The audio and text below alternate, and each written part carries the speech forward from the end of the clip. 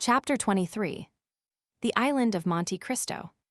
Thus, at length, by one of the unexpected strokes of fortune which sometimes befall those who have for a long time been the victims of an evil destiny, Dantès was about to secure the opportunity he wished for by simple and natural means and land on the island without incurring any suspicion. One night more, and he would be on his way. The night was one of feverish distraction, and in its progress visions, good and evil, passed through Dantès' mind.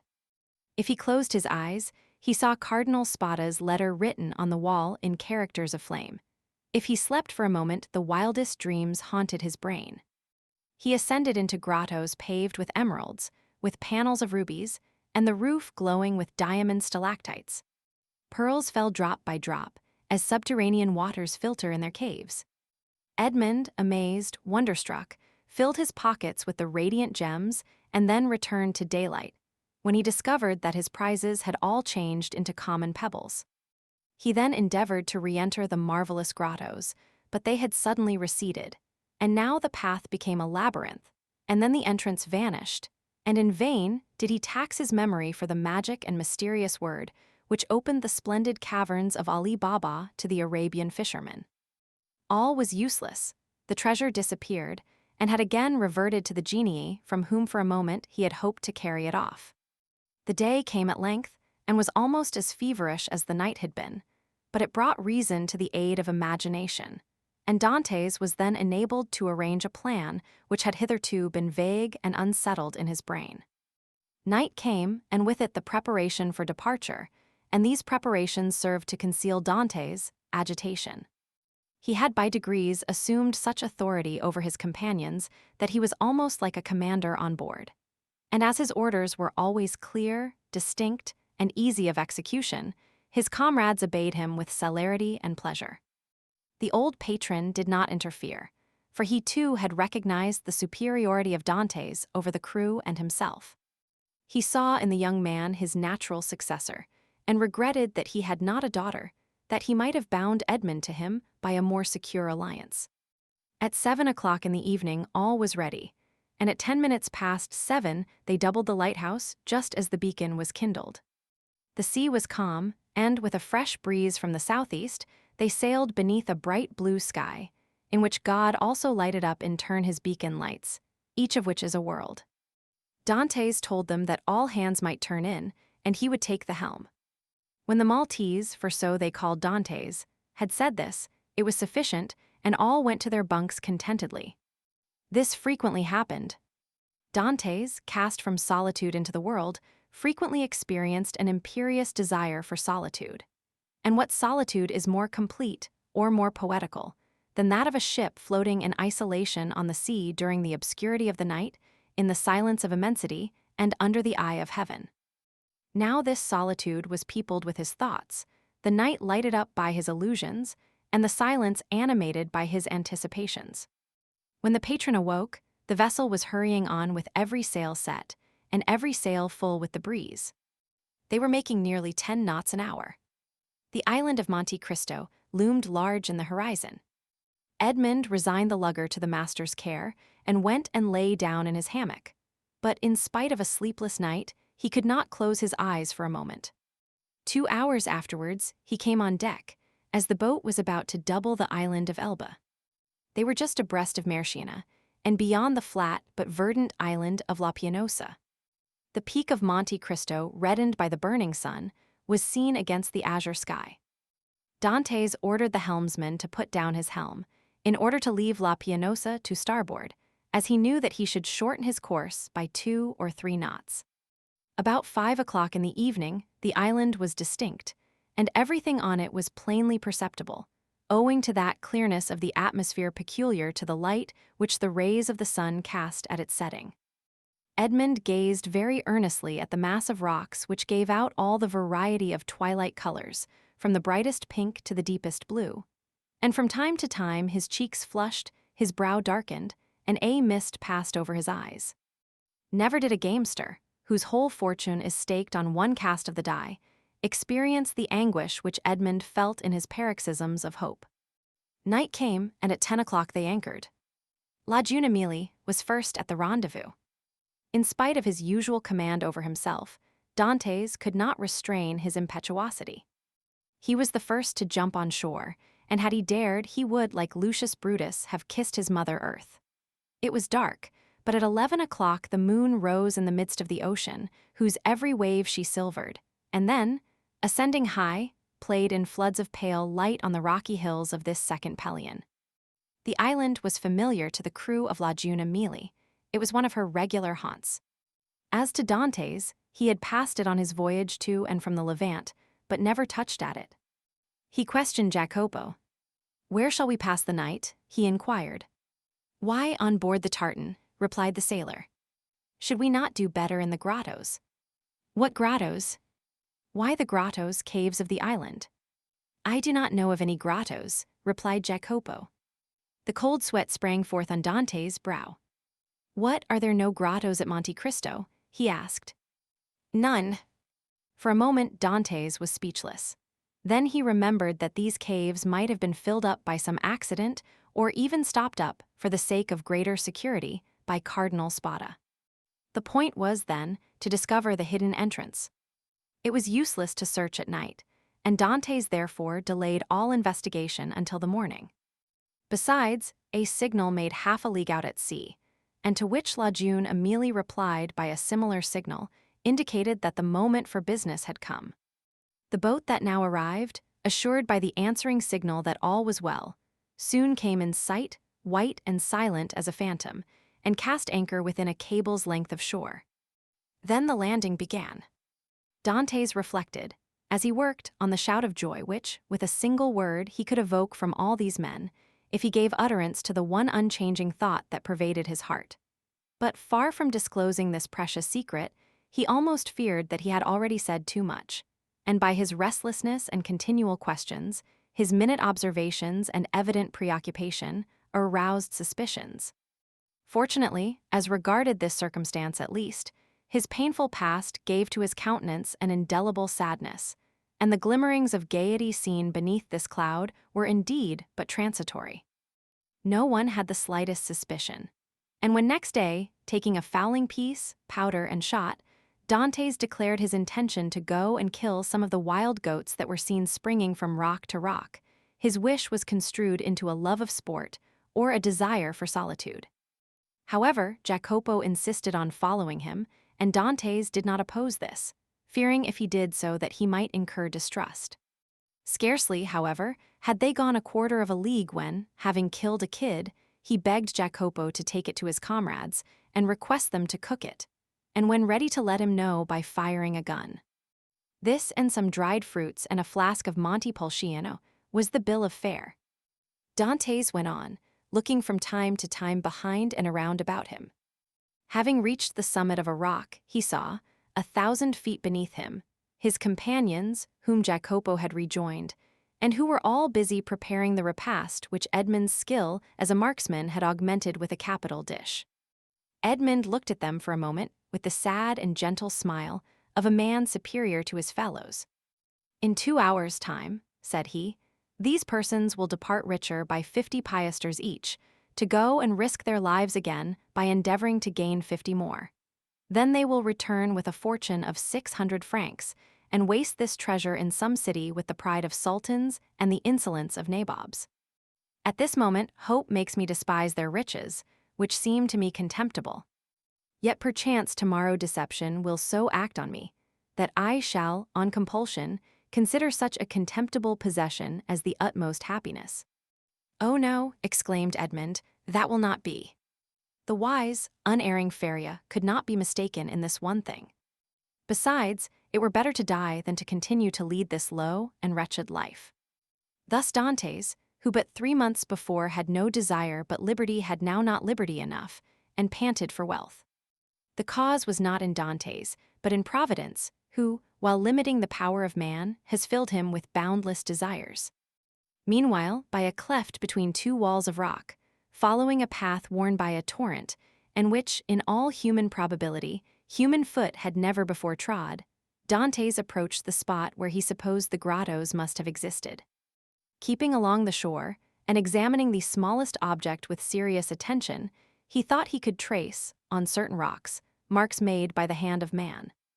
Time, which encrusts all physical substances with its mossy mantle, as it invests all things of the mind with forgetfulness, seemed to have respected these signs, which apparently had been made with some degree of regularity and probably with a definite purpose. Occasionally, the marks were hidden under tufts of myrtle, which spread into large bushes laden with blossoms, or beneath parasitical lichen. So Edmond had to separate the branches or brush away the moss to know where the guide marks were. The sight of marks renewed Edmond's fondest hopes. Might it not have been the cardinal himself who had first traced them, in order that they might serve as a guide for his nephew in the event of a catastrophe, which he could not foresee would have been so complete? This solitary place was precisely suited to the requirements of a man desirous of burying treasure. Only, might not these betraying marks have attracted other eyes than those for whom they were made? And had the dark and wondrous island, indeed, faithfully guarded its precious secret? 295 It seemed, however, to Edmond, who was hidden from his comrades by the inequalities of the ground, that at 60 paces from the harbor the marks ceased, nor did they terminate at any grotto. A large round rock, placed solidly on its base, was the only spot to which they seemed to lead. Edmond concluded that perhaps, instead of having reached the end of the route, he had only explored its beginning, and he therefore turned round and retraced his steps. Meanwhile, his comrades had prepared the repast, had got some water from a spring, spread out the fruit and bread, and cooked the kid. Just at the moment when they were taking the dainty animal from the spit, they saw Edmond springing with the boldness of a chamois from rock to rock, and they fired the signal agreed upon. The sportsman instantly changed his direction and ran quickly towards them. But even while they watched his daring progress, Edmond's foot slipped, and they saw him stagger on the edge of a rock and disappear. They all rushed towards him, for all loved Edmond in spite of his superiority, yet Jacopo reached him first. He found Edmond lying prone, bleeding, and almost senseless. He had rolled down a declivity of 12 or 15 feet. They poured a little rum down his throat, and this remedy, which had before been so beneficial to him, produced the same effect as formerly. Edmond opened his eyes, complained of great pain in his knee, a feeling of heaviness in his head, and severe pains in his loins. They wished to carry him to the shore, but when they touched him, although under Jacopo's directions, he declared, with heavy groans, that he could not bear to be moved. It may be supposed that Dantès did not now think of his dinner, but he insisted that his comrades, who had not his reasons for fasting, should have their meal. As for himself, he declared that he had only need of a little rest, and that when they returned he should be easier. The sailors did not require much urging. They were hungry, and the smell of the roasted kid was very savory, and your tars are not very ceremonious. An hour afterwards they returned. All that Edmond had been able to do was to drag himself about a dozen paces forward to lean against a moss-grown rock. But instead of growing easier, Dantès' pains appeared to increase in violence. The old patron, who was obliged to sail in the morning in order to land his cargo on the frontiers of Piedmont and France, between Nice and Fréjus, urged Dantès to try and rise. Edmond made great exertions in order to comply, but at each effort he fell back, moaning and turning pale. "He has broken his ribs," said the commander in a low voice. "No matter, he is an excellent fellow, and we must not leave him. We will try and carry him on board the tartan." Dantès declared, however, that he would rather die where he was than undergo the agony which the slightest movement cost him. "Well," said the patron, "let what may happen, it shall never be said that we deserted a good comrade like you. We will not go till evening." This very much astonished the sailors, although not one opposed it. The patron was so strict that this was the first time they had ever seen him give up an enterprise, or even delay in its execution. Dantès would not allow that any such infraction of regular and proper rules should be made in his favor. "No, no," he said to the patron, "I was awkward, and it is just that I pay the penalty of my clumsiness. Leave me a small supply of biscuit, a gun, powder, and balls, to kill the kids or defend myself at need, and a pickaxe, that I may build a shelter if you delay in coming back for me." "But you'll die of hunger," said the patron. "I would rather do so, was Edmond's reply, "than suffer the inexpressible agonies which the slightest movement causes me." The patron turned towards his vessel, which was rolling on the swell in the little harbor, and, with sails partly set, would be ready for sea when her toilet should be completed. "What are we to do, Maltese?" asked the captain. "We cannot leave you here so, and yet we cannot stay." "Go, go," exclaimed Dantès. "We shall be absent at least a week," said the patron, "and then we must run out of our course to come here and take you up again." "Why," said Dantès, "if in 2 or 3 days you hail any fishing boat, desire them to come here to me. I will pay 25 piasters for my passage back to Leghorn. If you do not come across one, return for me." The patron shook his head. "Listen, Captain Baldy, there's one way of settling this," said Jacopo. "Do you go, and I will stay and take care of the wounded man." "And give up your share of the venture," said Edmond, "to remain with me." "Yes," said Jacopo, and without any hesitation. "You are a good fellow and a kind-hearted messmate," replied Edmond, "and heaven will recompense you for your generous intentions, but I do not wish anyone to stay with me.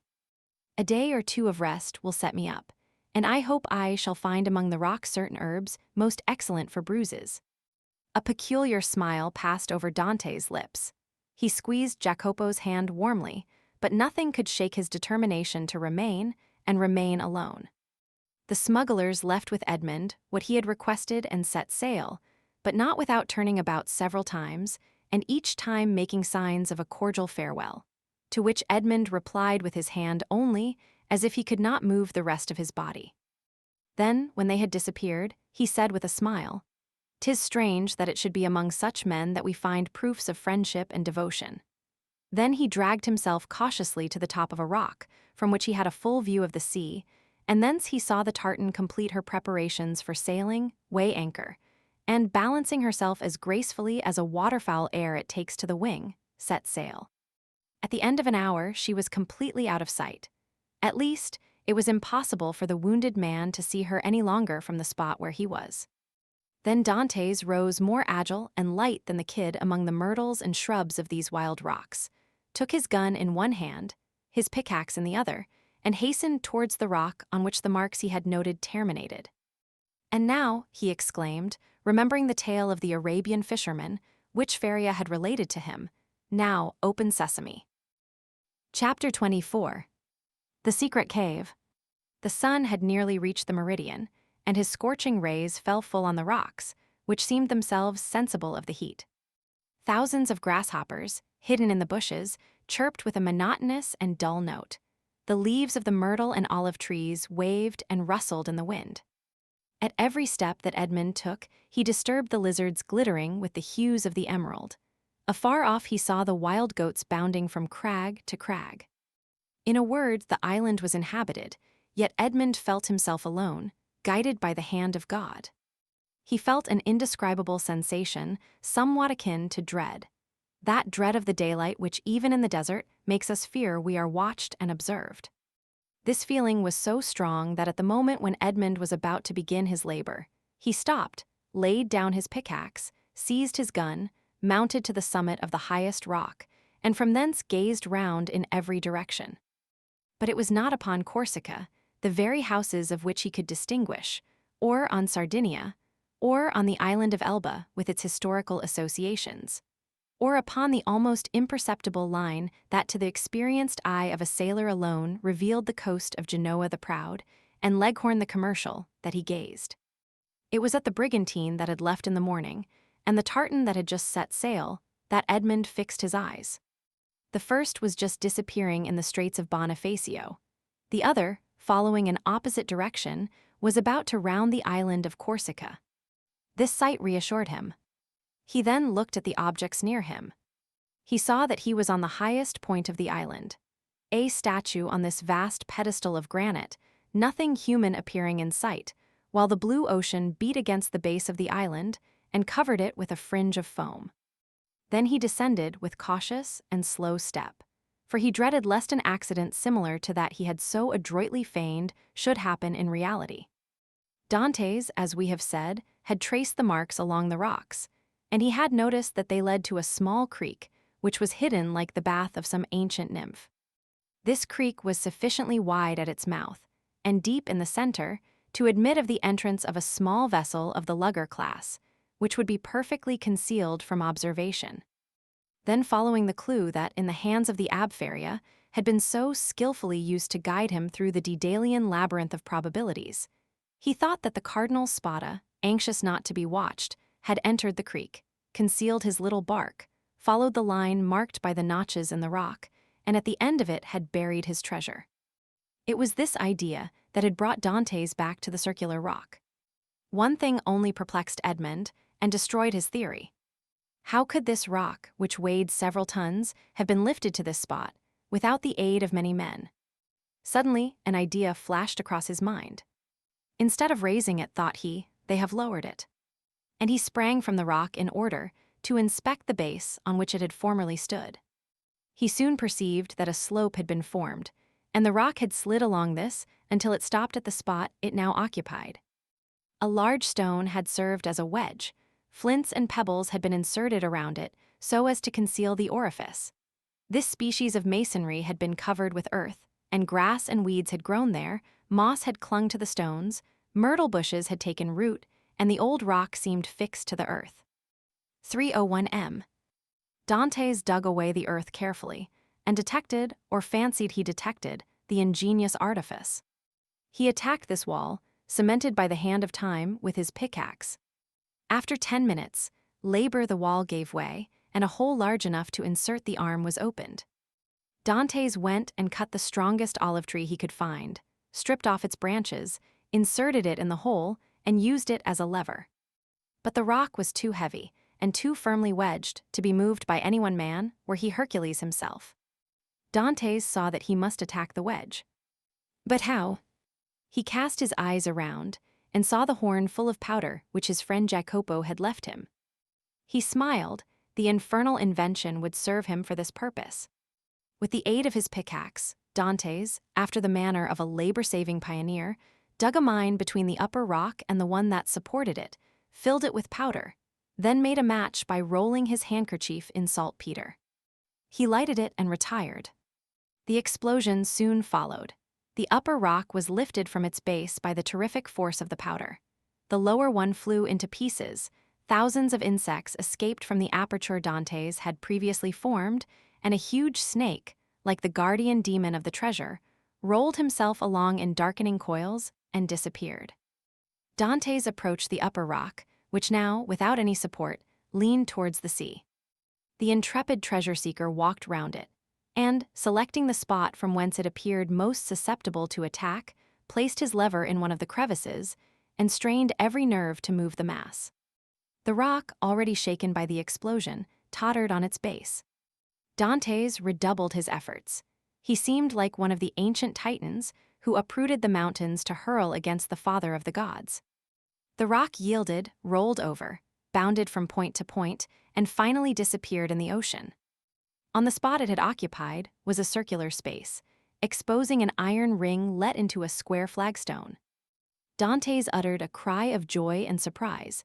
Never had a first attempt been crowned with more perfect success. He would fain have continued, but his knees trembled and his heart beat so violently, and his sight became so dim that he was forced to pause. This feeling lasted but for a moment. Edmond inserted his lever in the ring and exerted all his strength. The flagstone yielded and disclosed steps that descended until they were lost in the obscurity of a subterraneous grotto. Anyone else would have rushed on with a cry of joy. Dantès turned pale, hesitated, and reflected. "Come," said he to himself, "be a man. I am accustomed to adversity. I must not be cast down by the discovery that I have been deceived. What, then, would be the use of all I have suffered? The heart breaks when, after having been elated by flattering hopes, it sees all its illusions destroyed. Faria has dreamed this. The Cardinal Spada buried no treasure here. Perhaps he never came here, or if he did, Caesar Borgia, the intrepid adventurer, the stealthy and indefatigable plunderer, has followed him, discovered his traces, pursued them as I have done, raised the stone, and descending before me, has left me nothing." He remained motionless and pensive, his eyes fixed on the gloomy aperture that was open at his feet. Now that I expect nothing, now that I no longer entertain the slightest hopes, the end of this adventure becomes simply a matter of curiosity." And he remained again motionless and thoughtful. Yes, yes, this is an adventure worthy a place in the varied career of that royal bandit. This fabulous event formed but a link in a long chain of marvels. Yes, Borgia has been here, a torch in one hand, a sword in the other, and within 20 paces at the foot of this rock, perhaps 2 guards kept watch on land and sea while their master descended, as I am about to descend, dispelling the darkness before his awe-inspiring progress. 303 M. But what was the fate of the guards who thus possessed his secret? Asked Dantès of himself. "The fate," replied he, smiling, "of those who buried Alaric and were interred with the corpse."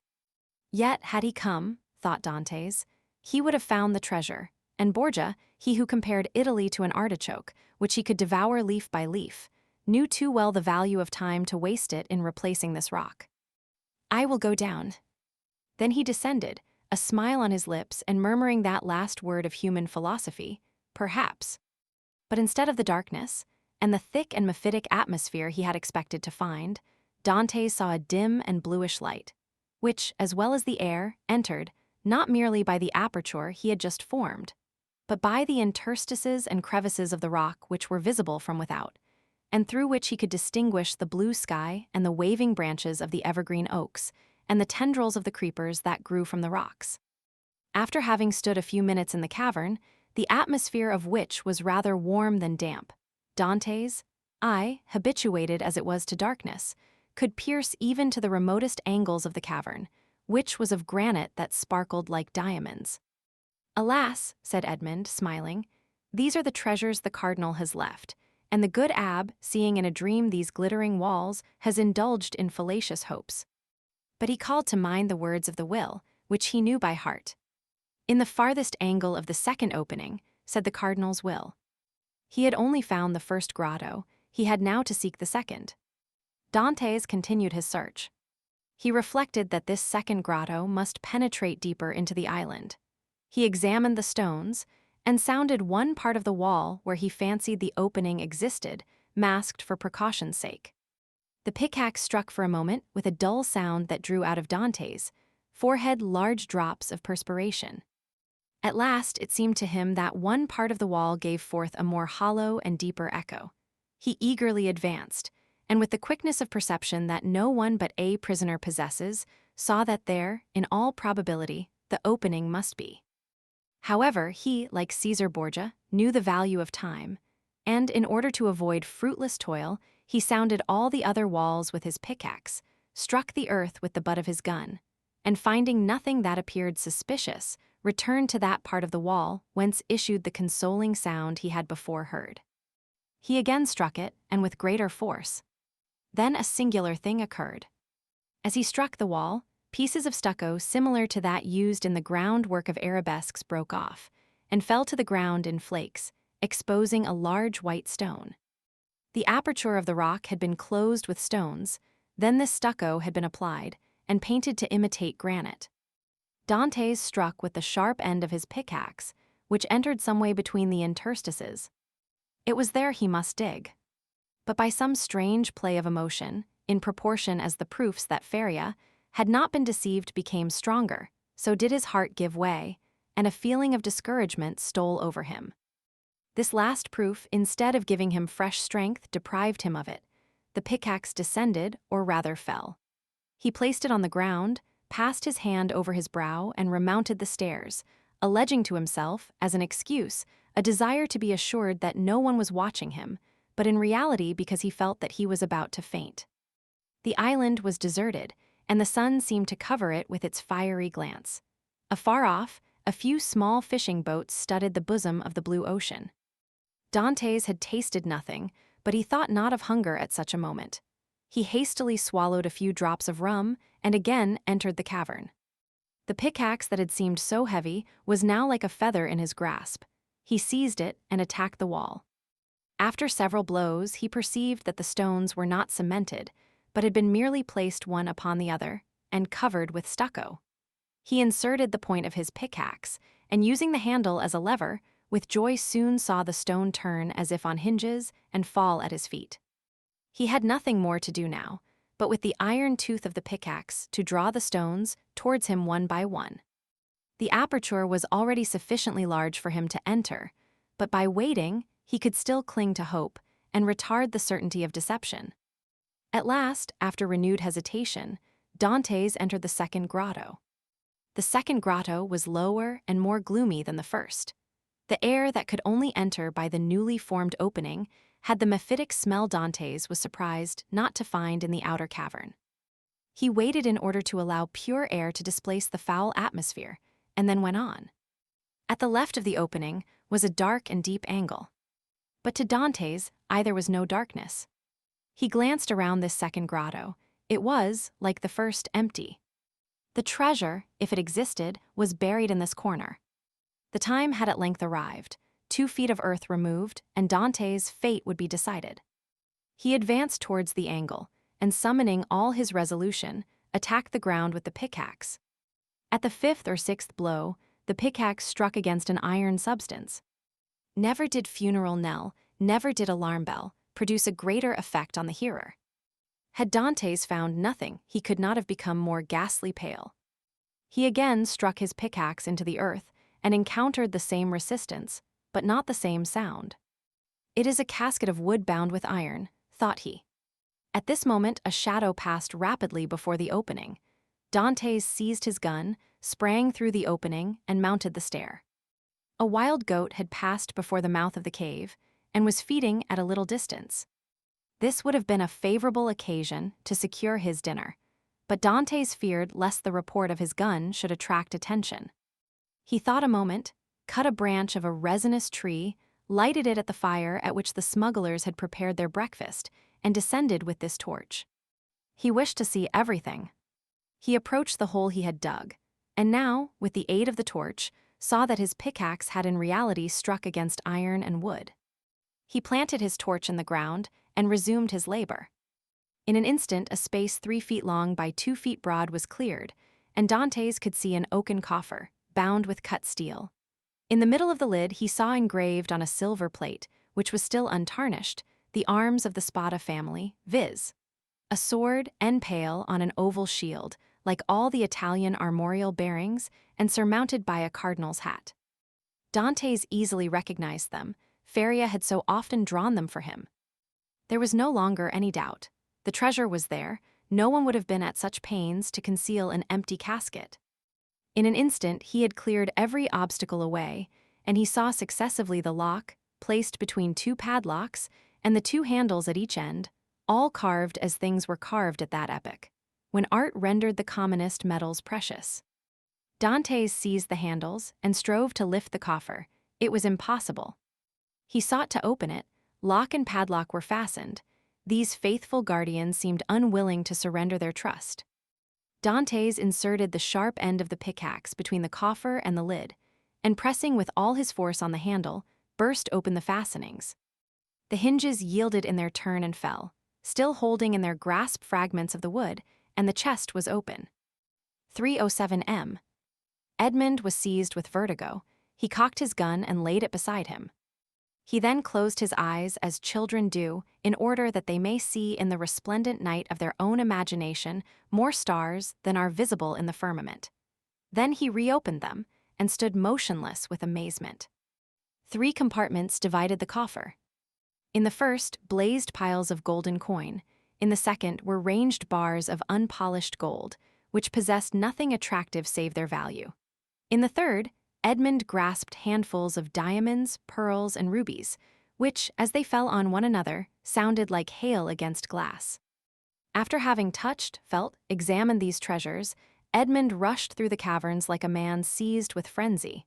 He leaped on a rock from whence he could behold the sea. He was alone with these countless, these unheard-of treasures. Was he awake, or was it but a dream?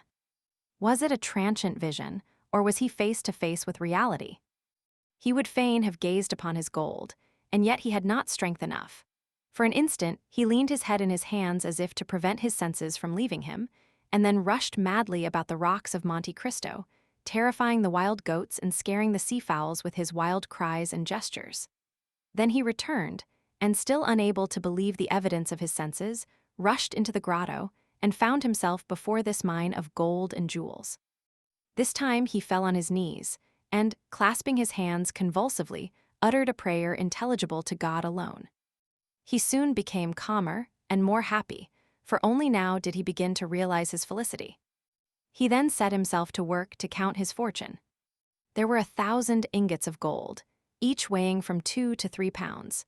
Then he piled up 25,000 crowns, each worth about 80 francs of our money, and bearing the effigies of Alexander, Romans 6. And his predecessors, and he saw that the complement was not half empty. And he measured 10 double handfuls of pearls, diamonds, and other gems, many of which, mounted by the most famous workmen, were valuable beyond their intrinsic worth. Dantès saw the light gradually disappear, and fearing to be surprised in the cavern, left it, his gun in his hand. A piece of biscuit and a small quantity of rum formed his supper, and he snatched a few hours' sleep, lying over the mouth of the cave. It was a night of joy and terror, such as this man of stupendous emotions had already experienced twice or thrice in his lifetime. Chapter 25. The Unknown. Day, for which Dantès had so eagerly and impatiently waited with open eyes, again dawned. With the first light, Dantès resumed his search. Again, he climbed the rocky height he had ascended the previous evening, and strained his view to catch every peculiarity of the landscape. But it wore the same wild, barren aspect when seen by the rays of the morning sun, which it had done when surveyed by the fading glimmer of eve.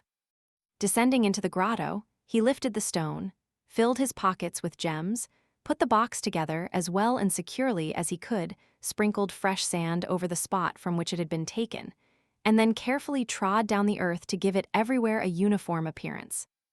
Then, quitting the grotto, he replaced the stone, heaping on it broken masses of rocks and rough fragments of crumbling granite, filling the interstices with earth, into which he deftly inserted rapidly growing plants, such as the wild myrtle and flowering thorn. Then carefully watering these new plantations, he scrupulously effaced every trace of footsteps, leaving the approach to the cavern as savage-looking and untrodden as he had found it. This done, he impatiently awaited the return of his companions. To wait at Monte Cristo for the purpose of watching like a dragon over the almost incalculable riches that had thus fallen into his possession satisfied not the cravings of his heart, which yearned to return to dwell among mankind, and to assume the rank, power, and influence which are always accorded to wealth, that first and greatest of all the forces within the grasp of man. On the 6th day, the smugglers returned.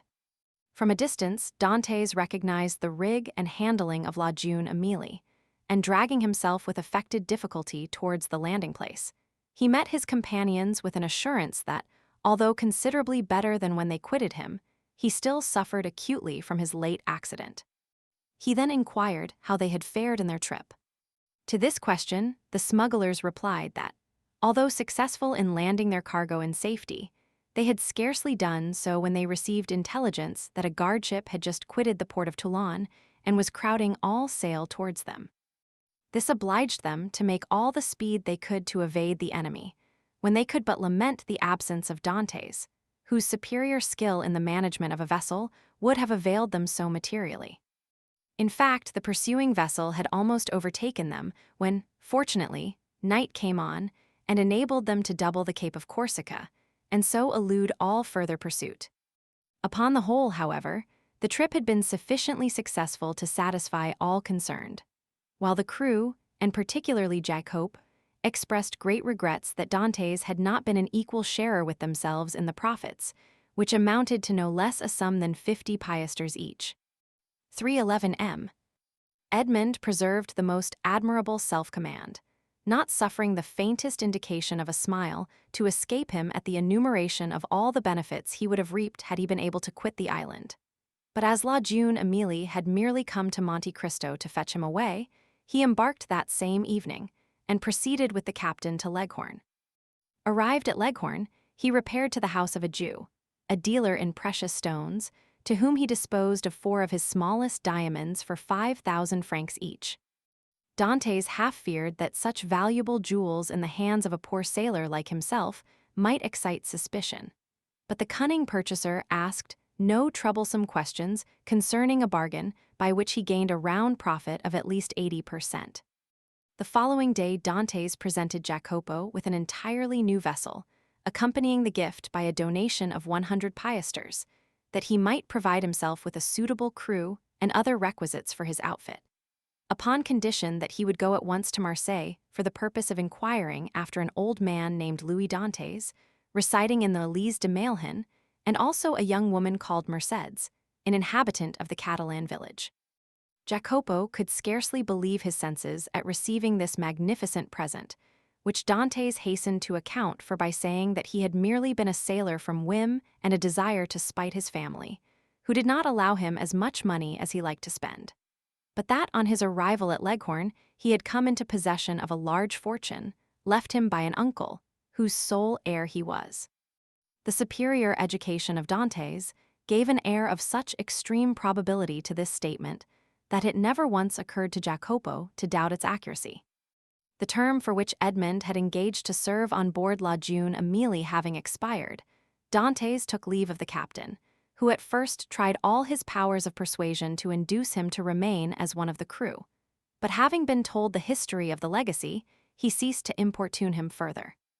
The following morning Jacopo set sail for Marseilles, with directions from Dantès to join him at the island of Monte Cristo. Having seen Jacopo fairly out of the harbor, Dantès proceeded to make his final adieus on board La Jeune Amélie, distributing so liberal a gratuity among her crew as to secure for him the good wishes of all, and expressions of cordial interest in all that concerned him. To the captain he promised to write when he had made up his mind as to his future plans. Then Dantès departed for Genoa. At the moment of his arrival, a small yacht was under trial in the bay. This yacht had been built by order of an Englishman, who, having heard that the Genoese excelled all other builders along the shores of the Mediterranean in the construction of fast-sailing vessels, was desirous of possessing a specimen of their skill. The price agreed upon between the Englishman and the Genoese builder was 40,000 francs. Dantès, struck with the beauty and capability of the little vessel, applied to its owner to transfer it to him, offering 60,000 francs, upon condition that he should be allowed to take immediate possession. The proposal was too advantageous to be refused, the more so as the person for whom the yacht was intended had gone upon a tour through Switzerland, and was not expected back in less than 3 weeks or a month, by which time the builder reckoned upon being able to complete another. A bargain was therefore struck. Dantès led the owner of the yacht to the dwelling of a Jew, retired with the latter for a few minutes to a small back parlor, and upon their return the Jew counted out to the shipbuilder the sum of 60,000 francs in bright gold pieces. The delighted builder then offered his services in providing a suitable crew for the little vessel, but this Dantès declined with many thanks, saying he was accustomed to cruise about quite alone, and his principal pleasure consisted in managing his yacht himself. The only thing the builder could oblige him in would be to contrive a sort of secret closet in the cabin at his bed's head, the closet to contain 3 divisions, so constructed as to be concealed from all but himself. The builder cheerfully undertook the commission, and promised to have these secret places completed by the next day, Dantès furnishing the dimensions and plan in accordance with which they were to be constructed. 3:13 m. 2 hours afterward Dantès sailed from the port of Genoa, under the inspection of an immense crowd drawn together by curiosity to see the rich Spanish nobleman who preferred managing his own yacht. But their wonder was soon changed to admiration at seeing the perfect skill with which Dantès handled the helm. The boat, indeed, seemed to be animated with almost human intelligence, so promptly did it obey the slightest touch. And Dantès required but a short trial of his beautiful craft to acknowledge that the Genoese had not without reason attained their high reputation in the art of shipbuilding. The spectators followed the little vessel with their eyes as long as it remained visible. They then turned their conjectures upon her probable destination. Some insisted she was making for Corsica, others the island of Elba. Bets were offered to any amount that she was bound for Spain, while Africa was positively reported by many persons as her intended course, but no one thought of Monte Cristo. Yet thither it was that Dantès guided his vessel, and at Monte Cristo he arrived at the close of the second day. His boat had proved herself a first-class sailor and had come the distance from Genoa in 35 hours. Dantès had carefully noted the general appearance of the shore, and, instead of landing at the usual place, he dropped anchor in the little creek.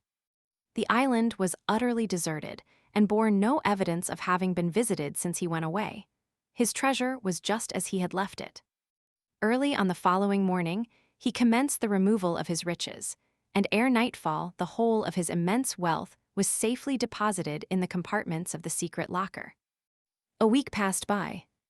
Dantès employed it in maneuvering his yacht round the island, studying it as a skillful horseman with the animal he destined for some important service, till at the end of that time he was perfectly conversant with its good and bad qualities. The former Dantès proposed to augment, the latter to remedy. Upon the 8th day, he discerned a small vessel under full sail approaching Monte Cristo. As it drew near, he recognized it as the boat he had given to Jacopo. He immediately signaled it. His signal was returned, and in 2 hours afterwards the newcomer lay at anchor beside the yacht. A mournful answer awaited each of Edmond's eager inquiries as to the information Jacopo had obtained. Old Dantès was dead, and Mercédès had disappeared. Dantès listened to these melancholy tidings with outward calmness, but leaping lightly ashore, he signified his desire to be quite alone. In a couple of hours he returned. 2 of the men from Jacopo's boat came on board the yacht to assist in navigating it, and he gave orders that she should be steered direct to Marseilles. For his father's death he was in some manner prepared, but he knew not how to account for the mysterious disappearance of Mercédès. Without divulging his secret, Dantès could not give sufficiently clear instructions to an agent. There were, besides, other particulars he was desirous of ascertaining, and those were of a nature he alone could investigate in a manner satisfactory to himself. His looking-glass had assured him, during his stay at Leghorn, that he ran no risk of recognition. Moreover, he had now the means of adopting any disguise he thought proper. One fine morning, then, his yacht, followed by the little fishing boat, boldly entered the port of Marseilles, and anchored exactly opposite the spot from whence, on the never-to-be-forgotten night of his departure for the Château-d'If, he had been put on board the boat destined to convey him thither. 3:15 m. Still Dantès could not view without a shudder the approach of a gendarme, who accompanied the officers deputed to demand his bill of health, ere the yacht was permitted to hold communication with the shore. But with that perfect self-possession he had acquired during his acquaintance with Feria, Dantès coolly presented an English passport he had obtained from Leghorn, and as this gave him a standing which a French passport would not have afforded, he was informed that there existed no obstacle to his immediate debarkation. The first person to attract the attention of Dantès, as he landed on the Canebière, was one of the crew belonging to the Pharaon. Edmond welcomed the meeting with this fellow, who had been one of his own sailors, as a sure means of testing the extent of the change which time had worked in his own appearance. Going straight towards him, he propounded a variety of questions on different subjects, carefully watching the man's countenance as he did so, but not a word or look implied that he had the slightest idea of ever having seen before the person with whom he was then conversing. Giving the sailor a piece of money in return for his civility, Dantès proceeded onwards, but ere he had gone many steps, he heard the man loudly calling him to stop. Dantès instantly turned to meet him. "I beg your pardon, sir," said the honest fellow in almost breathless haste, "but I believe you made a mistake. You intended to give me a 2-franc piece, and see, you gave me a double Napoleon." "Thank you, my good friend. I see that I have made a trifling mistake, as you say, but by way of rewarding your honesty, I give you another double Napoleon, that you may drink to my health and be able to ask your messmates to join you." So extreme was the surprise of the sailor that he was unable even to thank Edmond, whose receding figure he continued to gaze after in speechless astonishment. "Some nabob from India," was his comment. Dantès, meanwhile, went on his way. Each step he trod oppressed his heart with fresh emotion. His first and most indelible recollections were there, not a tree, not a street, that he passed but seemed filled with dear and cherished memories. And thus he proceeded onwards till he arrived at the end of the Rue de Noailles, from whence a full view of the Élysée de Mailhan was obtained.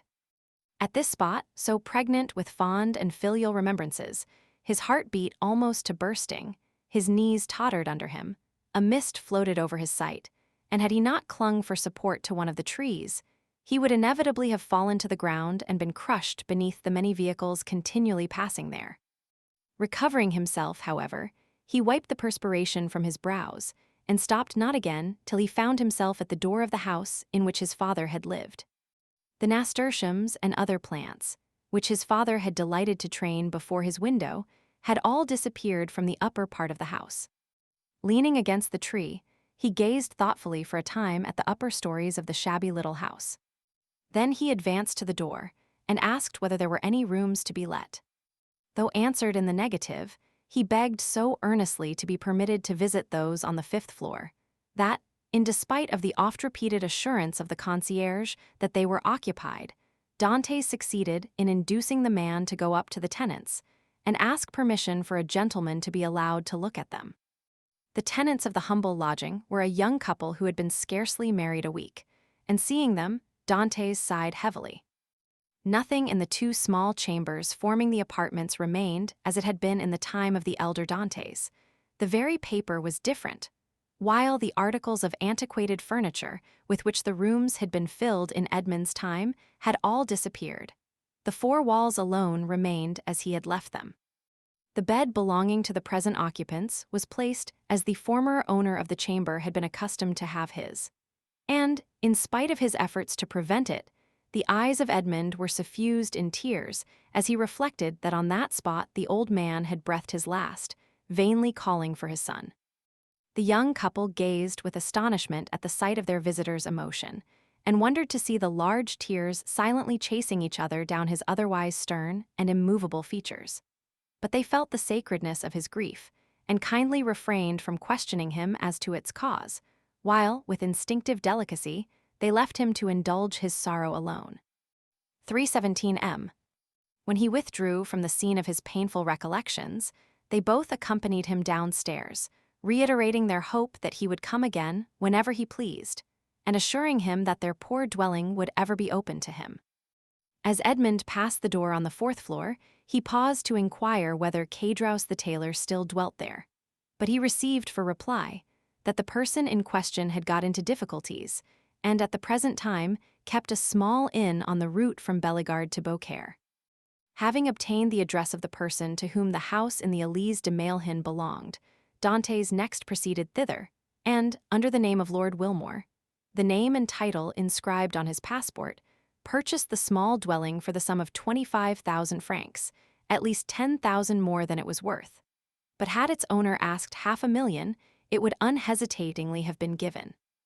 The very same day, the occupants of the apartments on the 5th floor of the house, now become the property of Dantès, were duly informed by the notary who had arranged the necessary transfer of deeds, etc., that the new landlord gave them their choice of any of the rooms in the house, without the least augmentation of rent, upon condition of their giving instant possession of the 2 small chambers they at present inhabited. This strange event aroused great wonder and curiosity in the neighborhood of the Élysée de Mailhan, and a multitude of theories were afloat, none of which was anywhere near the truth. But what raised public astonishment to a climax, and set all conjecture at defiance, was the knowledge that the same stranger who had in the morning visited the Élysée de Mailhan had been seen in the evening walking in the little village of the Catalans, and afterwards observed to enter a poor fisherman's hut, and to pass more than an hour in inquiring after persons who had either been dead or gone away for more than 15 or 16 years.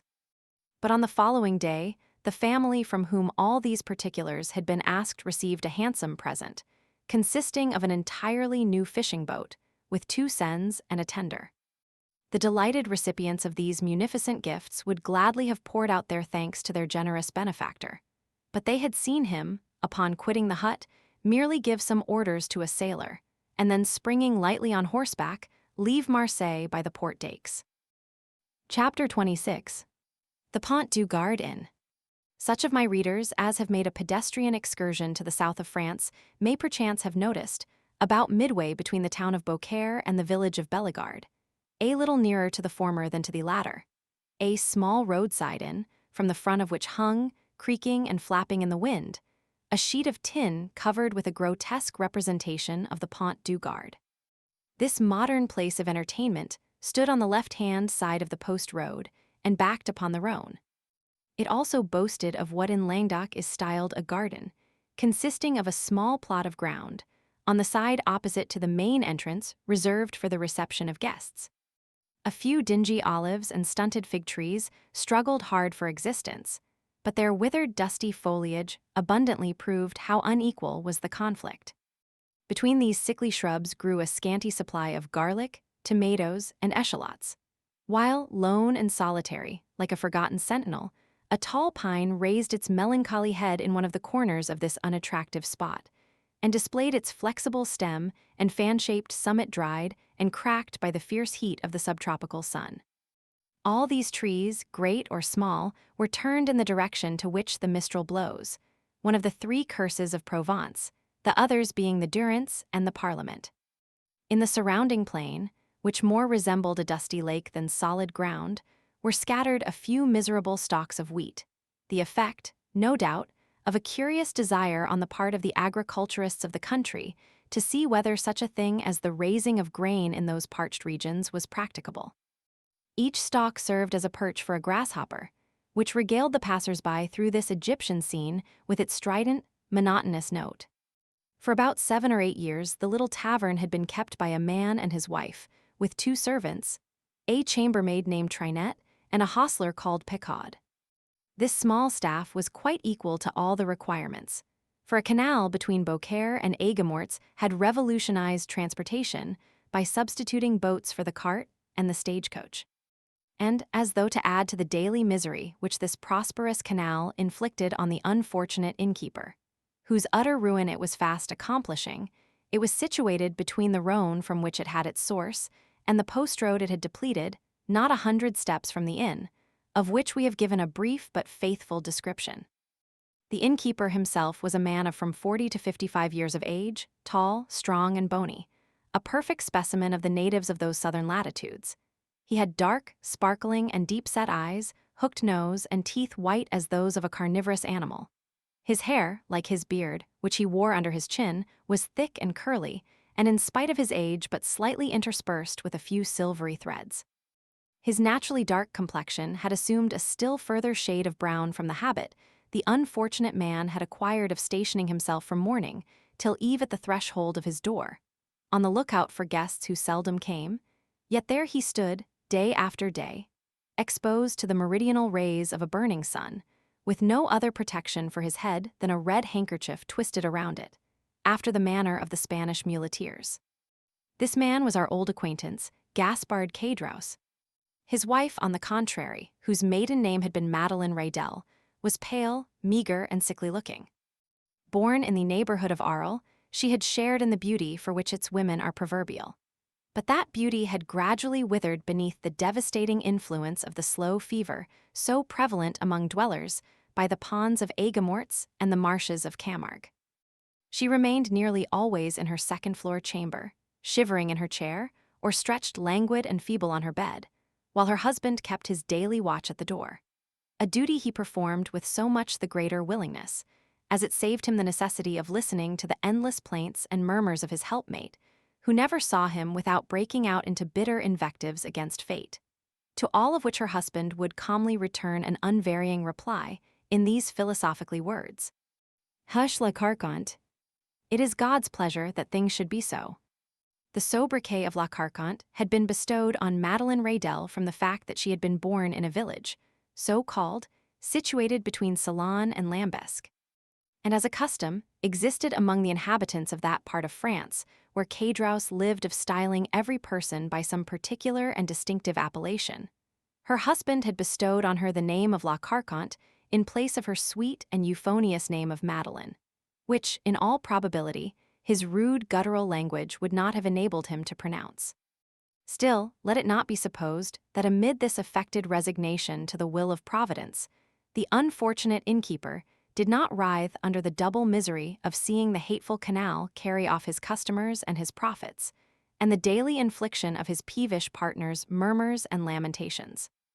323 Like other dwellers in the South, he was a man of sober habits and moderate desires, but fond of external show, vain, and addicted to display. During the days of his prosperity, not a festivity took place without himself and wife being among the spectators. He dressed in the picturesque costume worn upon grand occasions by the inhabitants of the south of France, bearing equal resemblance to the style adopted both by the Catalans and Andalusians, while La Carconte displayed the charming fashion prevalent among the women of Arles, a mode of attire borrowed equally from Greece and Arabia. But by degrees, watch chains, necklaces, party-colored scarves, embroidered bodices, velvet vests, elegantly worked stockings, striped gaiters, and silver buckles for the shoes all disappeared. And Gaspard Caudros, unable to appear abroad in his pristine splendor, had given up any further participation in the pomps and vanities, both for himself and wife, although a bitter feeling of envious discontent filled his mind as the sound of mirth and merry music from the joyous revelers reached even the miserable hostelry to which he still clung, more for the shelter than the profit it afforded. Caudros, then, was, as usual, at his place of observation before the door, his eyes glancing listlessly from a piece of closely shaven grass, on which some fowls were industriously, though fruitlessly, endeavoring to turn up some grain or insect suited to their palate to the deserted road which led away to the north and south, when he was aroused by the shrill voice of his wife, and grumbling to himself as he went, he mounted to her chamber, first taking care, however, to set the entrance door wide open, as an invitation to any chance traveler who might be passing. At the moment Caudros quitted his sentry-like watch before the door. The road on which he so eagerly strained his sight was void, and lonely as a desert at midday. There it lay stretching out into one interminable line of dust and sand, with its sides bordered by tall, meager trees, altogether presenting so uninviting an appearance that no one in his senses could have imagined that any traveler, at liberty to regulate his hours for journeying, would choose to expose himself in such a formidable Sahara. Nevertheless, had Caudros but retained his post a few minutes longer, he might have caught a dim outline of something approaching from the direction of Bellegarde. As the moving object drew nearer, he would easily have perceived that it consisted of a man and horse, between whom the kindest and most amiable understanding appeared to exist. The horse was of Hungarian breed, and ambled along at an easy pace. His rider was a priest, dressed in black and wearing a three-cornered hat, and, despite of the ardent rays of a noonday sun, the pair came on with a fair degree of rapidity. Having arrived before the Pont du Gard, the horse stopped, but whether for his own pleasure or that of his rider would have been difficult to say. However that might have been, the priest, dismounting, led his steed by the bridle in search of some place to which he could secure him. Availing himself of a handle that projected from a half-fallen door, he tied the animal safely, and having drawn a red cotton handkerchief from his pocket, wiped away the perspiration that streamed from his brow. Then, advancing to the door, struck thrice with the end of his iron-shod stick. At this unusual sound, a huge black dog came rushing to meet the daring assailant of his ordinarily tranquil abode, snarling and displaying his sharp white teeth with a determined hostility that abundantly proved how little he was accustomed to society. At that moment, a heavy footstep was heard descending the wooden staircase that led from the upper floor, and, with many bows and courteous smiles, the host of the Pont du Gard besought his guest to enter. 319 You are welcome, sir, most welcome, repeated the astonished Caudros. Now then, Margotin, cried he, speaking to the dog, will you be quiet? Pray don't heed him, sir. He only barks, he never bites. I make no doubt a glass of good wine would be acceptable this dreadfully hot day. Then, perceiving for the first time the garb of the traveler he had to entertain, Caudros hastily exclaimed, 1,000 pardons. I really did not observe whom I had the honor to receive under my poor roof. What would the abbé please to have? What refreshment can I offer? All I have is at his service. The priest gazed on the person addressing him with a long and searching gaze. There even seemed a disposition on his part to court a similar scrutiny on the part of the innkeeper.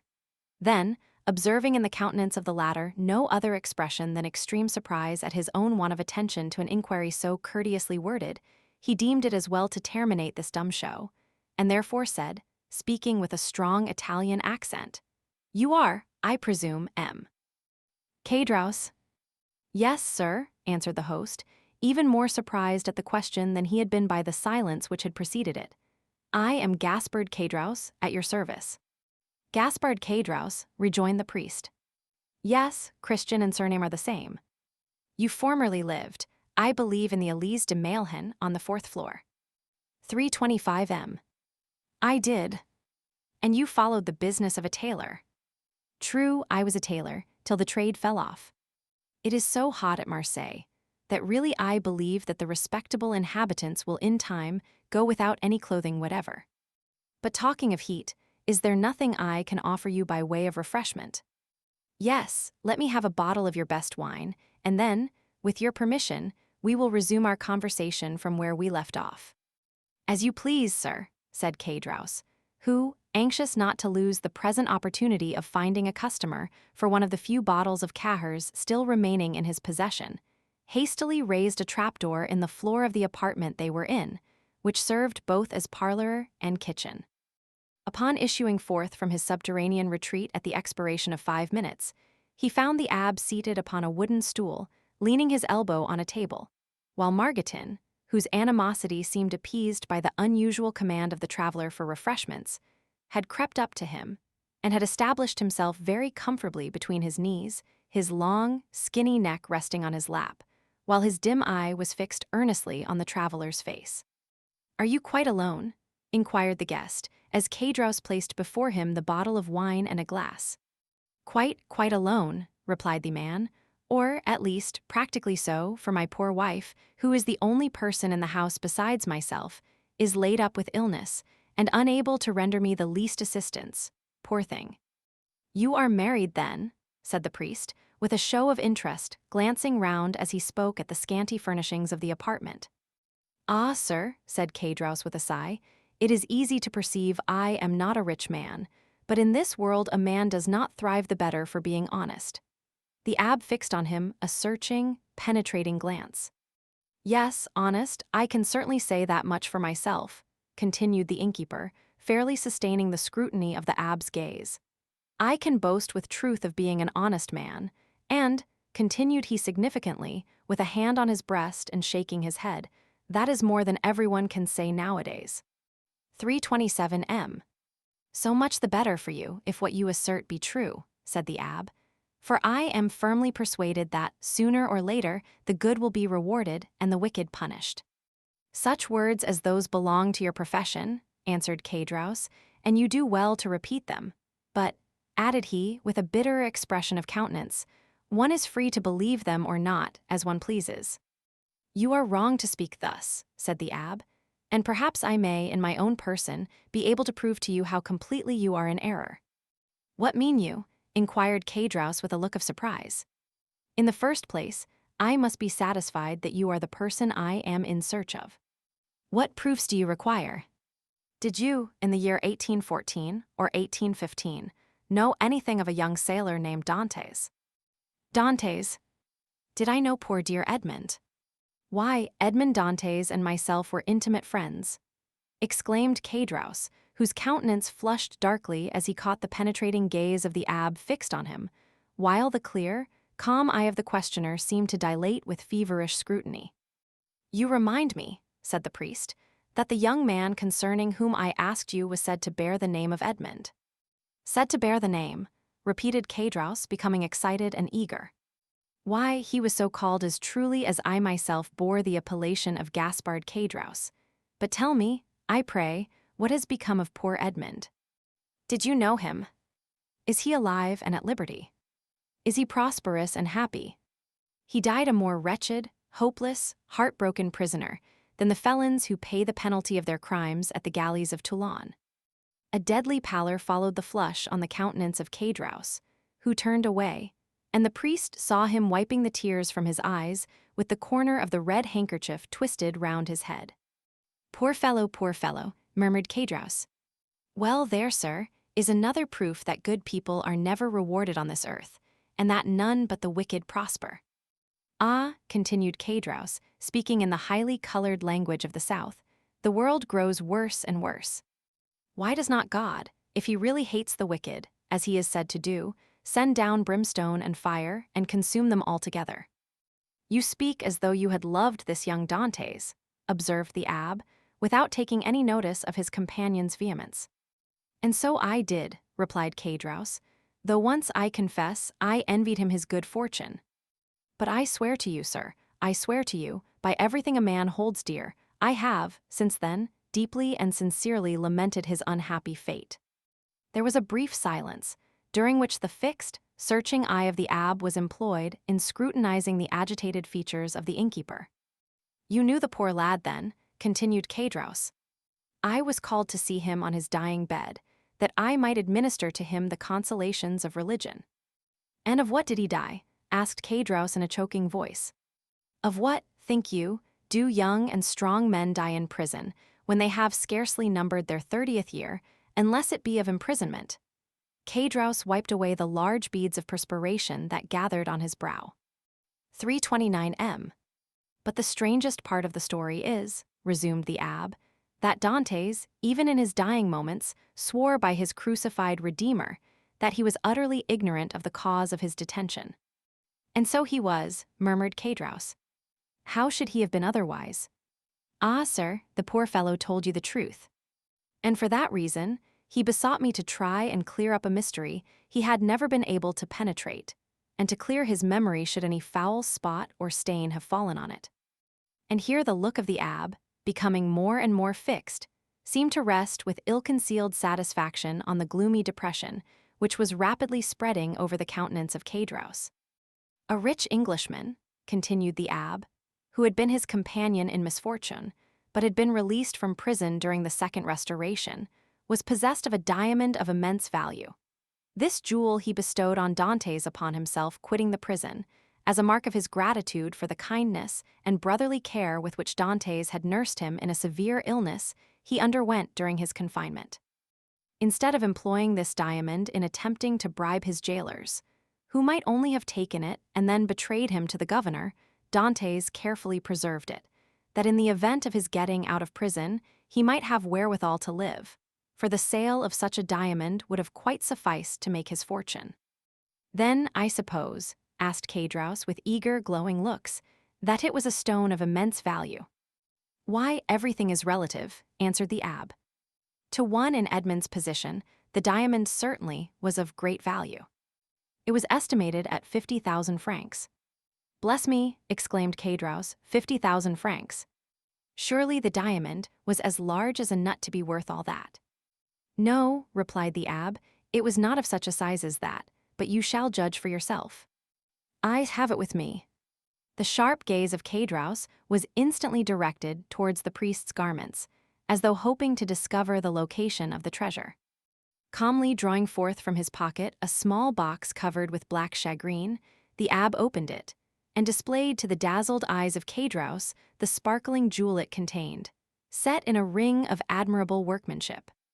And that diamond, cried Caedros, almost breathless with eager admiration, you say is worth 50,000 francs.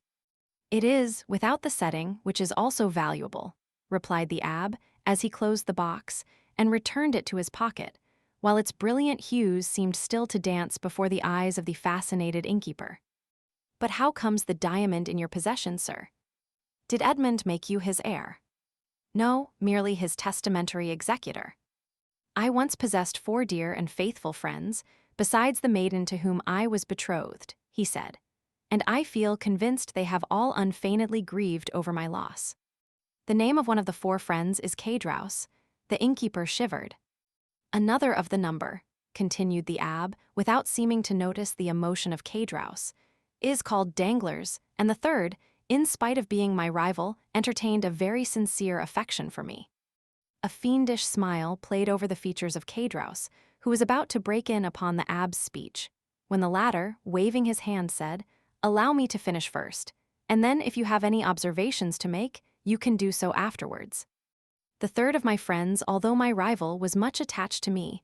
His name was Fernand. That of my betrothed was, stay, continued the abbé. I have forgotten what he called her. Mercédès, said Caudros eagerly. True, said the abbé with a stifled sigh. Mercédès it was. Go on, urged Caudros. Bring me a carafe of water, said the abbé. Caudros quickly performed the stranger's bidding, and after pouring some into a glass and slowly swallowing its contents, the abbé, resuming his usual placidity of manner, said, as he placed his empty glass on the table, Where did we leave off? The name of Edmond's betrothed was Mercédès. To be sure. You will go to Marseilles, said Dantès, for you understand, I repeat his words just as he uttered them. Do you understand? Perfectly. You will sell this diamond. You will divide the money into 5 equal parts and give an equal portion to these good friends, the only persons who have loved me upon earth. But why into 5 parts? Asked Caudros. You only mentioned 4 persons. Because the 5th is dead, as I hear. The 5th sharer in Edmond's bequest was his own father. Too true, ejaculated Caudros, almost suffocated by the contending passions which assailed him. The poor old man did die. I learned so much at Marseilles, replied the abbé, making a strong effort to appear indifferent. But from the length of time that has elapsed since the death of the elder Dantès, I was unable to obtain any particulars of his end. Can you enlighten me on that point?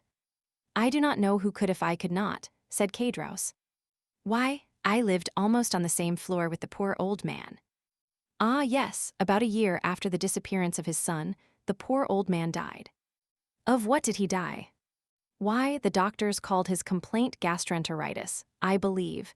His acquaintances say he died of grief. But I, who saw him in his dying moments, I say he died of. Caudros paused. Of what? Asked the priest, anxiously and eagerly. Why, of downright starvation. Starvation, exclaimed the abbé, springing from his seat. Why, the vilest animals are not suffered to die by such a death as that. The very dogs that wander houseless and homeless in the streets find some pitying hand to cast them a mouthful of bread. And that a man, a Christian, should be allowed to perish of hunger in the midst of other men who call themselves Christians, is too horrible for belief.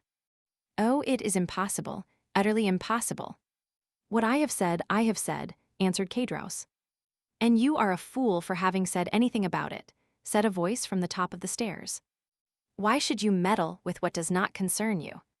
The 2 men turned quickly and saw the sickly countenance of La Carconte peering between the baluster rails. Attracted by the sound of voices, she had feebly dragged herself down the stairs, and, seated on the lower step, head on knees, she had listened to the foregoing conversation. Mind your own business, wife, replied Caudros sharply.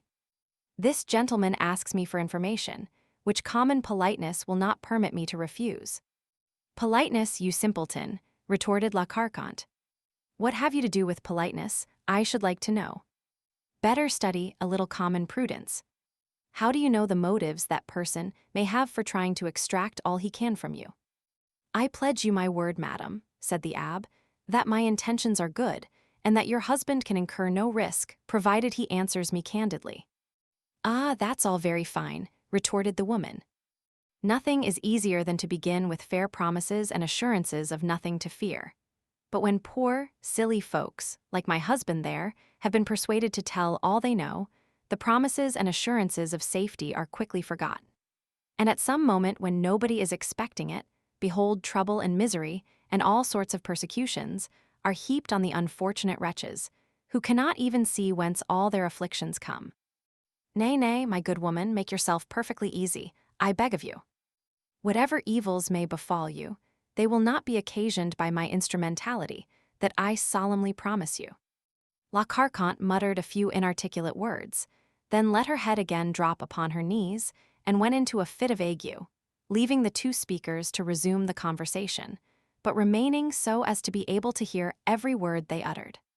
Again, the abbé had been obliged to swallow a draught of water to calm the emotions that threatened to overpower him. When he had sufficiently recovered himself, he said, It appears, then, that the miserable old man you were telling me of was forsaken by everyone. Surely, had not such been the case, he would not have perished by so dreadful a death.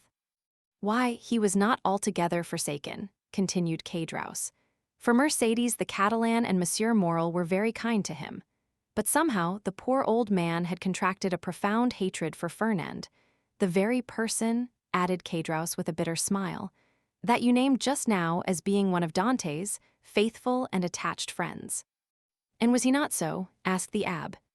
Gaspard, Gaspard, murmured the woman from her seat on the stairs, mind what you are saying.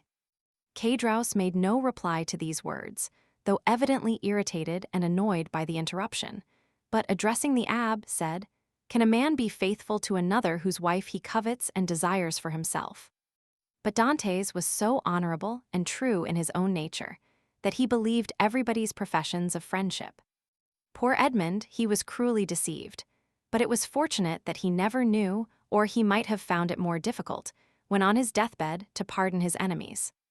And whatever people may say, continued Cadraus in his native language, which was not altogether devoid of rude poetry, I cannot help being more frightened at the idea of the malediction of the dead than the hatred of the living.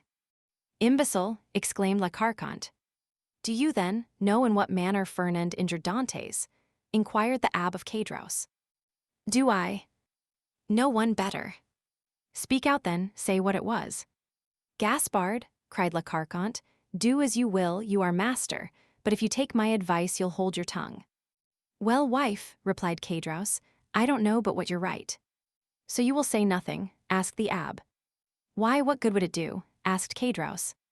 If the poor lad were living, and came to me and begged that I would candidly tell which were his true and which his false friends, why, perhaps, I should not hesitate.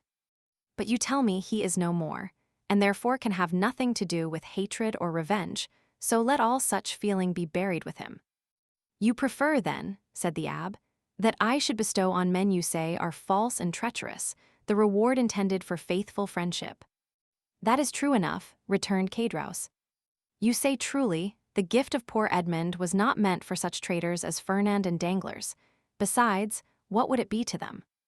No more than a drop of water in the ocean. Remember, chimed in La Carconte, those two could crush you at a single blow. How so? Inquired the abbé. Are these persons, then, so rich and powerful? Do you not know their history? I do not. Pray relate it to me. Cadraus seemed to reflect for a few moments, then said, No, truly, it would take up too much time. Well, my good friend, returned the abbé, in a tone that indicated utter indifference on his part, you are at liberty either to speak or be silent, just as you please. For my own part, I respect your scruples and admire your sentiments, so let the matter end. I shall do my duty as conscientiously as I can, and fulfill my promise to the dying man. My first business will be to dispose of this diamond. So saying, the abbé again drew the small box from his pocket, opened it, and contrived to hold it in such a light that a bright flash of brilliant hues passed before the dazzled gaze of Cadraus. Wife, wife, cried he in a hoarse voice, come here. Diamond, exclaimed La Carconte, rising and descending to the chamber with a tolerably firm step. What diamond are you talking about? Why did you not hear all we said? Inquired Cadraus. It is a beautiful diamond left by poor Edmond Dantès, to be sold, and the money divided between his father, Mercédès, his betrothed bride, Fernand, Danglars, and myself. The jewel is worth at least 50,000 francs. Oh, what a magnificent jewel, cried the astonished woman. The fifth part of the profits from this stone belongs to us then, does it not? Asked Cadraus. It does, replied the abbé, with the addition of an equal division of that part intended for the elder Dantès, which I believe myself at liberty to divide equally with the 4 survivors. And why among us 4? Inquired Cadraus. As being the friends Edmond esteemed most faithful and devoted to him. I don't call those friends who betray and ruin you, murmured the wife in her turn, in a low, muttering voice. Of course not, rejoined Cadraus quickly. No more do I, and that was what I was observing to this gentleman just now. I said I looked upon it as a sacrilegious profanation to reward treachery, perhaps crime. Remember, answered the abbé calmly, as he replaced the jewel and its case in the pocket of his cassock, it is your fault, not mine, that I do so. You will have the goodness to furnish me with the address of both Fernand and Danglars, in order that I may execute Edmond's last wishes." The agitation of Caedros became extreme, and large drops of perspiration rolled from his heated brow. As he saw the abbé rise from his seat and go towards the door, as though to ascertain if his horse were sufficiently refreshed to continue his journey, Caedros and his wife exchanged looks of deep meaning. 3:35 m. "There you see, wife," said the former. "This splendid diamond might all be ours if we chose." "Do you believe it?" "Why, surely a man of his holy profession would not deceive us." "Well," replied La Carconte, "do as you like. For my part, I wash my hands of the affair." So saying, she once more climbed the staircase leading to her chamber, her body convulsed with chills and her teeth rattling in her head, in spite of the intense heat of the weather. Arrived at the top stair, she turned round and called out in a warning tone to her husband, "Gaspard, consider well what you are about to do." "I have both reflected and decided," answered he. La Carconte then entered her chamber, the flooring of which creaked beneath her heavy, uncertain tread as she proceeded towards her armchair, into which she fell as though exhausted. "Well," asked the abbé, as he returned to the apartment below, "what have you made up your mind to do?" "To tell you all I know," was the reply. "I certainly think you act wisely in so doing," said the priest. "Not because I have the least desire to learn anything you may please to conceal from me, but simply that if, through your assistance, I could distribute the legacy according to the wishes of the testator, why, so much the better, that is all." "I hope it may be so," replied Caedros, his face flushed with cupidity. "I am all attention," said the abbé. "Stop a minute," answered Caedros. "We might be interrupted in the most interesting part of my story, which would be a pity, and it is as well that your visit hither should be made known only to ourselves." With these words he went stealthily to the door, which he closed, and by way of still greater precaution, bolted and barred it, as he was accustomed to do at night. During this time, the abbé had chosen his place for listening at his ease. He removed his seat into a corner of the room, where he himself would be in deep shadow, while the light would be fully thrown on the narrator. Then, with head bent down and hands clasped, or rather clenched together, he prepared to give his whole attention to Caedros, who seated himself on the little stool, exactly opposite to him. "Remember, this is no affair of mine," said the trembling voice of La Carconte, as though through the flooring of her chamber she viewed the scene that was enacting below. "Enough, enough," replied Caedros.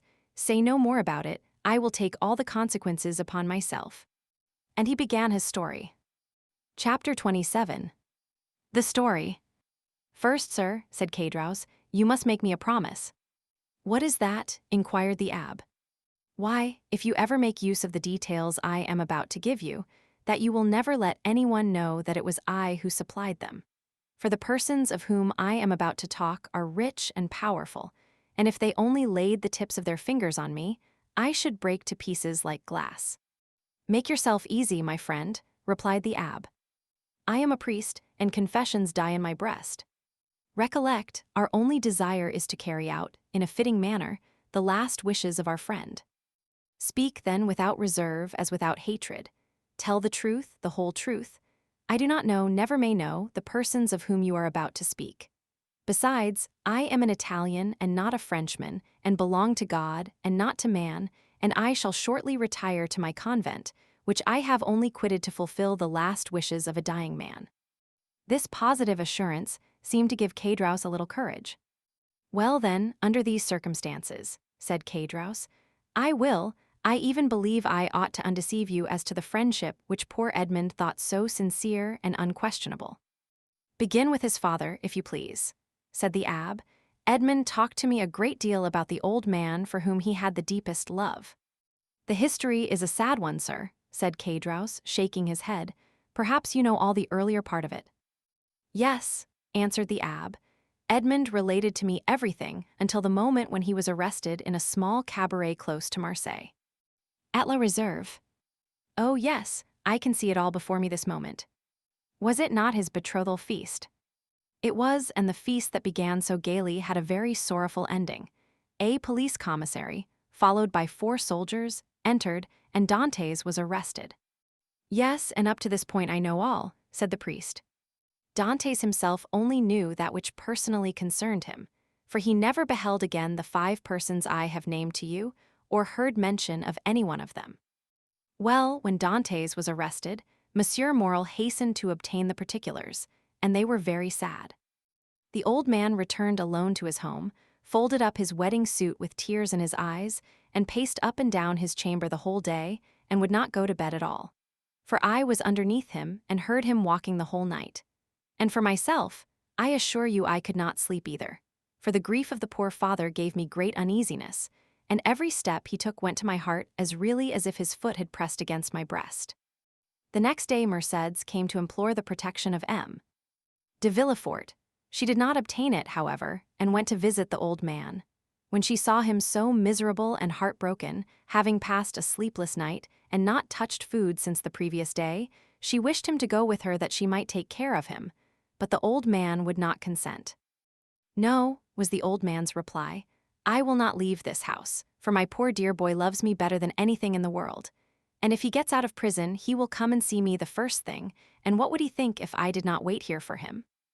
I heard all this from the window, for I was anxious that Mercédès should persuade the old man to accompany her, for his footsteps over my head night and day did not leave me a moment's repose. "But did you not go upstairs and try to console the poor old man?" asked the abbé. "Ah, sir," replied Caudros, "we cannot console those who will not be consoled, and he was one of these. Besides, I know not why, but he seemed to dislike seeing me. One night, however, I heard his sobs, and I could not resist my desire to go up to him, but when I reached his door he was no longer weeping but praying. I cannot now repeat to you, sir, all the eloquent words and imploring language he made use of. It was more than piety, it was more than grief. And I, who am no cantor, and hate the Jesuits, said then to myself, 'It is really well, and I am very glad that I have not any children. For if I were a father and felt such excessive grief as the old man does, and did not find in my memory or heart all he is now saying, I should throw myself into the sea at once, for I could not bear it.'" "Poor father," murmured the priest.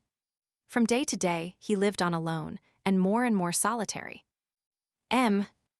Morel and Mercédès came to see him, but his door was closed, and, although I was certain he was at home, he would not make any answer.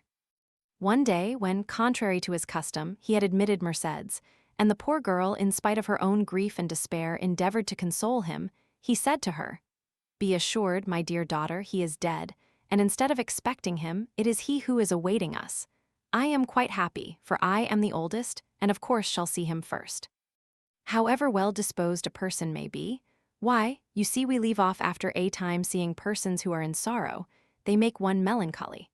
And so, at last, old Dantès was left all to himself, and I only saw from time to time strangers go up to him and come down again with some bundle they tried to hide. But I guessed what these bundles were, and that he sold by degrees what he had to pay for his subsistence. At length the poor old fellow reached the end of all he had. He owed 3/4 rent, and they threatened to turn him out. He begged for another week, which was granted to him. I know this, because the landlord came into my apartment when he left his. For the first 3 days I heard him walking about as usual, but on the 4th I heard nothing. I then resolved to go up to him at all risks. The door was closed, but I looked through the keyhole, and saw him so pale and haggard that, believing him very ill, I went and told him. Morel and then ran on to Mercédès. They both came immediately, M. Morel bringing a doctor, and the doctor said it was inflammation of the bowels, and ordered him a limited diet. I was there, too, and I never shall forget the old man's smile at this prescription. From that time he received all who came. He had an excuse for not eating any more. The doctor had put him on a diet. The abbé uttered a kind of groan. "The story interests you, does it not, sir?" inquired Caudros. "Yes," replied the abbé, "it is very affecting." Mercédès came again, and she found him so altered that she was even more anxious than before to have him taken to her own home. This was M. Morel's wish also, who would fain have conveyed the old man against his consent. But the old man resisted, and cried so that they were actually frightened. Mercédès remained, therefore, by his bedside, and M. Morel went away, making a sign to the Catalan that he had left his purse on the chimney-piece. But availing himself of the doctor's order, the old man would not take any sustenance.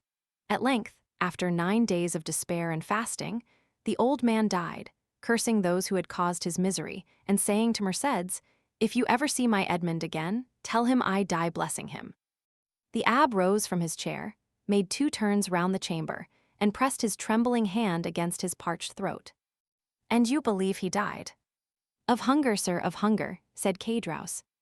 "I am as certain of it as that we two are Christians."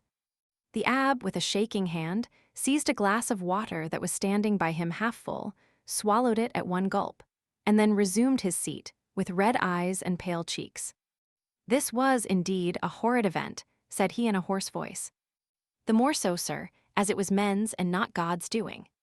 "Tell me of those men," said the abbé, "and remember, too," he added in an almost menacing tone, "you have promised to tell me everything. Tell me, therefore, who are these men who killed the son with despair and the father with famine?" "2 men jealous of him, sir, one from love and the other from ambition, Fernand and Danglars." "How was this jealousy manifested?" "Speak on." "They denounced Edmond as a Bonapartist agent." "Which of the 2 denounced him?" "Which was the real delinquent?" "Both, sir, one with a letter and the other put it in the post." "And where was this letter writ?" "At La Réserve, the day before the betrothal feast." "'Twas so, then," murmured the abbé. "Oh, Feria, Feria, how well did you judge men and things?" "What did you please to say, sir?" asked Caedros. "Nothing, nothing," replied the priest. "Go on." "It was Danglars who wrote the denunciation with his left hand, that his writing might not be recognized, and Fernand who put it in the post." "But," exclaimed the abbé suddenly, "you were there yourself." "I," said Caedros, astonished. "Who told you I was there?" The abbé saw he had overshot the mark, and he added quickly, "No one, but in order to have known everything so well, you must have been an eyewitness." "True, true," said Caedros in a choking voice, "I was there." "And did you not remonstrate against such infamy?" asked the abbé. "If not, you were an accomplice." "Sir," replied Caedros, "they had made me drink to such an excess that I nearly lost all perception. I had only an indistinct understanding of what was passing around me. I said all that a man in such a state could say, but they both assured me that it was a jest they were carrying on, and perfectly harmless. Next day, sir, you must have seen plain enough what they had been doing, yet you said nothing, though you were present when Dantès was arrested." "Yes, sir, I was there and very anxious to speak, but Danglars restrained me." "If he should really be guilty," said he, "and did really put into the island of Elba, if he is really charged with a letter for the Bonapartist committee at Paris, and if they find this letter upon him, those who have supported him will pass for his accomplices. I confess I had my fears in the state in which politics then were, and I held my tongue. It was cowardly, I confess, but it was not criminal." 341 M. "I understand. You allowed matters to take their course, that was all." "Yes, sir," answered Caedros, "and remorse preys on me night and day. I often ask pardon of God, I swear to you, because this action, the only one with which I have seriously to reproach myself in all my life, is no doubt the cause of my abject condition. I am expiating a moment of selfishness, and so I always say to La Carconte, when she complains, 'Hold your tongue, woman, it is the will of God.'" And Caedros bowed his head with every sign of real repentance. "Well, sir," said the abbé, "you have spoken unreservedly, and thus to accuse yourself is to deserve pardon. Unfortunately, Edmond is dead and has not pardoned me." "He did not know," said the abbé. "But he knows it all now," interrupted Caedros. "They say the dead know everything." There was a brief silence. The abbé rose and paced up and down pensively, and then resumed his seat. "You have 2 or 3 times mentioned M. Moral," he said. "Who was he?" "The owner of the Pharaon and patron of Dantès." "And what part did he play in this sad drama?" inquired the abbé. "The part of an honest man, full of courage and real regard. 20 times he interceded for Edmond. When the emperor returned, he wrote, implored, threatened, and so energetically, that on the second restoration he was persecuted as a Bonapartist. 10 times, as I told you, he came to see Dantès' father and offered to receive him in his own house. And the night or two before his death, as I have already said, he left his purse on the mantelpiece, with which they paid the old man's debts and buried him decently. And so Edmond's father died, as he had lived, without doing harm to anyone. I have the purse still by me, a large one made of red silk. And, asked the abbé, is M. Morel still alive? Yes, replied Caedros. In that case, replied the abbé, he should be a man blessed of God, rich, happy. Caedros smiled bitterly. Yes, happy as myself, said he. What? M. Morel and happy, exclaimed the abbé. He is reduced almost to the last extremity. Nay, he is almost at the point of dishonor. How? Yes, continued Caedros, so it is. After 25 years of labor, after having acquired a most honorable name in the trade of Marseilles, M. Morel is utterly ruined. He has lost 5 ships in 2 years, has suffered by the bankruptcy of 3 large houses, and his only hope now is in that very Pharaon which poor Dantès commanded, and which is expected from the Indies with a cargo of cochineal and indigo. If this ship founders like the others, he is a ruined man. And has the unfortunate man wife or children? Inquired the abbé. Yes, he has a wife, who through everything has behaved like an angel. He has a daughter, who is about to marry the man she loved, but whose family now will not allow him to wed the daughter of a ruined man. He has, besides, a son, a lieutenant in the army, and, as you may suppose, all this, instead of lessening, only augments his sorrows. If he were alone in the world, he would blow out his brains, and there would be an end. Horrible, ejaculated the priest. And it is thus heaven recompenses virtue, sir, added Caedros. You see, I, who never did a bad action but that I have told you of, am in destitution, with my poor wife dying of fever before my very eyes, and I unable to do anything in the world for her. I shall die of hunger, as old Dantès did, while Fernand and Danglars are rolling in wealth. How is that? Because their deeds have brought them good fortune, while honest men have been reduced to misery. What has become of Danglars, the instigator, and therefore the most guilty? What has become of him? Why, he left Marseilles and was taken, on the recommendation of M. Morel, who did not know his crime, as cashier into a Spanish bank. During the war with Spain, he was employed in the commissariat of the French army and made a fortune. Then with that money he speculated in the funds and trebled or quadrupled his capital. And having first married his banker's daughter who left him a widower, he has married a second time, a widow, a Madame de Nargon, daughter of M. de Servia, the king's chamberlain, who is in high favor at court. He is a millionaire, and they have made him a baron, and now he is the Baron Danglars, with a fine residence in the Rue du Mont Blanc, with 10 horses in his stables, 6 footmen in his antechamber, and I know not how many millions in his strong-box. Ah, said the abbé in a peculiar tone, he is happy. Happy?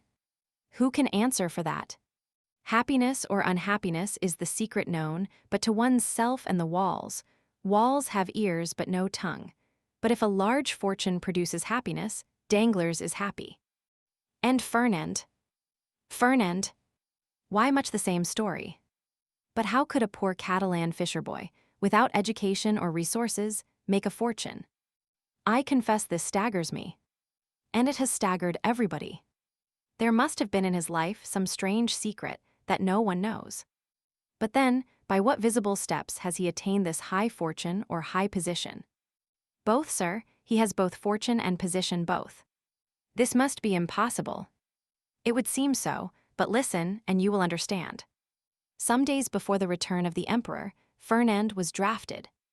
The Bourbons left him quietly enough at the Catalans, but Napoleon returned, a special levy was made, and Fernand was compelled to join. I went too, but as I was older than Fernand, and had just married my poor wife, I was only sent to the coast.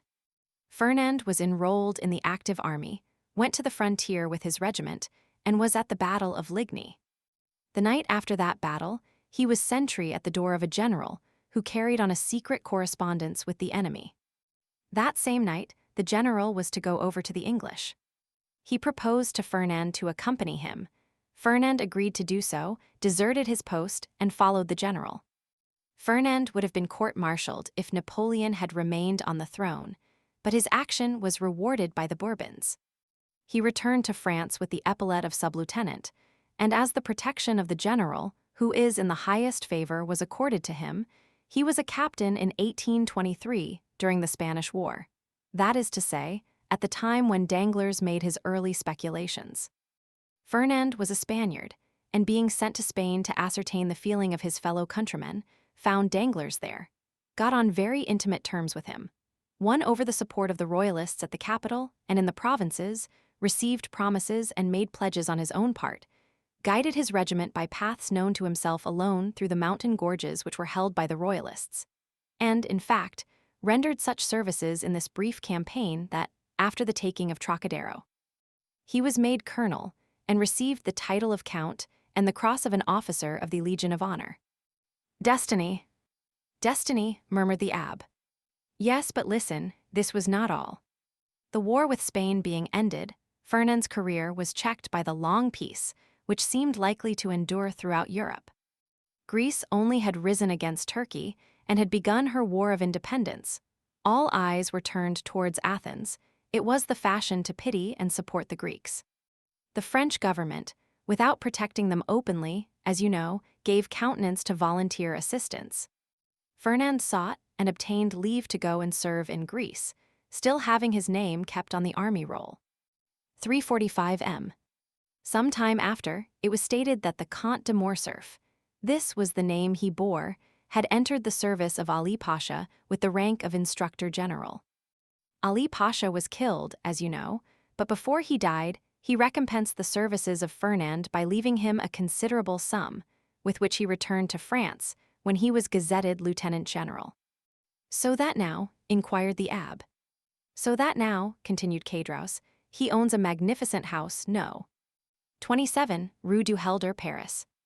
The abbé opened his mouth, hesitated for a moment, then, making an effort at self-control, he said, and Mercédès, they tell me that she has disappeared.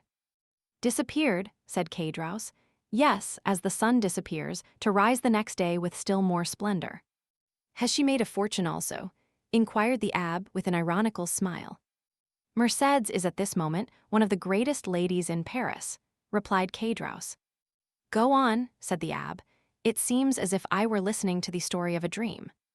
But I have seen things so extraordinary that what you tell me seems less astonishing than it otherwise might. Mercédès was at first in the deepest despair at the blow, which deprived her of Edmond. I have told you of her attempts to propitiate M. de Villefort, her devotion to the elder Dantès. In the midst of her despair, a new affliction overtook her. This was the departure of Fernand, whose crime she did not know and whom she regarded as her brother. Fernand went, and Mercédès remained alone. 3 months passed, and still she wept. No news of Edmond, no news of Fernand, no companionship save that of an old man who was dying with despair. One evening, after a day of accustomed vigil at the angle of 2 roads leading to Marseilles from the Catalans, she returned to her home more depressed than ever. Suddenly she heard a step she knew, turned anxiously around, the door opened, and Fernand, dressed in the uniform of a sub-lieutenant, stood before her. It was not the one she wished for most, but it seemed as if a part of her past life had returned to her. Mercédès seized Fernand's hands with a transport which he took for love, but which was only joy at being no longer alone in the world, and seeing at last a friend, after long hours of solitary sorrow. And then it must be confessed, Fernand had never been hated, he was only not precisely loved. Another possessed all Mercédès' heart, that other was absent, had disappeared, perhaps was dead. At this last thought Mercédès burst into a flood of tears and wrung her hands in agony. But the thought, which she had always repelled before when it was suggested to her by another, came now in full force upon her mind. And then 2 old Dantès incessantly said to her, "Our Edmond is dead. If he were not, he would return to us." The old man died, as I have told you. Had he lived, Mercédès, perchance, had not become the wife of another, for he would have been there to reproach her infidelity. Fernand saw this, and when he learned of the old man's death, he returned. He was now a lieutenant. At his first coming, he had not said a word of love to Mercédès. At the second, he reminded her that he loved her. Mercédès begged for 6 months more in which to await and mourn for Edmond. "So that," said the abbé with a bitter smile, "that makes 18 months in all. What more could the most devoted lover desire?" Then he murmured the words of the English poet, "Frailty, thy name is woman." 6 months afterwards, continued Caedros, the marriage took place in the church of Écoules. "The very church in which she was to have married Edmond," murmured the priest. "There was only a change of bridegrooms." "Well, Mercédès was married," proceeded Caedros. "But although in the eyes of the world she appeared calm, she nearly fainted as she passed La Réserve, where, 18 months before, the betrothal had been celebrated with him whom she might have known she still loved, had she looked to the bottom of her heart. Fernand more happy, but not more at his ease, for I saw at this time he was in constant dread of Edmond's return. Fernand was very anxious to get his wife away, and to depart himself. There were too many unpleasant possibilities associated with the Catalans, and 8 days after the wedding they left Marseilles. "Did you ever see Mercédès again?" inquired the priest. "Yes, during the Spanish War, at Perpignan, where Fernand had left her. She was attending to the education of her son." The abbé started. "Her son," said he. "Yes," replied Caedros, "little Albert." "But then, to be able to instruct her child," continued the abbé, "she must have received an education herself. I understood from Edmond that she was the daughter of a simple fisherman, beautiful but uneducated." "Oh," replied Caedros, "did he know so little of his lovely betrothed?" "Mercédès might have been a queen, sir, if the crown were to be placed on the heads of the loveliest and most intelligent. Fernand's fortune was already waxing great, and she developed with his growing fortune. She learned drawing, music, everything. Besides, I believe, between ourselves, she did this in order to distract her mind, that she might forget, and she only filled her head in order to alleviate the weight on her heart. But now her position in life is assured," continued Caedros. "No doubt fortune and honors have comforted her. She is rich, a countess, and yet—" Caedros paused. "And yet what?" asked the abbé. "Yet I am sure she is not happy," said Caedros. "What makes you believe this?" "Why, when I found myself utterly destitute, I thought my old friends would, perhaps, assist me. So I went to Danglars, who would not even receive me. I called on Fernand, who sent me 100 francs by his valet de chambre." "Then you did not see either of them?" "No, but Madame de Morcerf saw me." "How was that?" "As I went away, a purse fell at my feet. It contained 25 louis. I raised my head quickly and saw Mercédès, who at once shut the blind." "And M. de Villefort?" asked the abbé. "Oh, he never was a friend of mine. I did not know him, and I had nothing to ask of him." "Do you not know what became of him, and the share he had in Edmond's misfortunes?" "No, I only know that some time after Edmond's arrest, he married Mademoiselle de Saint-Méran, and soon after left Marseilles.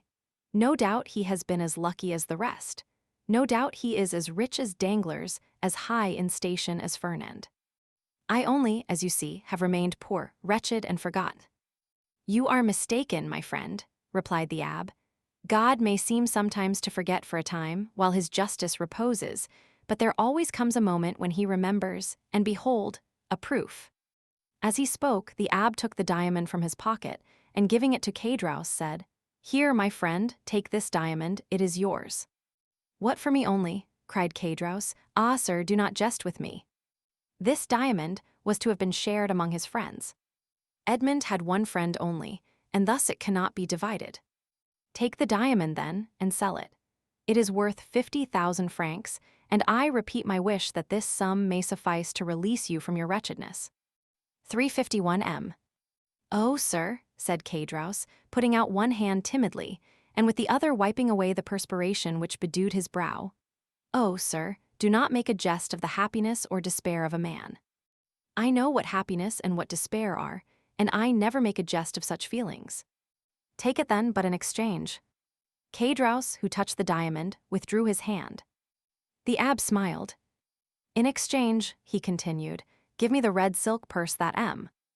Morel left on old Dantès' chimney-piece, and which you tell me is still in your hands." Caedros, more and more astonished, went toward a large oaken cupboard, opened it, and gave the abbe a long purse of faded red silk, round which were 2 copper runners that had once been gilt. The abbe took it, and in return gave Caedros the diamond.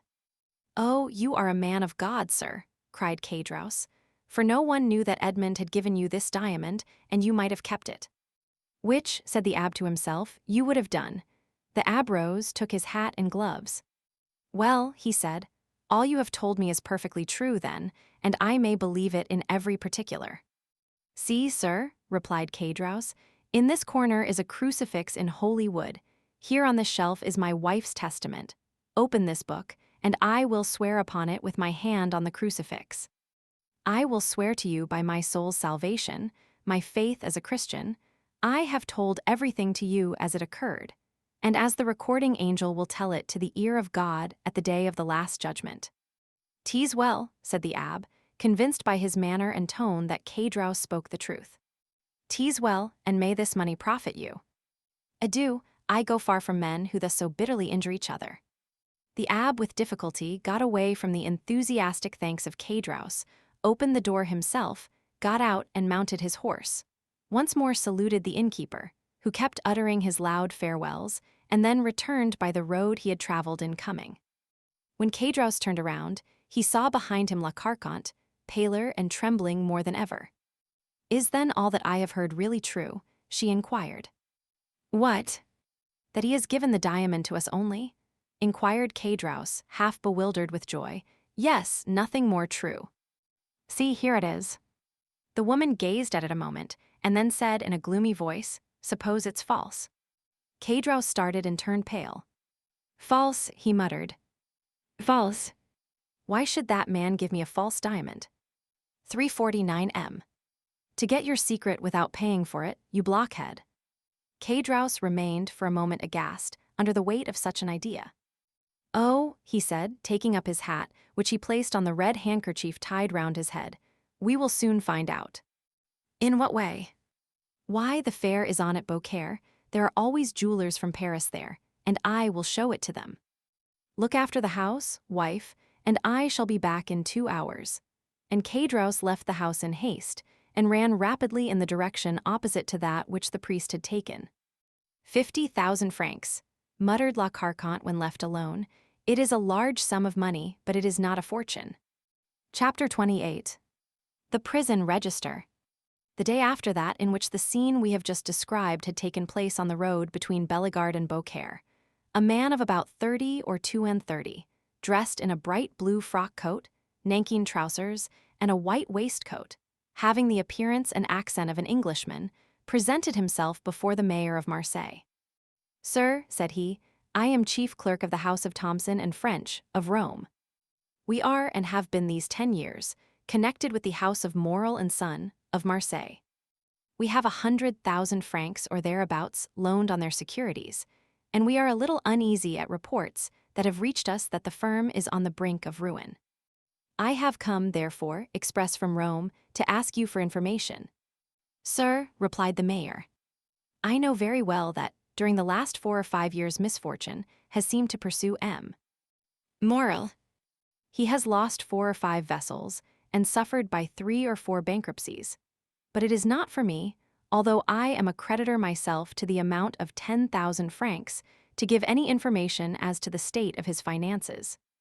Ask of me as mayor, what is my opinion of M. Morel, and I shall say that he is a man honorable to the last degree, and who has up to this time fulfilled every engagement with scrupulous punctuality. This is all I can say, sir. If you wish to learn more, address yourself to M. de Beauville, the inspector of prisons, No. 15, Rue de Noailles. He has, I believe, 200,000 francs in Morel's hands, and if there be any grounds for apprehension, as this is a greater amount than mine, you will most probably find him better informed than myself." The Englishman seemed to appreciate this extreme delicacy, made his bow, and went away, proceeding with a characteristic British stride towards the street mentioned. M. de Beauville was in his private room, and the Englishman, on perceiving him, made a gesture of surprise, which seemed to indicate that it was not the first time he had been in his presence. As to M. de Beauville, he was in such a state of despair that it was evident all the faculties of his mind, absorbed in the thought which occupied him at the moment, did not allow either his memory or his imagination to stray to the past. The Englishman, with the coolness of his nation, addressed him in terms nearly similar to those with which he had accosted the mayor of Marseilles. "Oh, sir," exclaimed M. de Beauville, "your fears are unfortunately but too well founded, and you see before you a man in despair. I had 200,000 francs placed in the hands of Morel and Son. These 200,000 francs were the dowry of my daughter, who was to be married in a fortnight, and these 200,000 francs were payable, half on the 15th of this month, and the other half on the 15th of next month. I had informed M. Morel of my desire to have these payments punctually, and he has been here within the last half hour to tell me that if his ship, the Pharaon, did not come into port on the 15th, he would be wholly unable to make this payment." "But," said the Englishman, "this looks very much like a suspension of payment." "It looks more like bankruptcy," exclaimed M. de Beauville despairingly. The Englishman appeared to reflect a moment, and then said, "From which it would appear, sir, that this credit inspires you with considerable apprehension. To tell you the truth, I consider it lost." "Well then, I will buy it of you." "You?" "Yes, I. But at a tremendous discount, of course." "No, for 200,000 francs. Our house," added the Englishman with a laugh, "does not do things in that way." "And you will pay?" "Ready money. 20,023 M." And the Englishman drew from his pocket a bundle of banknotes, which might have been twice the sum M. de Beauville feared to lose. A ray of joy passed across M. de Beauville's countenance, yet he made an effort at self-control and said, "Sir, I ought to tell you that, in all probability, you will not realize 6% of this sum." "That's no affair of mine," replied the Englishman.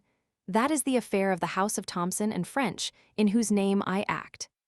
They have, perhaps, some motive to serve in hastening the ruin of a rival firm.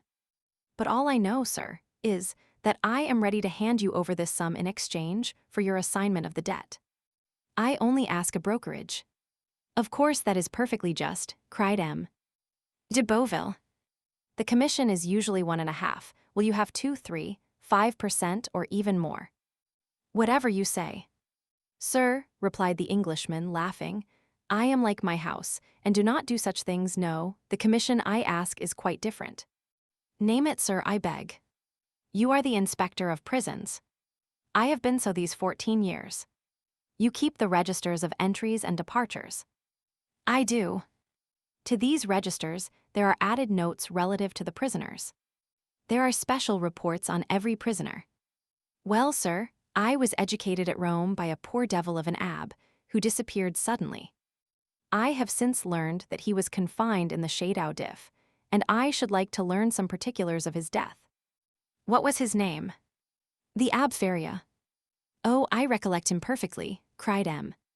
de Beauville. "He was crazy." "So they said." "Oh, he was, decidedly." "Very possibly, but what sort of madness was it?"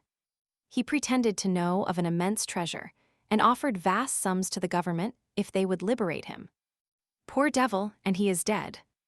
"Yes, sir, 5 or 6 months ago, last February." "You have a good memory, sir, to recollect dates so well." "I recollect this, because the poor devil's death was accompanied by a singular incident." "May I ask what that was?"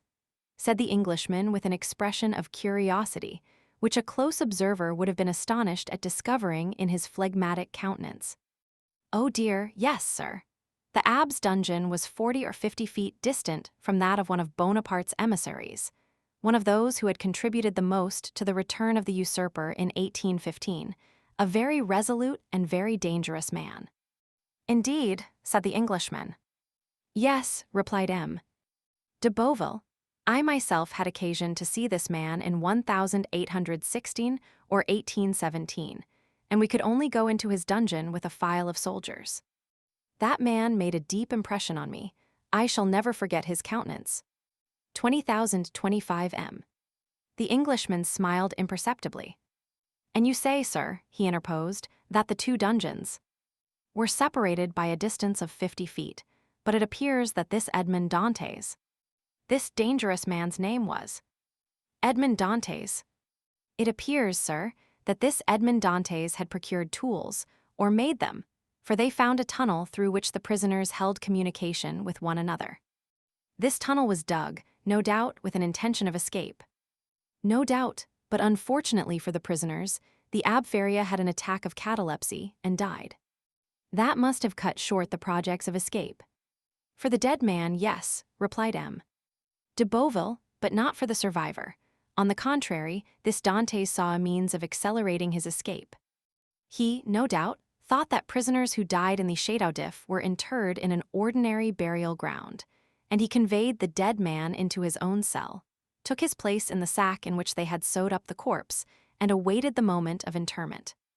It was a bold step, and one that showed some courage, remarked the Englishman. As I have already told you, sir, he was a very dangerous man, and fortunately, by his own act disembarrassed the government of the fears it had on his account. How was that? How? Do you not comprehend? No. The Château-d'If has no cemetery, and they simply throw the dead into the sea, after fastening a 36-pound cannonball to their feet. Well, observed the Englishman, as if he were slow of comprehension. Well, they fastened a 36-pound ball to his feet, and threw him into the sea. Really? Exclaimed the Englishman. Yes, sir, continued the inspector of prisons. You may imagine the amazement of the fugitive when he found himself flung headlong over the rocks.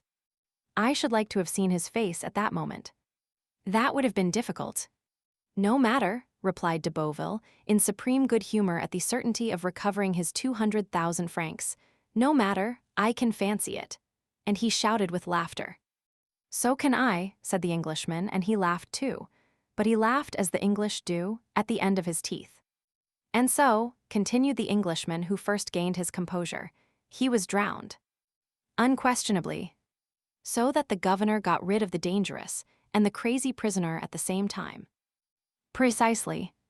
20,027 M. But some official document was drawn up as to this affair, I suppose, inquired the Englishman.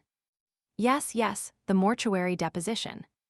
You understand, Dante's relations, if he had any, might have some interest in knowing if he were dead or alive. So that now, if there were anything to inherit from him, they may do so with easy conscience. He is dead, and no mistake about it. Oh, yes, and they may have the fact attested whenever they please. So be it, said the Englishman. But to return to these registers. True, this story has diverted our attention from them. Excuse me. Excuse you for what? For the story. By no means, it really seems to me very curious. Yes, indeed. So, sir, you wish to see all relating to the poor Abbé, who really was gentleness itself. Yes, you will much oblige me. Go into my study here, and I will show it to you. And they both entered M. de Beauville's study. Everything was here arranged in perfect order. Each register had its number, each file of papers its place. The inspector begged the Englishman to seat himself in an armchair, and placed before him the register and documents relative to the Château-d'If, giving him all the time he desired for the examination, while de Beauville seated himself in a corner and began to read his newspaper. The Englishman easily found the entries relative to the Abbé Faria, but it seemed that the history which the inspector had related interested him greatly, for after having perused the first documents, he turned over the leaves until he reached the deposition respecting Edmond Dantès. There he found everything arranged in due order: the accusation, examination, morals petition, M. de Villefort's marginal notes. He folded up the accusation quietly and put it as quietly in his pocket, read the examination, and saw that the name of Noirtier was not mentioned in it.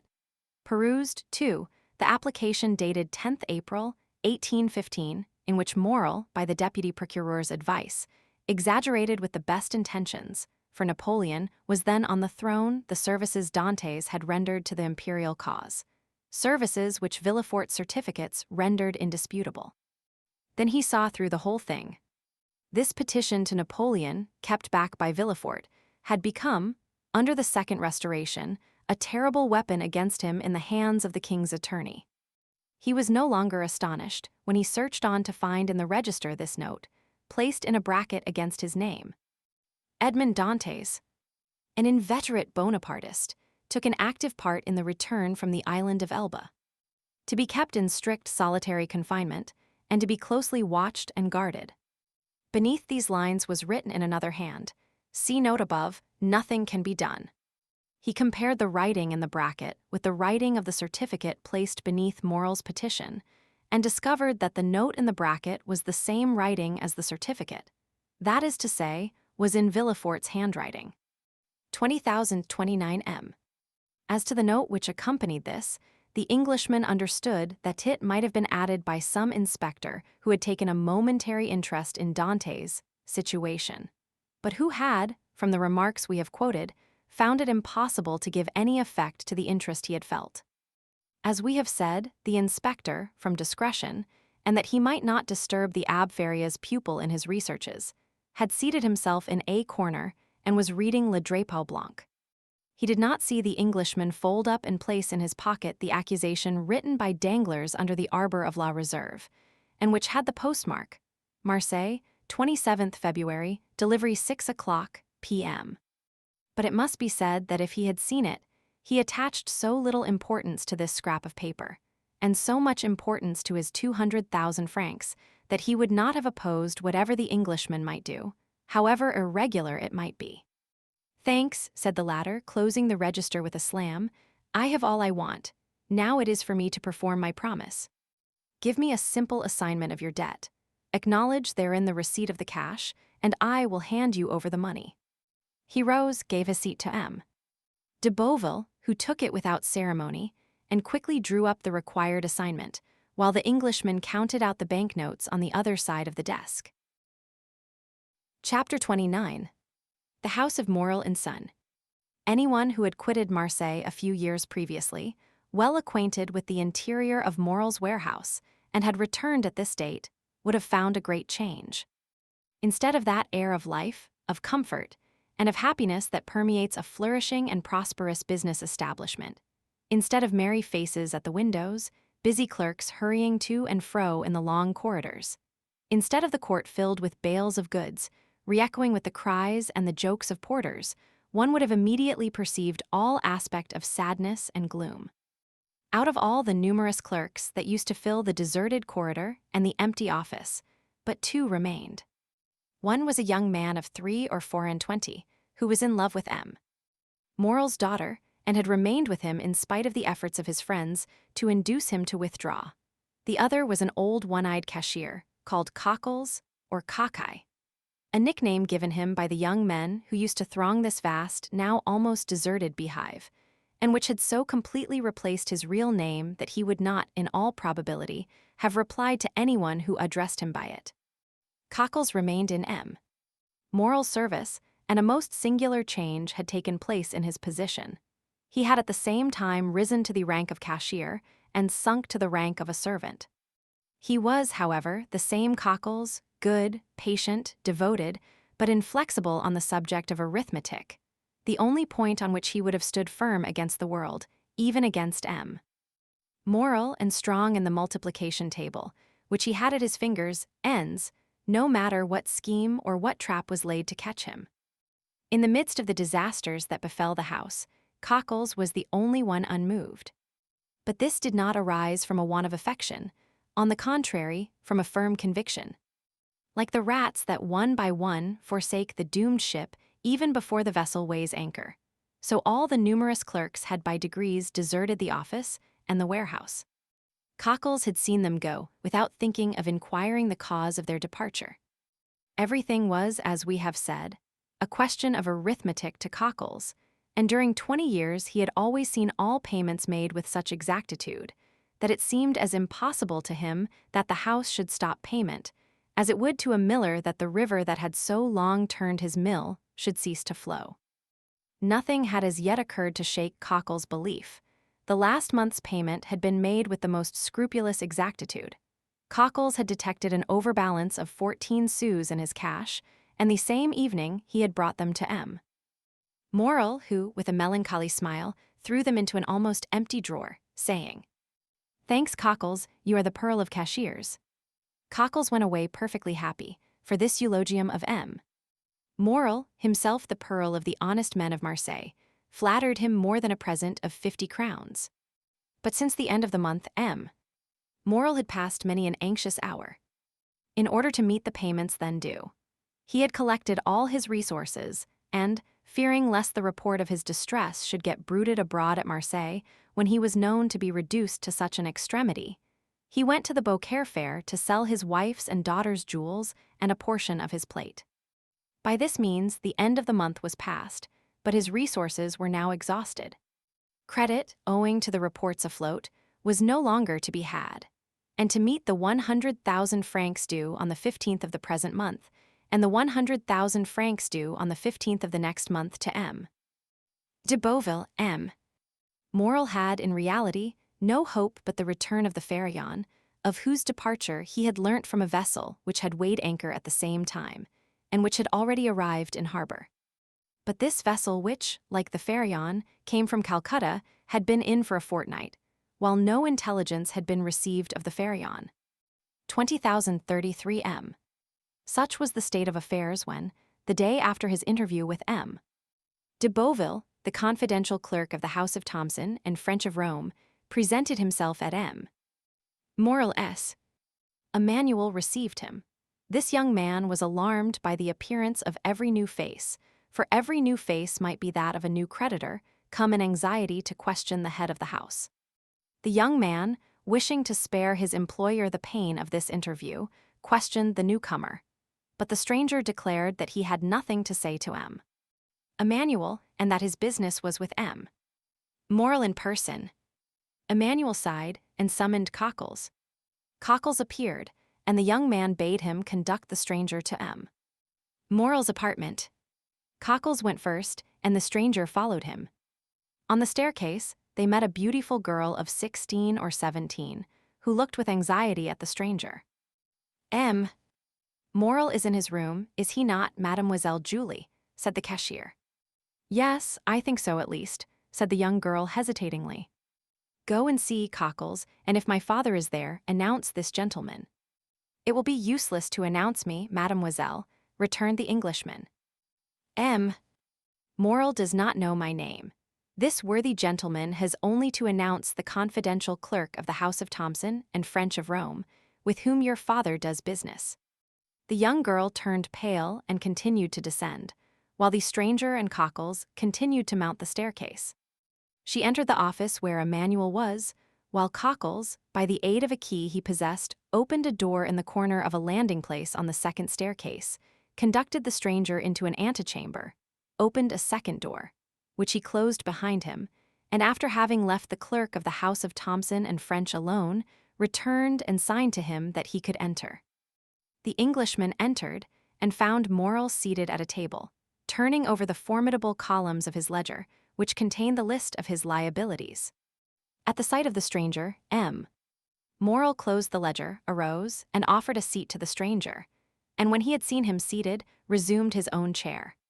14 years had changed the worthy merchant, who, in his 36th year at the opening of this history, was now in his 50th. His hair had turned white, time and sorrow had plowed deep furrows on his brow, and his look, once so firm and penetrating, was now irresolute and wandering, as if he feared being forced to fix his attention on some particular thought or person. The Englishman looked at him with an air of curiosity, evidently mingled with interest. Monsieur, said Moral, whose uneasiness was increased by this examination, you wish to speak to me. Yes, monsieur, you are aware from whom I come. The House of Thomson and French, at least, so my cashier tells me. He has told you rightly. The House of Thomson and French had 300,000 or 400,000 francs to pay this month in France, and, knowing your strict punctuality, have collected all the bills bearing your signature, and charged me as they became due to present them, and to employ the money otherwise. Moral sighed deeply, and passed his hand over his forehead, which was covered with perspiration. So then, sir, said Moral, you hold bills of mine. Yes, and for a considerable sum. What is the amount? Asked Moral with a voice he strove to render firm. 20,035 M. Here is, said the Englishman, taking a quantity of papers from his pocket, an assignment of 200,000 francs to our house by M. de Beauville, the inspector of prisons, to whom they are due. You acknowledge, of course, that you owe this sum to him. Yes, he placed the money in my hands at 4.5% nearly 5 years ago. When are you to pay? Half the 15th of this month, half the 15th of next. Just so, and now here are 32,500 francs payable shortly. They are all signed by you and assigned to our house by the holders. I recognize them, said Morel, whose face was suffused, as he thought that, for the first time in his life, he would be unable to honor his own signature. Is this all? No, I have for the end of the month these bills which have been assigned to us by the house of Pascal and the house of Wild and Turner of Marseilles, amounting to nearly 55,000 francs. In all, 287,500 francs. It is impossible to describe what Morel suffered during this enumeration. 287,500 francs, repeated he. Yes, sir, replied the Englishman. I will not, continued he, after a moment's silence, conceal from you that while your probity and exactitude up to this moment are universally acknowledged, yet the report is current in Marseilles that you are not able to meet your liabilities. At this almost brutal speech Morel turned deathly pale. Sir, said he, up to this time, and it is now more than 24 years since I received the direction of this house from my father, who had himself conducted it for 35 years. Never has anything bearing the signature of Morel and Son been dishonored. I know that, replied the Englishman. But as a man of honor should answer another, tell me fairly, shall you pay these with the same punctuality? Morel shuddered and looked at the man, who spoke with more assurance than he had hitherto shown. To questions frankly put, said he, a straightforward answer should be given.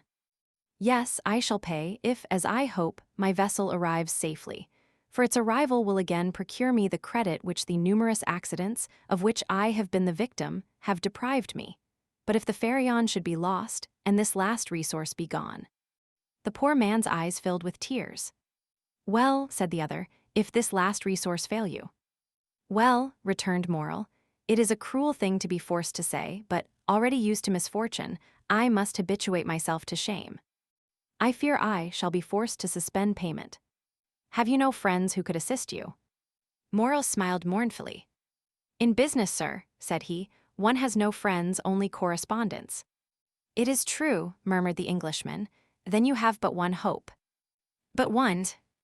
The last. The last. So that if this fail, I am ruined, completely ruined. As I was on my way here, a vessel was coming into port.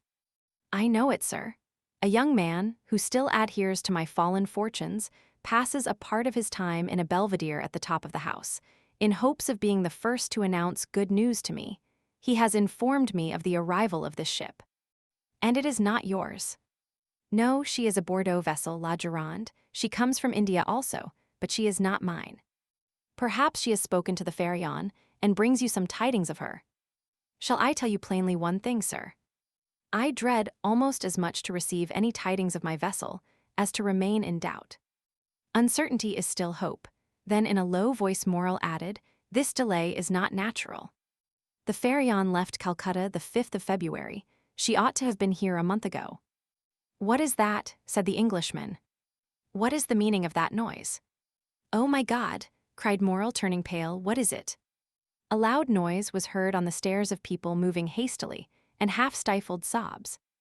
Morel rose and advanced to the door, but his strength failed him, and he sank into a chair. The two men remained opposite one another, Morel trembling in every limb, the stranger gazing at him with an air of profound pity. The noise had ceased, but it seemed that Morel expected something had occasioned the noise, and something must follow. The stranger fancied he heard footsteps on the stairs, and that the footsteps, which were those of several persons, stopped at the door. A key was inserted in the lock of the first door, and the creaking of hinges was audible. There are only two persons who have the key to that door, murmured Morel, Cockles and Julie. At this instant the second door opened, and the young girl, her eyes bathed with tears, appeared. Morel rose tremblingly, supporting himself by the arm of the chair. He would have spoken, but his voice failed him. "Oh, father," said she, clasping her hands, "forgive your child for being the bearer of evil tidings." Morel again changed color. Julie threw herself into his arms. "Oh, father, father," murmured she, "courage." "The Pharaon has gone down then," said Morel in a hoarse voice. The young girl did not speak, but she made an affirmative sign with her head as she lay on her father's breast. "And the crew?" asked Morel. "Saved," said the girl, "saved by the crew of the vessel that has just entered the harbor." Morel raised his two hands to heaven with an expression of resignation and sublime gratitude. "Thanks, my God," said he, "at least thou strikest but me alone." A tear moistened the eye of the phlegmatic Englishman. Come in," said Morel, "for I presume you are all at the door." Scarcely had he uttered those words when Madame Morel entered weeping bitterly. Emmanuel followed her, and in the antechamber were visible the rough faces of 7 or 8 half-naked sailors. At the sight of these men, the Englishman started and advanced a step, then restrained himself and retired into the farthest and most obscure corner of the apartment. Madame Morel sat down by her husband and took one of his hands in hers. Julie still lay with her head on his shoulder. Emmanuel stood in the center of the chamber and seemed to form the link between Morel's family and the sailors at the door. "How did this happen?" said Morel. "Draw nearer, Penelon," said the young man, "and tell us all about it." An old seaman, bronzed by the tropical sun, advanced, twirling the remains of a hat between his hands. "Good day, M. Morel," said he, as if he had just quitted Marseilles the previous evening, and had just returned from Aix or Toulon. "Good day, Penelon," returned Morel, who could not refrain from smiling through his tears. "Where is the captain?" "The captain, M. Morel, he has stayed behind sick at Palma, but please God, it won't be much, and you will see him in a few days all alive and hearty." "Well, now tell your story, Penelon." 20,039 M. Penelon rolled his quid in his cheek, placed his hand before his mouth, turned his head, and sent a long jet of tobacco juice into the antechamber, advanced his foot, balanced himself, and began. "You see, M. Morel," said he, "we were somewhere between Cape Blanc and Cape Boyador, sailing with a fair breeze, south-southwest after a week's calm, when Captain Gommard comes up to me. I was at the helm, I should tell you, and says, 'Penelon, what do you think of those clouds coming up over there?' I was just then looking at them myself. 'What do I think, Captain?' Why, I think that they are rising faster than they have any business to do, and that they would not be so black if they didn't mean mischief." "That's my opinion too," said the captain, "and I'll take precautions accordingly. We are carrying too much canvas. Avast there, all hands. Take in the studding sails and stow the flying jib." It was time, the squall was on us, and the vessel began to heel. "Ah," said the captain, "we have still too much canvas set. All hands lower the mainsail." 5 minutes after, it was down, and we sailed under mizzen topsails and topgallant sails. "Well, Penelon," said the captain, "what makes you shake your head?" "Why," I says, "I still think you've got too much on." "I think you're right," answered he, "we shall have a gale." "A gale." "More than that, we shall have a tempest, or I don't know what's what." You could see the wind coming like the dust at Montredon. Luckily, the captain understood his business. "Take in 2 reefs in the topsails," cried the captain. "Let go the bowlines, haul the brace, lower the topgallant sails, haul out the reef tackles on the yards." 20,041 M. "That was not enough for those latitudes," said the Englishman. "I should have taken 4 reefs in the topsails and furled the spanker." His firm, sonorous, and unexpected voice made everyone start. Penelon put his hand over his eyes, and then stared at the man who thus criticized the maneuvers of his captain. "We did better than that, sir," said the old sailor respectfully. "We put the helm up to run before the tempest, 10 minutes after we struck our topsails and scudded under bare poles." "The vessel was very old to risk that," said the Englishman. It was that did the business. After pitching heavily for 12 hours, we sprung a leak." "Penelon," said the captain, "I think we are sinking, give me the helm and go down into the hold." I gave him the helm and descended. There was already 3 feet of water. "All hands to the pumps," I shouted, but it was too late, and it seemed the more we pumped the more came in. Ah, said I, after 4 hours' work, since we are sinking, let us sink, we can die but once. Is that the example you set, Penelon? Cries the captain. Very well, wait a minute. He went into his cabin and came back with a brace of pistols. I will blow the brains out of the first man who leaves the pump, said he. Well done, said the Englishman. 20,043 M. There's nothing gives you so much courage as good reasons, continued the sailor. And during that time the wind had abated and the sea gone down, but the water kept rising. Not much, only 2 inches an hour, but still it rose. 2 inches an hour does not seem much, but in 12 hours that makes 2 feet, and 3 we had before, that makes 5. Come, said the captain, we have done all in our power, and Moral will have nothing to reproach us with. We have tried to save the ship, let us now save ourselves. To the boats, my lads, as quick as you can. Now, continued Penelon, you see Moral, a sailor is attached to his ship, but still more to his life, so we did not wait to be told twice. The more so, that the ship was sinking under us and seemed to say, get along, save yourselves. We soon launched the boat, and all 8 of us got into it. The captain descended last, or rather he did not descend, he would not quit the vessel. So I took him round the waist and threw him into the boat, and then I jumped after him.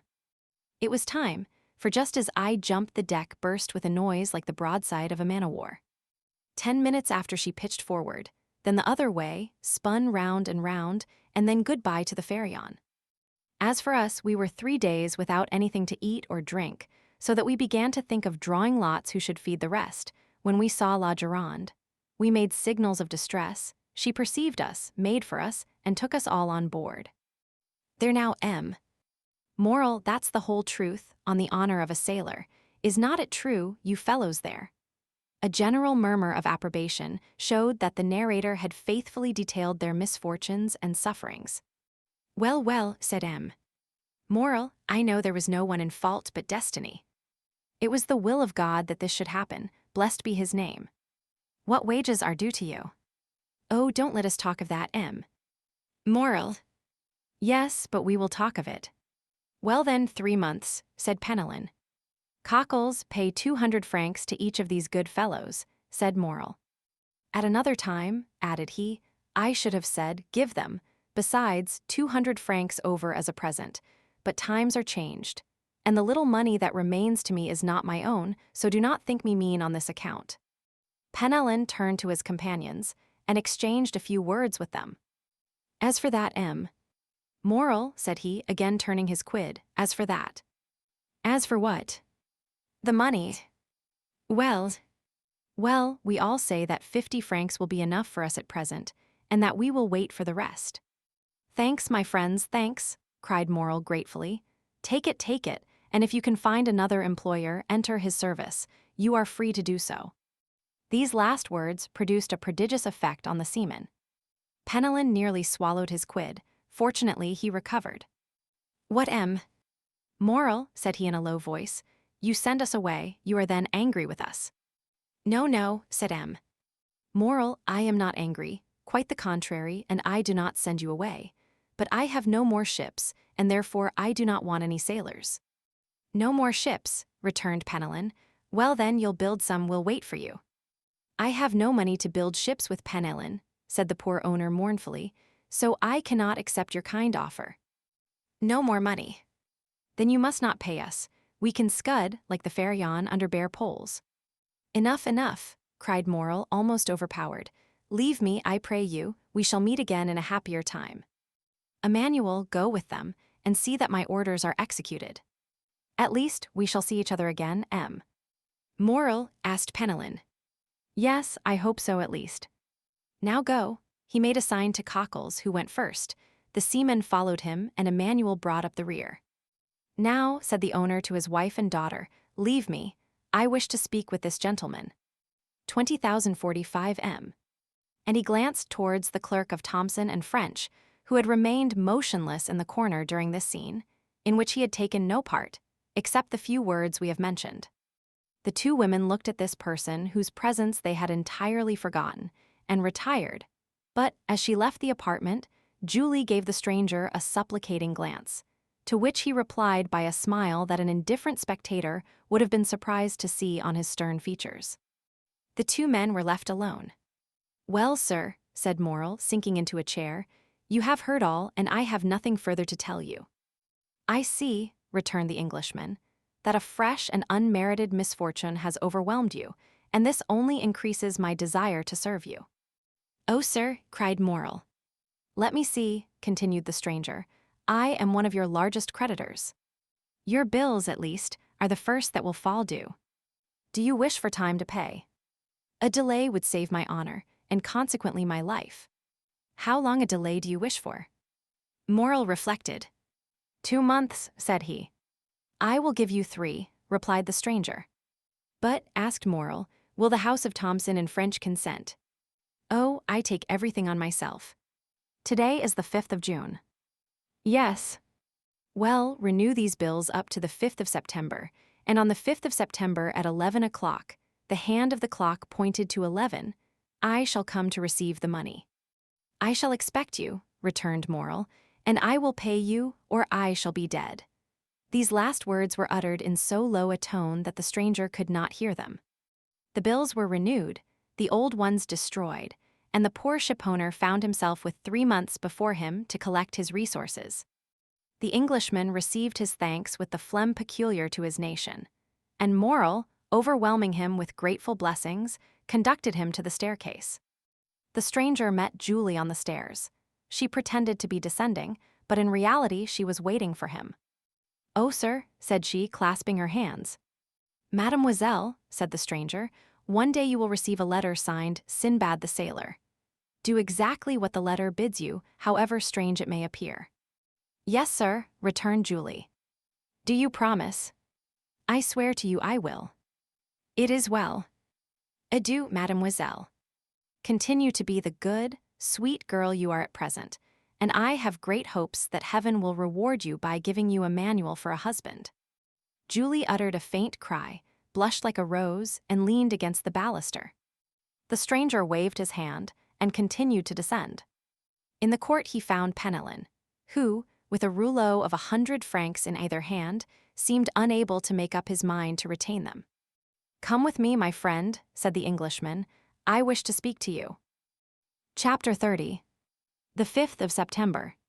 The extension provided for by the agent of Thomson and French, at the moment when Morrel expected at least, was to the poor shipowner so decided a stroke of good fortune that he almost dared to believe that fate was at length grown weary of wasting her spite upon him. The same day he told his wife, Emmanuel, and his daughter all that had occurred, and a ray of hope, if not of tranquility, returned to the family. Unfortunately, however, Morrel had not only engagements with the house of Thomson and French, who had shown themselves so considerate towards him, and, as he had said, in business he had correspondents and not friends. When he thought the matter over, he could by no means account for this generous conduct on the part of Thomson and French towards him, and could only attribute it to some such selfish argument as this: "We had better help a man who owes us nearly 300,000 francs, and have those 300,000 francs at the end of 3 months than hasten his ruin, and get only 6 or 8% of our money back again." Unfortunately, whether through envy or stupidity, all Morrel's correspondents did not take this view, and some even came to a contrary decision. The bills signed by Morrel were presented at his office with scrupulous exactitude, and, thanks to the delay granted by the Englishman, were paid by Cockles with equal punctuality. Cockles thus remained in his accustomed tranquillity.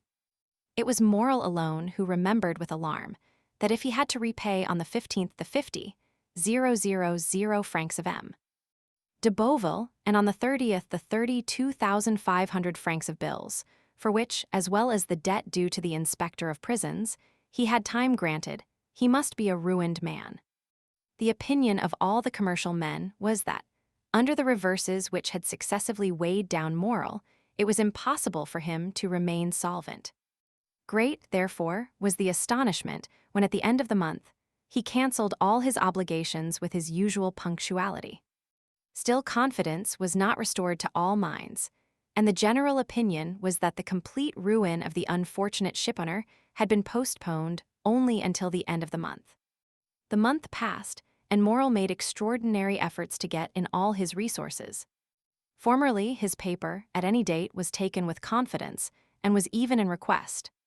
Morel now tried to negotiate bills at 90 days only, and none of the banks would give him credit. Fortunately, Morel had some funds coming in on which he could rely, and, as they reached him, he found himself in a condition to meet his engagements when the end of July came.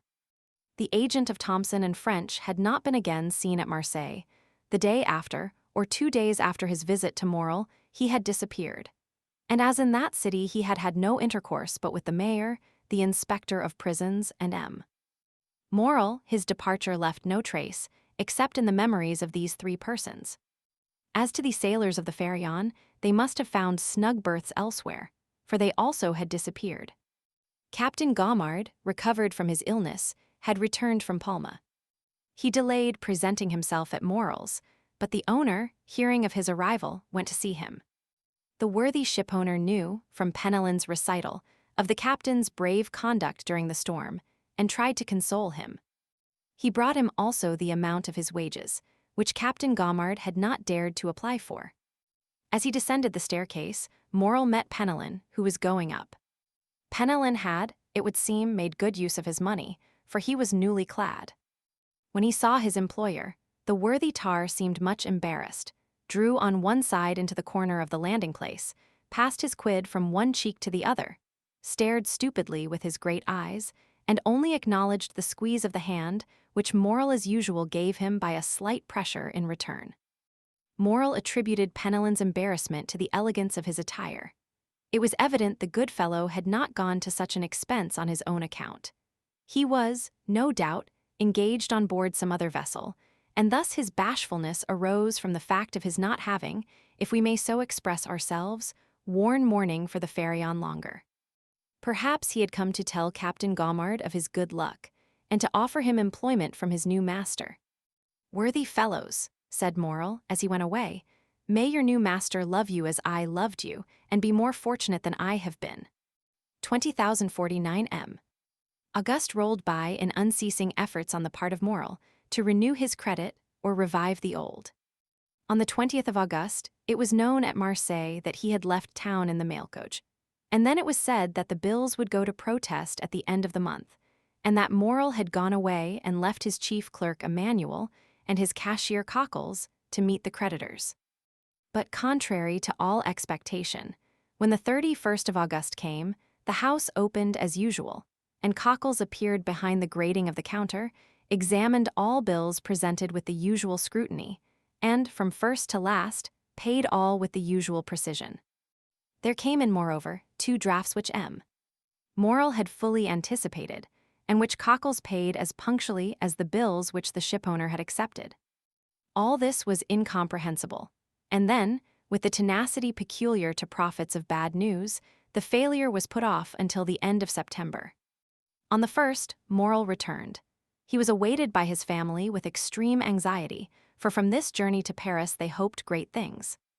Morel had thought of Danglars, who was now immensely rich, and had lain under great obligations to Morel in former days, since to him it was owing that Danglars entered the service of the Spanish banker, with whom he had laid the foundations of his vast wealth.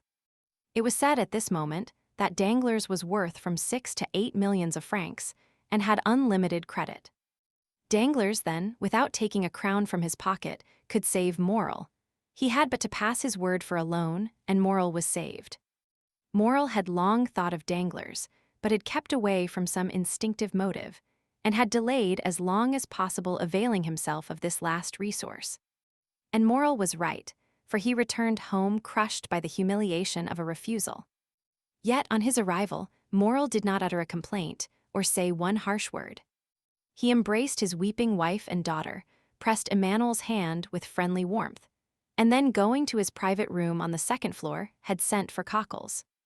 "Then," said the 2 women to Emmanuel, "we are indeed ruined."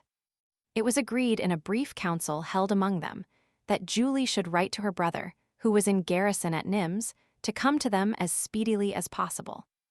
The poor women felt instinctively that they required all their strength to support the blow that impended. Besides, Maximilian Morel, though hardly 22, had great influence over his father. He was a strong-minded, upright young man. At the time when he decided on his profession, his father had no desire to choose for him, but had consulted young Maximilian's taste. He had at once declared for a military life, and had in consequence studied hard, passed brilliantly through the Polytechnic School, and left it as sub-lieutenant of the 53rd of the line. For a year he had held this rank, and expected promotion on the first vacancy. In his regiment, Maximilian Morel was noted for his rigid observance, not only of the obligations imposed on a soldier, but also of the duties of a man, and he thus gained the name of the Stoic. We need hardly say that many of those who gave him this epithet repeated it because they had heard it and did not even know what it meant. This was the young man whom his mother and sister called to their aid to sustain them under the serious trial, which they felt they would soon have to endure.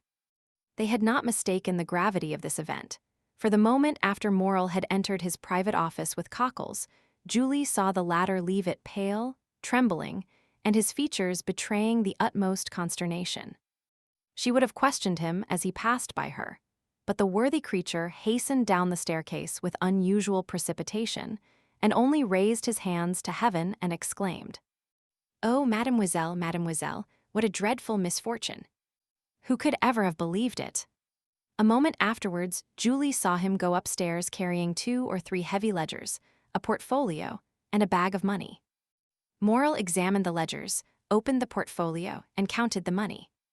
All his funds amounted to 6,000 or 8,000 francs, his bills receivable up to the 5th to 4,000 or 5,000, which, making the best of everything, gave him 14,000 francs to meet debts amounting to 287,500 francs. He had not even the means for making a possible settlement on account.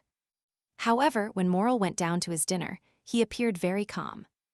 This calmness was more alarming to the 2 women than the deepest dejection would have been. After dinner, Morel usually went out and used to take his coffee at the Club of the Phocéens and read the Semaphore. This day he did not leave the house, but returned to his office. As to Cockles, he seemed completely bewildered. For part of the day he went into the courtyard, seated himself on a stone with his head bare and exposed to the blazing sun. Emmanuel tried to comfort the women, but his eloquence faltered. The young man was too well acquainted with the business of the house not to feel that a great catastrophe hung over the Morel family. Night came, the 2 women had watched, hoping that when he left his room Morel would come to them, but they heard him pass before their door and trying to conceal the noise of his footsteps. They listened, he went into his sleeping room and fastened the door inside. Madame Morel sent her daughter to bed, and half an hour after Julie had retired, she rose, took off her shoes, and went stealthily along the passage, to see through the keyhole what her husband was doing. In the passage she saw a retreating shadow. It was Julie, who, uneasy herself, had anticipated her mother. The young lady went towards Madame Morel. "He is writing," she said. They had understood each other without speaking. Madame Morel looked again through the keyhole. Morel was writing, but Madame Morel remarked, what her daughter had not observed, that her husband was writing on stamped paper. The terrible idea that he was writing his will flashed across her. She shuddered, and yet had not strength to utter a word. Next day Morel seemed as calm as ever, went into his office as usual, came to his breakfast punctually, and then, after dinner, he placed his daughter beside him, took her head in his arms, and held her for a long time against his bosom. In the evening, Julie told her mother that although he was apparently so calm, she had noticed that her father's heart beat violently. The next 2 days passed in much the same way. On the evening of the 4th of September, Morel asked his daughter for the key of his study. Julie trembled at this request, which seemed to her of bad omen. Why did her father ask for this key which she always kept, and which was only taken from her in childhood as a punishment? The young girl looked at Morel. "What have I done wrong, father," she said, "that you should take this key from me?" "Nothing, my dear," replied the unhappy man, the tears starting to his eyes at this simple question. "Nothing, only I want it." Julie made a pretense to feel for the key. "I must have left it in my room," she said. And she went out, but instead of going to her apartment, she hastened to consult Emmanuel. "Do not give this key to your father," said he, "and tomorrow morning, if possible, do not quit him for a moment." She questioned Emmanuel, but he knew nothing, or would not say what he knew. During the night, between the 4th and 5th of September, Madame Morel remained listening for every sound, and, until 3 o'clock in the morning, she heard her husband pacing the room in great agitation. It was 3 o'clock when he threw himself on the bed. The mother and daughter passed the night together. They had expected Maximilian since the previous evening. At 8 o'clock in the morning, Morel entered their chamber. He was calm, but the agitation of the night was legible in his pale and careworn visage. They did not dare to ask him how he had slept. Morel was kinder to his wife, more affectionate to his daughter than he had ever been. He could not cease gazing at and kissing the sweet girl. Julie, mindful of Emmanuel's request, was following her father when he quitted the room, but he said to her quickly, "Remain with your mother, dearest." Julie wished to accompany him. "I wish you to do so," said he. This was the first time Morel had ever so spoken, but he said it in a tone of paternal kindness, and Julie did not dare to disobey. She remained at the same spot, standing mute and motionless. An instant afterwards the door opened, she felt 2 arms encircle her, and a mouth pressed her forehead. She looked up and uttered an exclamation of joy. 20,053 M. "Maximilian, my dearest brother," she cried. At these words Madame Morel rose, and threw herself into her son's arms.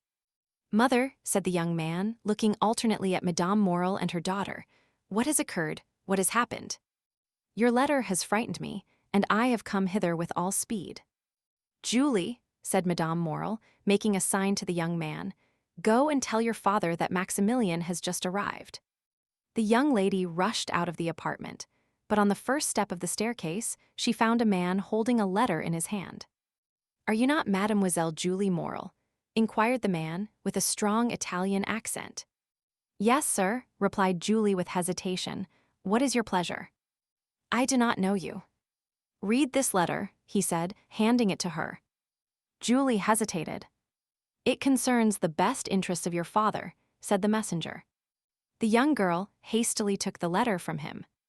She opened it quickly and read, "Go this moment to the Élysée de Mailhan, enter the house No. 15, ask the porter for the key of the room on the 5th floor, enter the apartment, take from the corner of the mantelpiece a purse netted in red silk, and give it to your father. It is important that he should receive it before 11 o'clock. You promise to obey me implicitly. Remember your oaths. Sinbad the Sailor."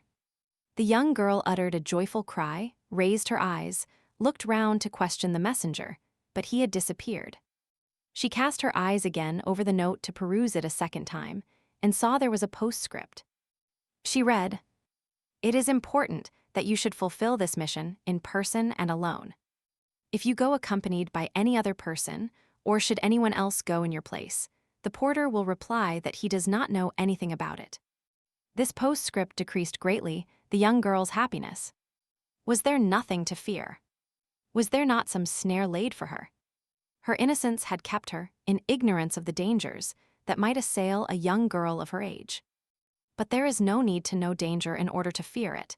Indeed, it may be observed that it is usually unknown perils that inspire the greatest terror. Julie hesitated and resolved to take counsel. Yet, through a singular impulse, it was neither to her mother nor her brother that she applied, but to Emmanuel. She hastened down and told him what had occurred on the day when the agent of Thomson and French had come to her father. Related the scene on the staircase, repeated the promise she had made, and showed him the letter. "You must go, then, mademoiselle," said Emmanuel. "Go there," murmured Julie. "Yes, I will accompany you." "But did you not read that I must be alone?" said Julie. "And you shall be alone," replied the young man. "I will await you at the corner of the Rue du Musée, and if you are so long absent as to make me uneasy, I will hasten to rejoin you, and woe to him of whom you shall have cause to complain to me." "Then, Emmanuel," said the young girl with hesitation, "it is your opinion that I should obey this invitation?" "Yes." "Did not the messenger say your father's safety depended upon it?" But what danger threatens him then, Emmanuel? She asked. Emmanuel hesitated a moment, but his desire to make Julie decide immediately made him reply. Listen, he said, today is the 5th of September, is it not? Yes. Today, then, at 11 o'clock, your father has nearly 300,000 francs to pay. Yes, we know that. Well then, continued Emmanuel, we have not 15,000 francs in the house. What will happen then? Why, if today before 11 o'clock your father has not found someone who will come to his aid, he will be compelled at 12 o'clock to declare himself a bankrupt. Oh, come then, come, cried she, hastening away with the young man. During this time, Madame Morel had told her son everything. The young man knew quite well that, after the succession of misfortunes which had befallen his father, great changes had taken place in the style of living and housekeeping, but he did not know that matters had reached such a point. He was thunderstruck. Then, rushing hastily out of the apartment, he ran upstairs, expecting to find his father in his study, but he rapped there in vain. While he was yet at the door of the study, he heard the bedroom door open, turned, and saw his father. Instead of going direct to his study, Morel had returned to his bedchamber, which he was only this moment quitting. Morel uttered a cry of surprise at the sight of his son, of whose arrival he was ignorant. He remained motionless on the spot, pressing with his left hand something he had concealed under his coat. Maximilian sprang down the staircase and threw his arms round his father's neck, but suddenly he recoiled and placed his right hand on Morel's breast. "Father," he exclaimed, turning pale as death, "what are you going to do with that brace of pistols under your coat?" "Oh, this is what I feared," said Morel. "Father, father, in heaven's name," exclaimed the young man, "what are these weapons for?" "Maximilian," replied Morel, looking fixedly at his son, "you are a man and a man of honor. Come, and I will explain to you." And with a firm step, Morel went up to his study, while Maximilian followed him, trembling as he went. Morel opened the door and closed it behind his son. Then, crossing the anteroom, went to his desk on which he placed the pistols and pointed with his finger to an open ledger. In this ledger was made out an exact balance sheet of his affairs. Morel had to pay, within half an hour, 287,500 francs. All he possessed was 15,257 francs. "Read," said Morel. The young man was overwhelmed as he read. Morel said not a word. What could he say? What need he add to such a desperate proof in figures? "And have you done all that is possible, father, to meet this disastrous result?" asked the young man after a moment's pause. "I have," replied Morel. "You have no money coming in on which you can rely?" "None." "You have exhausted every resource?" "All." "And in half an hour," said Maximilian in a gloomy voice, "our name is dishonored." "Blood washes out dishonor," said Morel. "You are right, father, I understand you." Then, extending his hand towards one of the pistols, he said, "There is one for you and one for me, thanks." Morel caught his hand. "Your mother, your sister. Who will support them?" A shudder ran through the young man's frame. "Father," he said, "do you reflect that you are bidding me to live?" "Yes, I do so bid you," answered Morel. "It is your duty." "You have a calm, strong mind, Maximilian." "Maximilian, you are no ordinary man. I make no requests or commands. I only ask you to examine my position as if it were your own, and then judge for yourself." The young man reflected for a moment, then an expression of sublime resignation appeared in his eyes, and with a slow and sad gesture he took off his 2 epaulets, the insignia of his rank. "Be it so then, my father," he said, extending his hand to Morel. "Die in peace, my father, I will live." Morel was about to cast himself on his knees before his son, but Maximilian caught him in his arms, and those 2 noble hearts were pressed against each other for a moment. "You know it is not my fault," said Morel. 20,057 M. Maximilian smiled. "I know, father, you are the most honorable man I have ever known." "Good, my son. And now there is no more to be said. Go and rejoin your mother and sister." "My father," said the young man, bending his knee, "bless me." Morel took the head of his son between his 2 hands, drew him forward, and kissing his forehead several times said, Oh, yes, yes, I bless you in my own name, and in the name of 3 generations of irreproachable men, who say through me, the edifice which misfortune has destroyed, Providence may build up again. On seeing me die such a death, the most inexorable will have pity on you. To you, perhaps, they will accord the time they have refused to me. Then do your best to keep our name free from dishonor. Go to work, labor, young man, struggle ardently and courageously. Live yourself, your mother and sister, with the most rigid economy, so that from day to day the property of those whom I leave in your hands may augment and fructify. Reflect how glorious a day it will be, how grand, how solemn, that day of complete restoration, on which you will say in this very office, "My father died because he could not do what I have this day done. But he died calmly and peaceably, because in dying he knew what I should do." My father, cried the young man, why should you not live?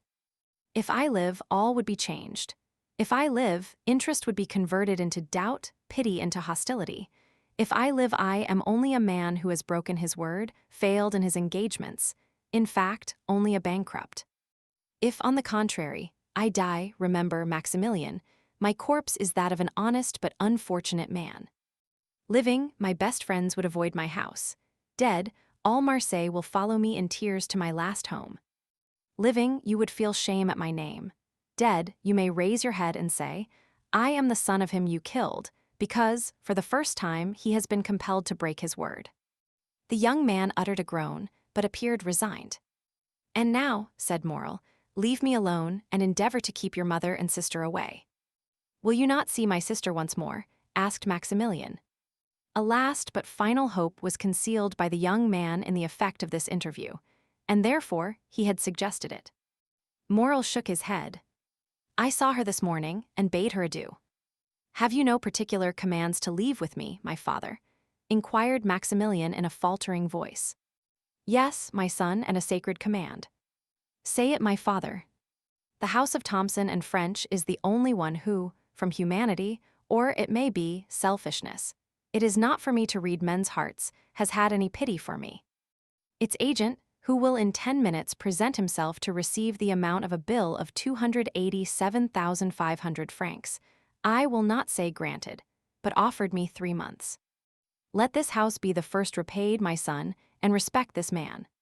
"Father, I will," said Maximilian. "And now once more adieu," said Morrel. "Go, leave me, I would be alone. You will find my will in the secretaire in my bedroom." The young man remained standing and motionless, having but the force of will and not the power of execution. "Hear me, Maximilian," said his father. "Suppose I were a soldier like you, and ordered to carry a certain redoubt, and you knew I must be killed in the assault, would you not say to me, as you said just now, 'Go, father'? For you are dishonored by delay, and death is preferable to shame." "Yes, yes," said the young man, "yes." And once again embracing his father with convulsive pressure, he said, "Be it so, my father." And he rushed out of the study.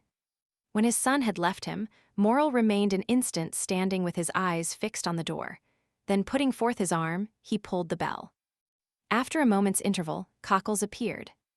It was no longer the same man. The fearful revelations of the 3 last days had crushed him. This thought, the house of Morrel is about to stop payment, bent him to the earth more than 20 years would otherwise have done. "My worthy Cockles," said Morrel in a tone impossible to describe, "do you remain in the antechamber? When the gentleman who came 3 months ago, the agent of Thomson and French, arrives, announce his arrival to me."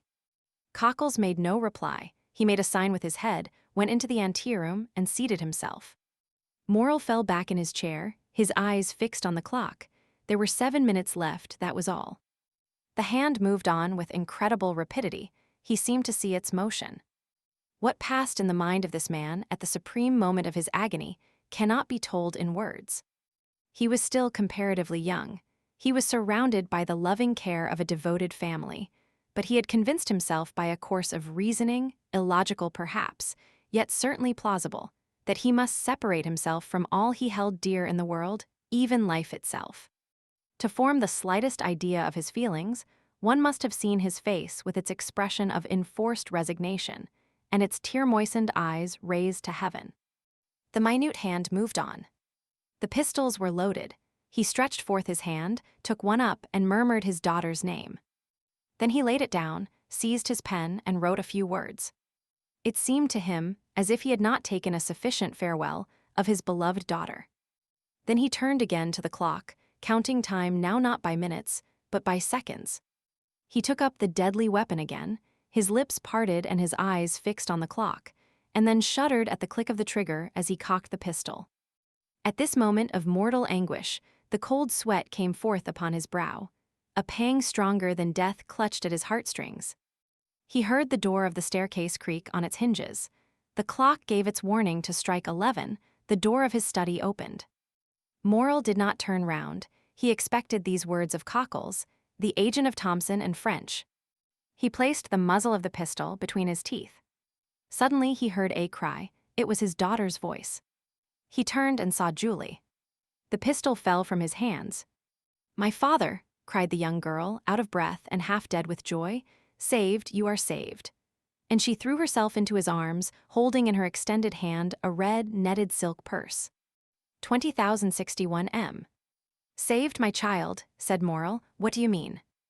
"Yes, saved, saved." "See," said the young girl. Morrel took the purse and started as he did so, for a vague remembrance reminded him that it once belonged to himself. At one end was the receipted bill for the 287,000 francs, and at the other was a diamond as large as a hazelnut, with these words on a small slip of parchment: "Julie's dowry." Morrel passed his hand over his brow. It seemed to him a dream. At this moment the clock struck 11. He felt as if each stroke of the hammer fell upon his heart. "Explain, my child," he said. "Explain, my child," he said. "Explain, where did you find this purse?" "In a house in the Élysée de Mailhan, no. 15, on the corner of a mantelpiece, in a small room on the 5th floor." "But," cried Morrel, "this purse is not yours." Julie handed to her father the letter she had received in the morning. "And did you go alone?" asked Morrel, after he had read it. "Emmanuel accompanied me, father. He was to have waited for me at the corner of the Rue du Musée, but strange to say, he was not there when I returned." "Monsieur Morrel," exclaimed a voice on the stairs, "Monsieur Morrel." "It is his voice," said Julie. At this moment Emmanuel entered, his countenance full of animation and joy. "The Pharaon," he cried, "the Pharaon." What, the Pharaon?" "Are you mad, Emmanuel? You know the vessel is lost." "The Pharaon, sir, they signal the Pharaon." "The Pharaon is entering the harbor." Morrel fell back in his chair. His strength was failing him. His understanding, weakened by such events, refused to comprehend such incredible, unheard-of, fabulous facts. But his son came in. "Father," cried Maximilian, "how could you say the Pharaon was lost?" "The lookout has signaled her, and they say she is now coming into port." 20,063 M. "My dear friends," said Morrel, "if this be so, it must be a miracle of heaven." "Impossible, impossible." But what was real and not less incredible was the purse he held in his hand, the acceptance receipted, the splendid diamond. "Ah, sir," exclaimed Cockles, "what can it mean? The Pharaon." "Come, dear ones," said Morrel, rising from his seat, "let us go and see, and heaven have pity upon us if it be false intelligence." They all went out, and on the stairs met Madame Morrel, who had been afraid to go up into the study. In a moment they were at the Canebière. There was a crowd on the pier. All the crowd gave way before Morrel. "The Pharaon! The Pharaon!" said every voice. And wonderful to see, in front of the Tower of St. Jean, was a ship bearing on her stern these words, printed in white letters: "The Pharaon, Morrel and Son of Marseilles." She was the exact duplicate of the other Pharaon, and loaded, as that had been, with cochineal and indigo. She cast anchor, clewed up sails, and on the deck was Captain Gaumard giving orders, and good old Penelon making signals to M. Morrel. To doubt any longer was impossible. There was the evidence of the senses, and 10,000 persons who came to corroborate the testimony. As Morrel and his son embraced on the pier head, in the presence and amid the applause of the whole city witnessing this event, a man, with his face half covered by a black beard, and who, concealed behind the sentry box, watched the scene with delight, uttered these words in a low tone: "Be happy, noble heart, Be blessed for all the good thou hast done and wilt do hereafter, and let my gratitude remain in obscurity like your good deeds. 20,064 M. And with a smile expressive of supreme content, he left his hiding place, and without being observed, descended one of the flights of steps provided for debarkation, and hailing 3 times, shouted, Jacopo, Jacopo, Jacopo. Then a launch came to shore, took him on board, and conveyed him to a yacht splendidly fitted up, on whose deck he sprung with the activity of a sailor. Thence he once again looked towards Morrel, who, weeping with joy, was shaking hands most cordially with all the crowd around him, and thanking with a look the unknown benefactor whom he seemed to be seeking in the skies. And now, said the unknown, farewell kindness, humanity, and gratitude. Farewell to all the feelings that expand the heart. I have been heaven's substitute to recompense the good. Now the God of vengeance yields to me his power to punish the wicked. At these words he gave a signal, and, as if only awaiting this signal, the yacht instantly put out to sea. Chapter 31. Italy, Sinbad the Sailor. Towards the beginning of the year 1838, 2 young men belonging to the First Society of Paris, the Viscount Albert de Morcerf and the Baron Franz de Pinay, were at Florence. They had agreed to see the carnival at Rome that year, and that France, who for the last 3 or 4 years had inhabited Italy, should act as cicerone to Albert. As it is no inconsiderable affair to spend the carnival at Rome, especially when you have no great desire to sleep on the Piazza del Popolo, or the Campo Vaccino, they wrote to Signor Pastrini, the proprietor of the Hotel de Londres, Piazza di Spagna, to reserve comfortable apartments for them. Signor Pastrini replied that he had only 2 rooms and a parlor on the 3rd floor, which he offered at the low charge of a louis per diem. They accepted his offer, but wishing to make the best use of the time that was left, Albert started for Naples. As for France, he remained at Florence, and after having passed a few days in exploring the paradise of the Cascine, and spending 2 or 3 evenings at the houses of the Florentine nobility, he took a fancy into his head, having already visited Corsica, the cradle of Bonaparte, to visit Elba, the waiting place of Napoleon. One evening he cast off the painter of a sailboat from the iron ring that secured it to the dock at Leghorn, wrapped himself in his coat and lay down, and said to the crew, "To the island of Elba." The boat shot out of the harbor like a bird, and the next morning France disembarked at Porto Ferrajo. He traversed the island, after having followed the traces which the footsteps of the giant have left, and re-embarked for Marciana. 2 hours after he again landed at Pianosa, where he was assured that red partridges abounded. The sport was bad. France only succeeded in killing a few partridges, and, like every unsuccessful sportsman, he returned to the boat very much out of temper. "Ah, if your excellency chose," said the captain, "you might have capital sport." "Where? Do you see that island?" continued the captain, pointing to a conical pile rising from the Indigo Sea. "Well, what is this island?" "The island of Monte Cristo." "But I have no permission to shoot over this island." "Your excellency does not require a permit, for the island is uninhabited." "Ah, indeed," said the young man. "A desert island in the midst of the Mediterranean must be a curiosity." "It is very natural. This island is a mass of rocks and does not contain an acre of land capable of cultivation." "To whom does this island belong?" "To Tuscany." "What game shall I find there?" "Thousands of wild goats." "Who live upon the stones, I suppose," said France with an incredulous smile. "No, but by browsing the shrubs and trees that grow out of the crevices of the rocks." "Where can I sleep?" "On shore in the grottos or on board in your cloak. Besides, if your excellency pleases, we can leave as soon as you like. We can sail as well by night as by day, and if the wind drops, we can use our oars." As France had sufficient time, and his apartments at Rome were not yet available, he accepted the proposition. Upon his answer in the affirmative, the sailors exchanged a few words together in a low tone. "Well," asked he, "what now? Is there any difficulty in the way?" "No," replied the captain, "but we must warn your excellency that the island is an infected port." "What do you mean?" "Monte Cristo, although uninhabited, yet serves occasionally as a refuge for the smugglers and pirates who come from Corsica, Sardinia, and Africa, and if it becomes known that we have been there, we shall have to perform quarantine for 6 days on our return to Leghorn." "The deuce! That puts a different face on the matter. 6 days? Why, that's as long as the Almighty took to make the world. Too long a wait, too long. But who will say Your Excellency has been to Monte Cristo?" "Oh, I shall not," cried France. Nor I," chorused the sailors. "Then steer for Monte Cristo." The captain gave his orders, the helm was put up, and the boat was soon sailing in the direction of the island. France waited until all was in order, and when the sail was filled and the 4 sailors had taken their places, 3 forward and 1 at the helm, he resumed the conversation.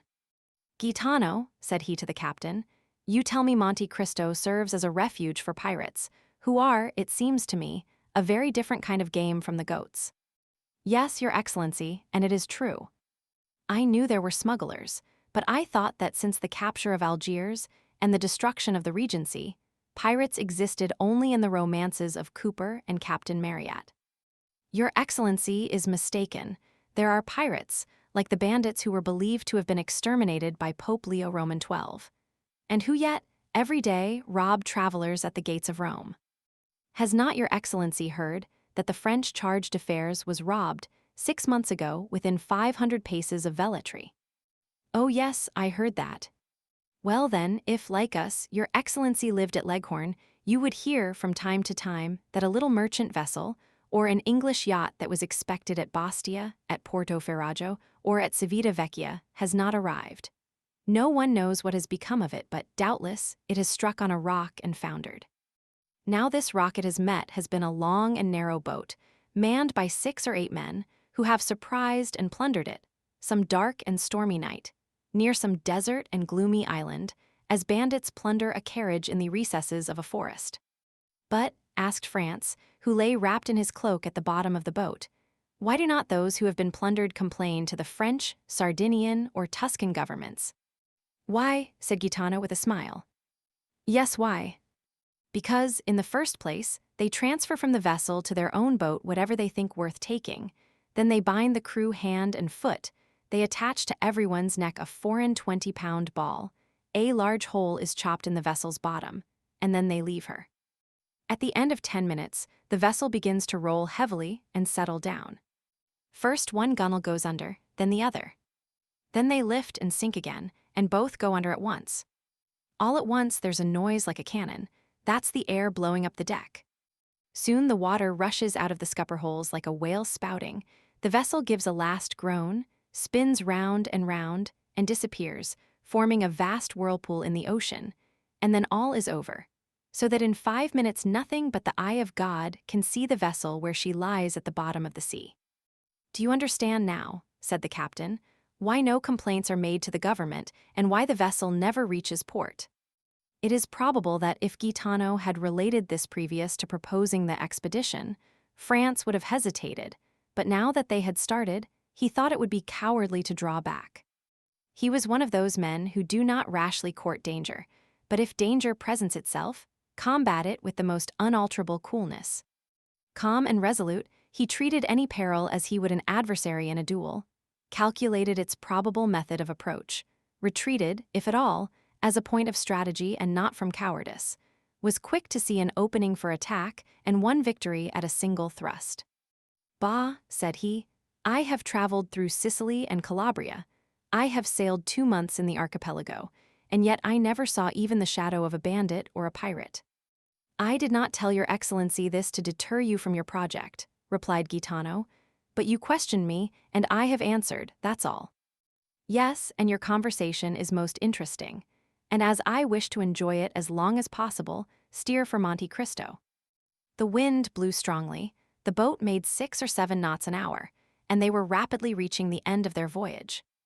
As they drew near, the island seemed to lift from the sea, and the air was so clear that they could already distinguish the rocks heaped on one another, like cannon balls in an arsenal, with green bushes and trees growing in the crevices. As for the sailors, although they appeared perfectly tranquil, yet it was evident that they were on the alert, and that they carefully watched the glassy surface over which they were sailing, and on which a few fishing boats, with their white sails, were alone visible.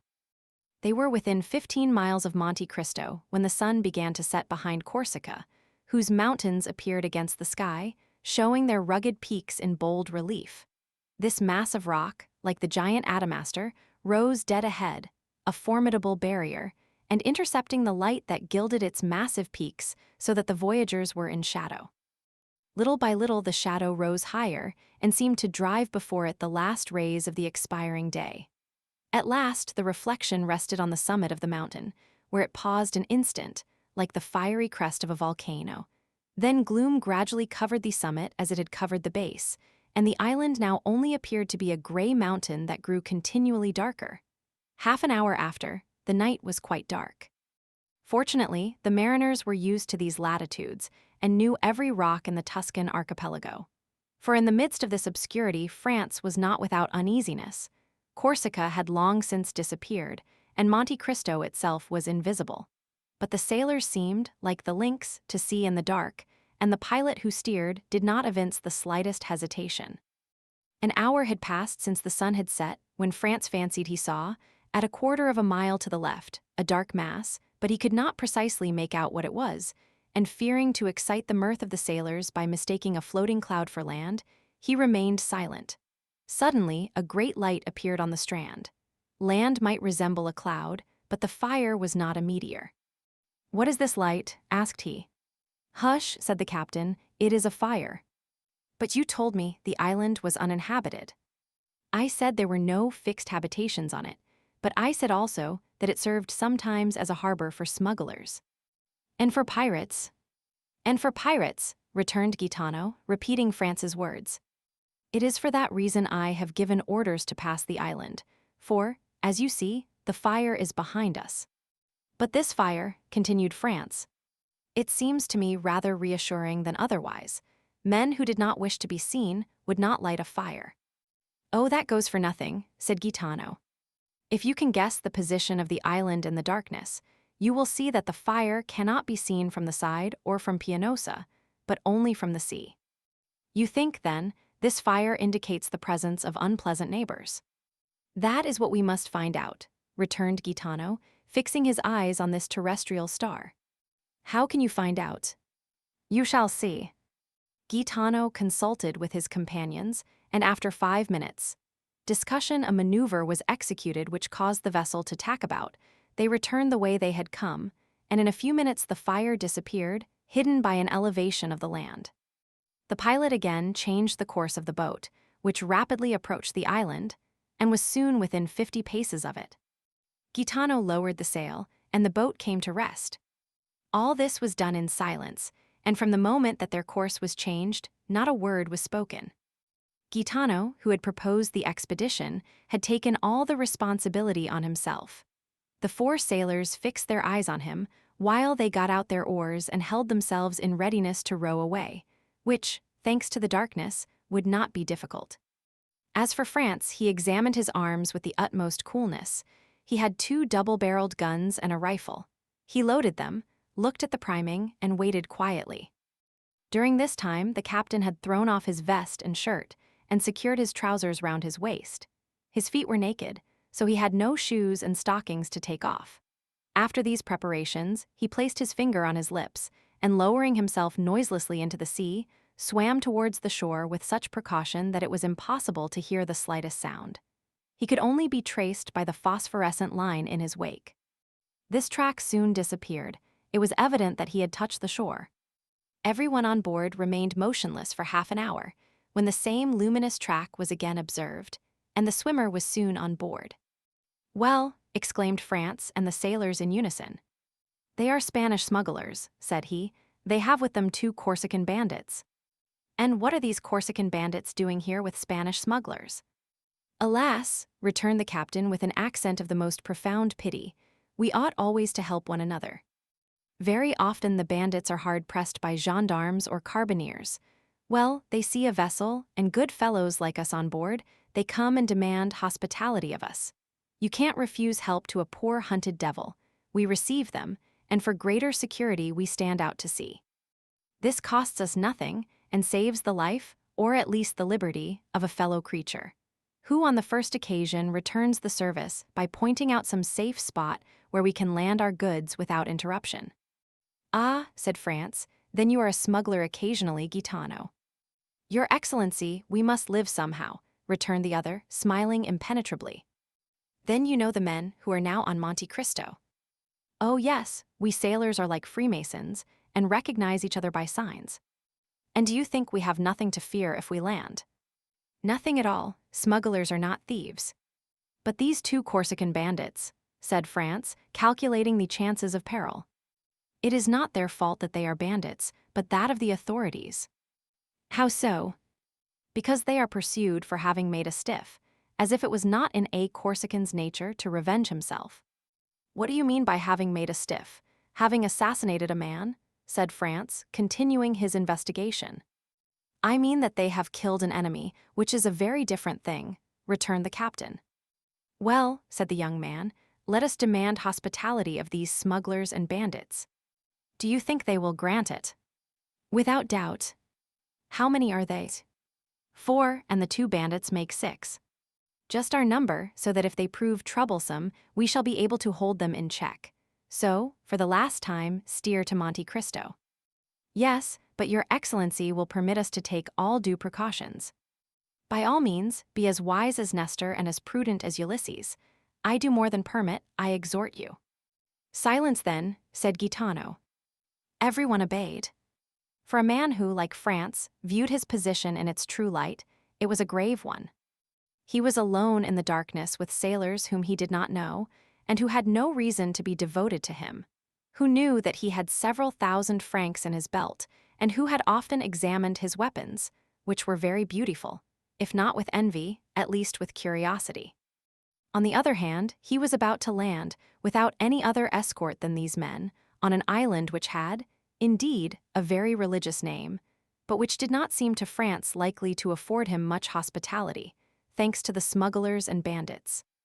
The history of the scuttled vessels, which had appeared improbable during the day, seemed very probable at night.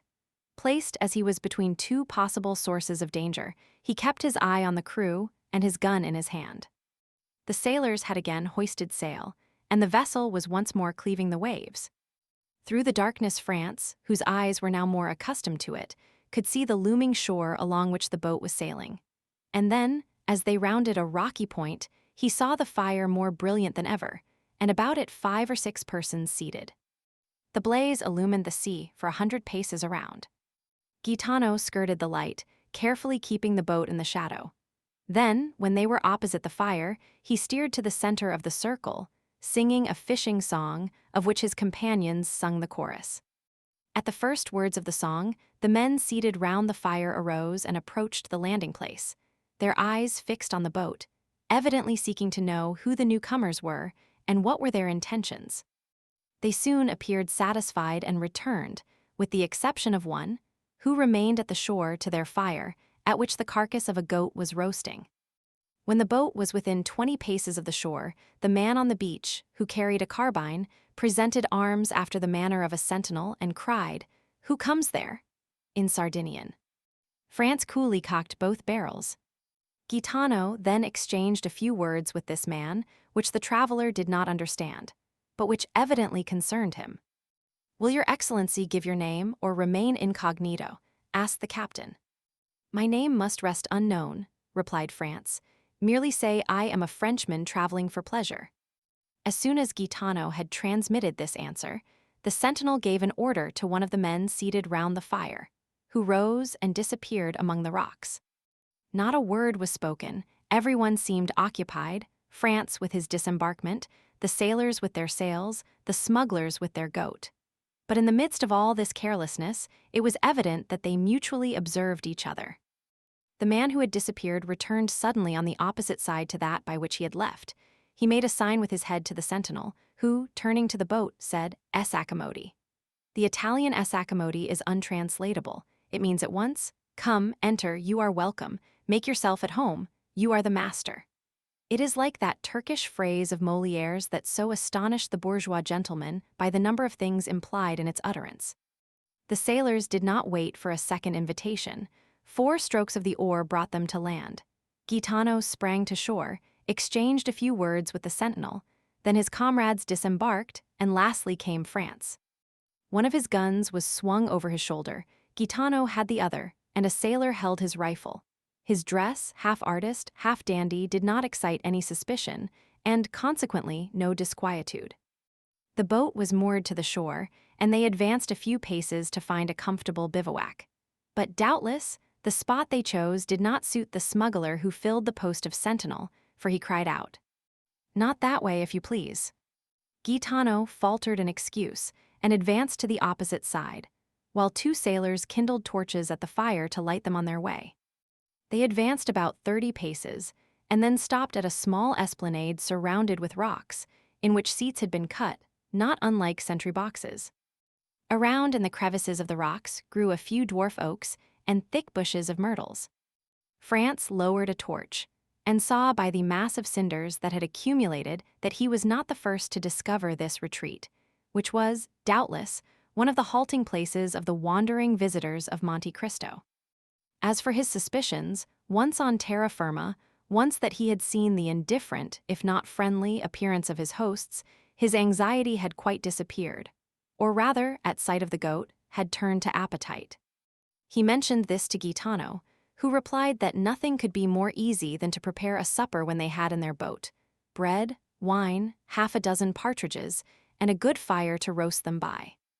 "Besides," added he, "if the smell of their roast meat tempts you, I will go and offer them 2 of our birds for a slice."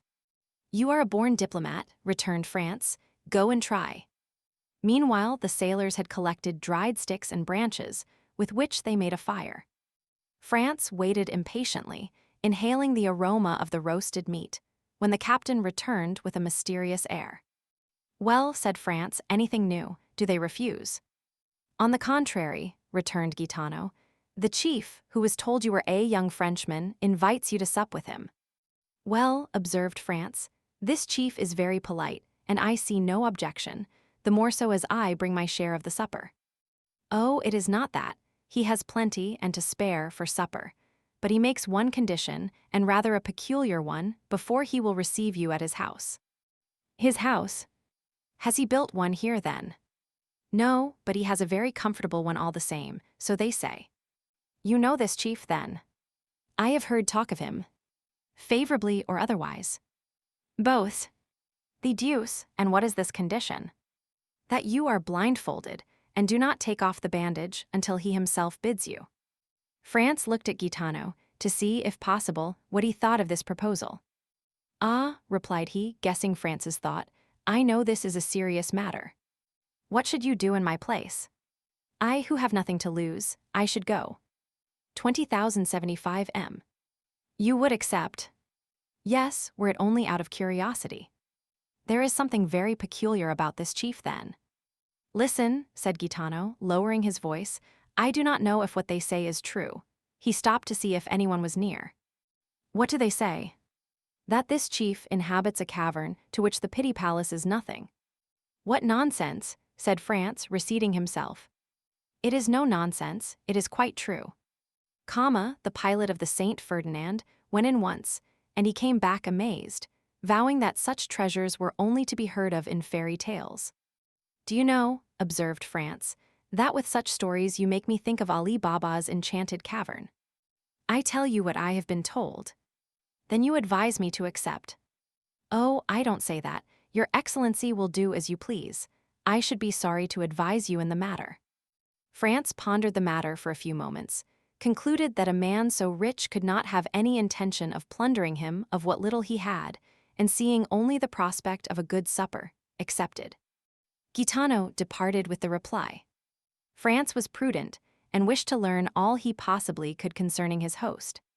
He turned towards the sailor, who, during this dialogue, had sat gravely plucking the partridges with the air of a man proud of his office, and asked him how these men had landed, as no vessel of any kind was visible. "Never mind that," returned the sailor, "I know their vessel." "Is it a very beautiful vessel?" "I would not wish for a better to sail round the world." "Of what burden is she?" "About 100 tons, but she is built to stand any weather." "She is what the English call a yacht." "Where was she built?" "I know not, but my own opinion is she is a Genoese. And how did a leader of smugglers, continued France, venture to build a vessel designed for such a purpose at Genoa? I did not say that the owner was a smuggler, replied the sailor. No, but Gaetano did, I thought.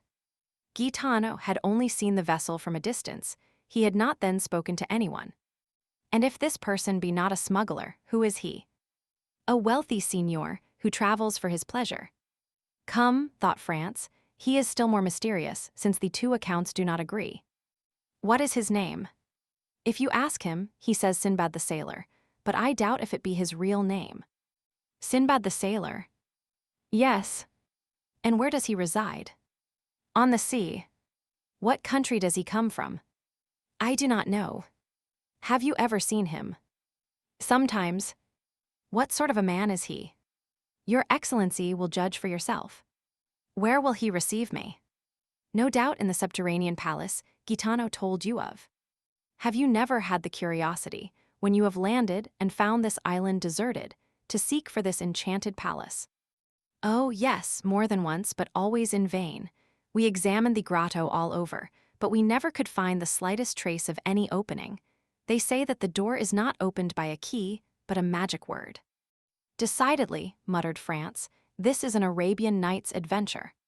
His Excellency waits for you, said a voice, which he recognized as that of the sentinel. He was accompanied by two of the yacht's crew. France drew his handkerchief from his pocket and presented it to the man who had spoken to him. Without uttering a word, they bandaged his eyes with a care that showed their apprehensions of his committing some indiscretion. Afterwards, he was made to promise that he would not make the least attempt to raise the bandage. He promised. Then his two guides took his arms, and he went on, guided by them and preceded by the sentinel. After going about 30 paces, he smelt the appetizing odor of the kid that was roasting, and knew thus that he was passing the bivouac. They then led him on about 50 paces farther, evidently advancing towards that part of the shore where they would not allow Gaetano to go, a refusal he could now comprehend. Presently, by a change in the atmosphere, he knew that they were entering a cave. After going on for a few seconds more, he heard a crackling, and it seemed to him as though the atmosphere again changed and became balmy and perfumed. At length his feet touched on a thick and soft carpet, and his guides let go their hold of him.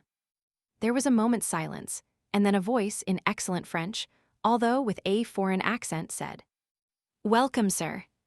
I beg you will remove your bandage." It may be supposed, then, France did not wait for a repetition of this permission, but took off the handkerchief, and found himself in the presence of a man from 38 to 40 years of age, dressed in a Tunisian costume, that is to say, a red cap with a long blue silk tassel, a vest of black cloth embroidered with gold, pantaloons of deep red, large and full gaiters of the same color, embroidered with gold like the vest, and yellow slippers. He had a splendid cashmere round his waist, and a small sharp and crooked cangiar was passed through his girdle. Although of a paleness that was almost livid, this man had a remarkably handsome face. His eyes were penetrating and sparkling. His nose, quite straight and projecting direct from the brow, was of the pure Greek type, while his teeth, as white as pearls, were set off to admiration by the black mustache that encircled them. His pallor was so peculiar that it seemed to pertain to one who had been long entombed, and who was incapable of resuming the healthy glow and hue of life. He was not particularly tall, but extremely well made, and, like the men of the South, had small hands and feet. But what astonished France, who had treated Gaetano's description as a fable, was the splendor of the apartment in which he found himself. The entire chamber was lined with crimson brocade, worked with flowers of gold. In a recess was a kind of divan, surmounted with a stand of Arabian swords in silver scabbards, and the handles resplendent with gems. From the ceiling hung a lamp of Venetian glass, of beautiful shape and color, while the feet rested on a Turkey carpet, in which they sunk to the instep. Tapestry hung before the door by which France had entered, and also in front of another door, leading into a second apartment which seemed to be brilliantly illuminated. The host gave France time to recover from his surprise, and, moreover, returned look for look, not even taking his eyes off him. "Sir," he said, after a pause, "1,000 excuses for the precaution taken in your introduction hither. But as, during the greater portion of the year, this island is deserted, if the secret of this abode were discovered, I should doubtless find on my return my temporary retirement in a state of great disorder, which would be exceedingly annoying, not for the loss it occasioned me, but because I should not have the certainty I now possess of separating myself from all the rest of mankind at pleasure. Let me now endeavor to make you forget this temporary unpleasantness, and offer you what no doubt you did not expect to find here. That is to say, a tolerable supper and pretty comfortable beds. Ma foi, my dear sir, replied France, make no apologies. I have always observed that they bandage people's eyes who penetrate enchanted palaces, for instance, those of Réal and the Huguenots, and really I have nothing to complain of, for what I see makes me think of the wonders of the Arabian Nights. 20,079 m. Alas, I may say with Lucullus, if I could have anticipated the honor of your visit, I would have prepared for it. But such as is my hermitage, it is at your disposal. Such as is my supper, it is yours to share, if you will. Ali, is the supper ready? At this moment the tapestry moved aside, and a Nubian, black as ebony and dressed in a plain white tunic, made a sign to his master that all was prepared in the dining room. Now, said the unknown to France, I do not know if you are of my opinion, but I think nothing is more annoying than to remain 2 or 3 hours together without knowing by name or appellation how to address one another. Pray observe that I too much respect the laws of hospitality to ask your name or title. I only request you to give me one by which I may have the pleasure of addressing you. As for myself, that I may put you at your ease, I tell you that I am generally called Sinbad the Sailor. And I, replied France, will tell you, as I only require his wonderful lamp to make me precisely like Aladdin, that I see no reason why at this moment I should not be called Aladdin. That will keep us from going away from the east whither, I am tempted to think, I have been conveyed by some good genius. Well then, Signor Aladdin, replied the singular amphitryon, you heard our repast announced, will you now take the trouble to enter the dining room, your humble servant going first to show the way. At these words, moving aside the tapestry, Sinbad preceded his guest. France now looked upon another scene of enchantment. The table was splendidly covered, and once convinced of this important point, he cast his eyes around him. The dining room was scarcely less striking than the room he had just left.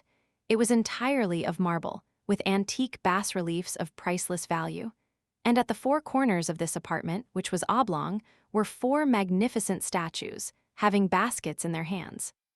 These baskets contained 4 pyramids of most splendid fruit. There were Sicily pineapples, pomegranates from Malaga, oranges from the Balearic Isles, peaches from France, and dates from Tunis.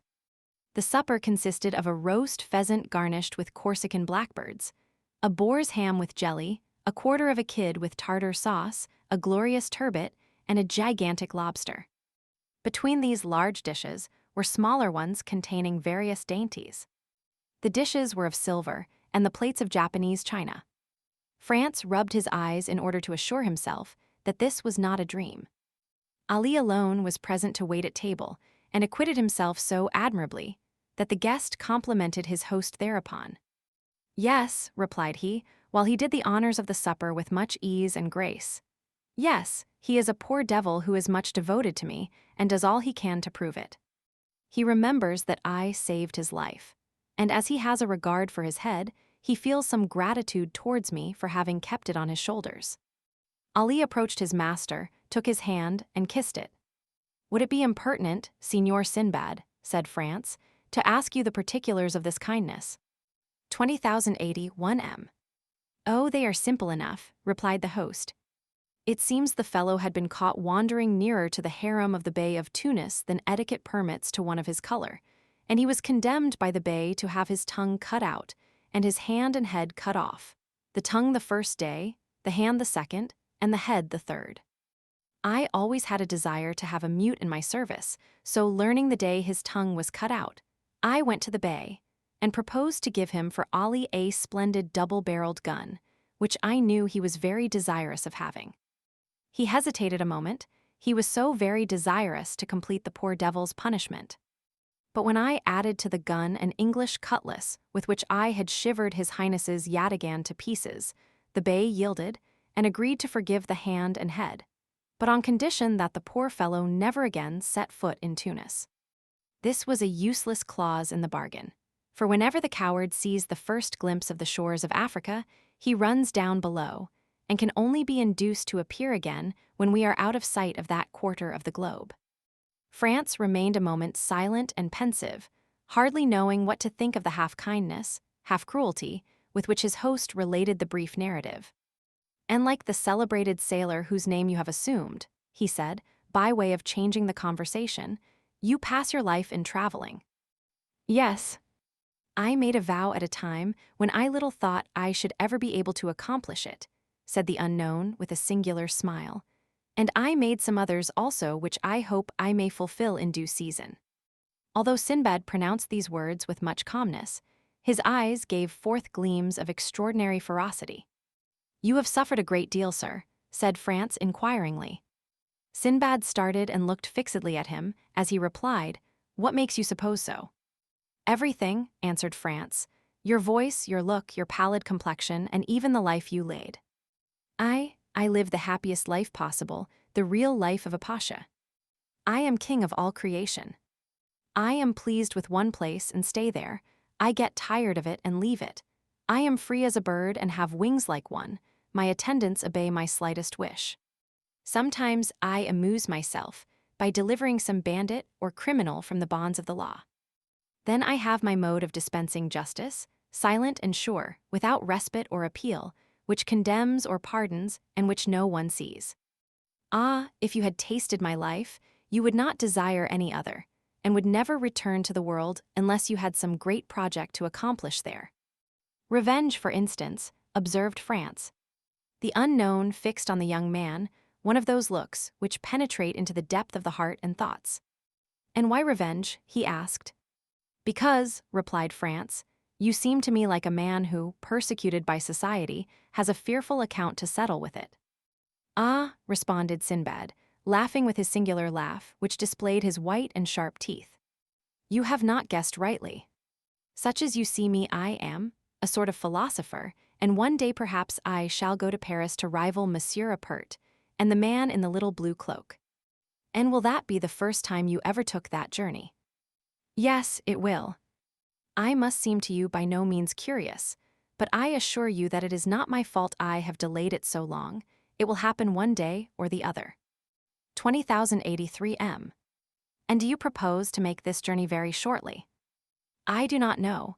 It depends on circumstances which depend on certain arrangements.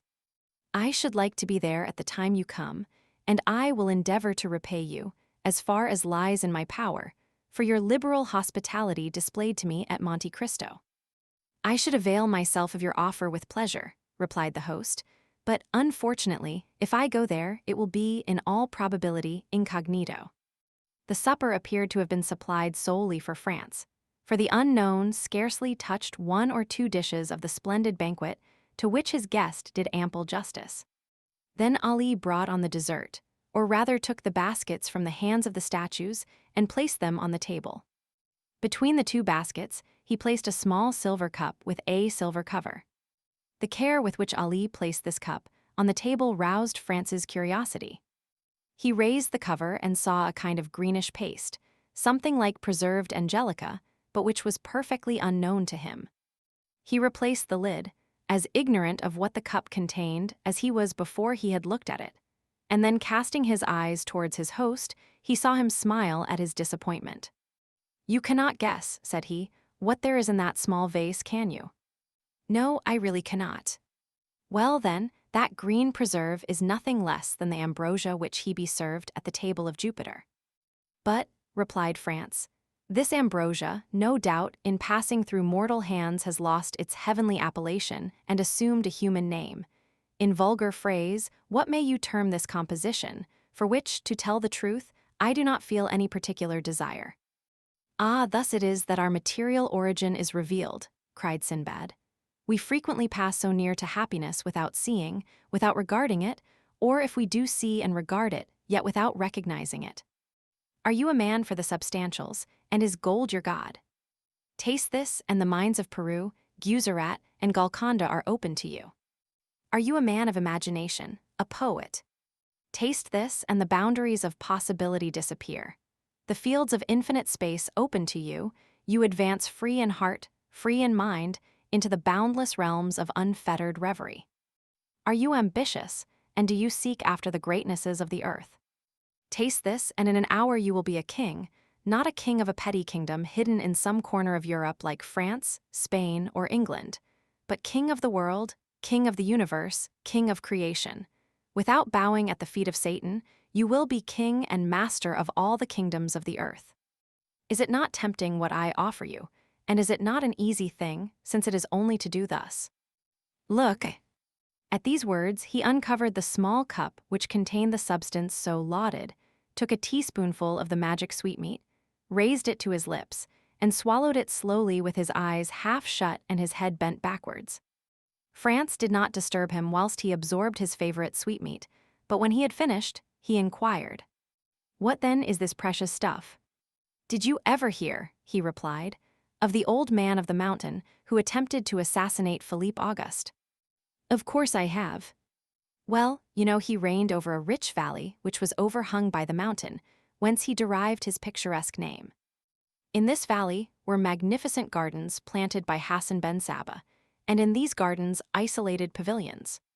Into these pavilions he admitted the elect, and there, says Marco Polo, gave them to eat a certain herb, which transported them to paradise in the midst of ever-blooming shrubs, ever-ripe fruit, and ever-lovely virgins.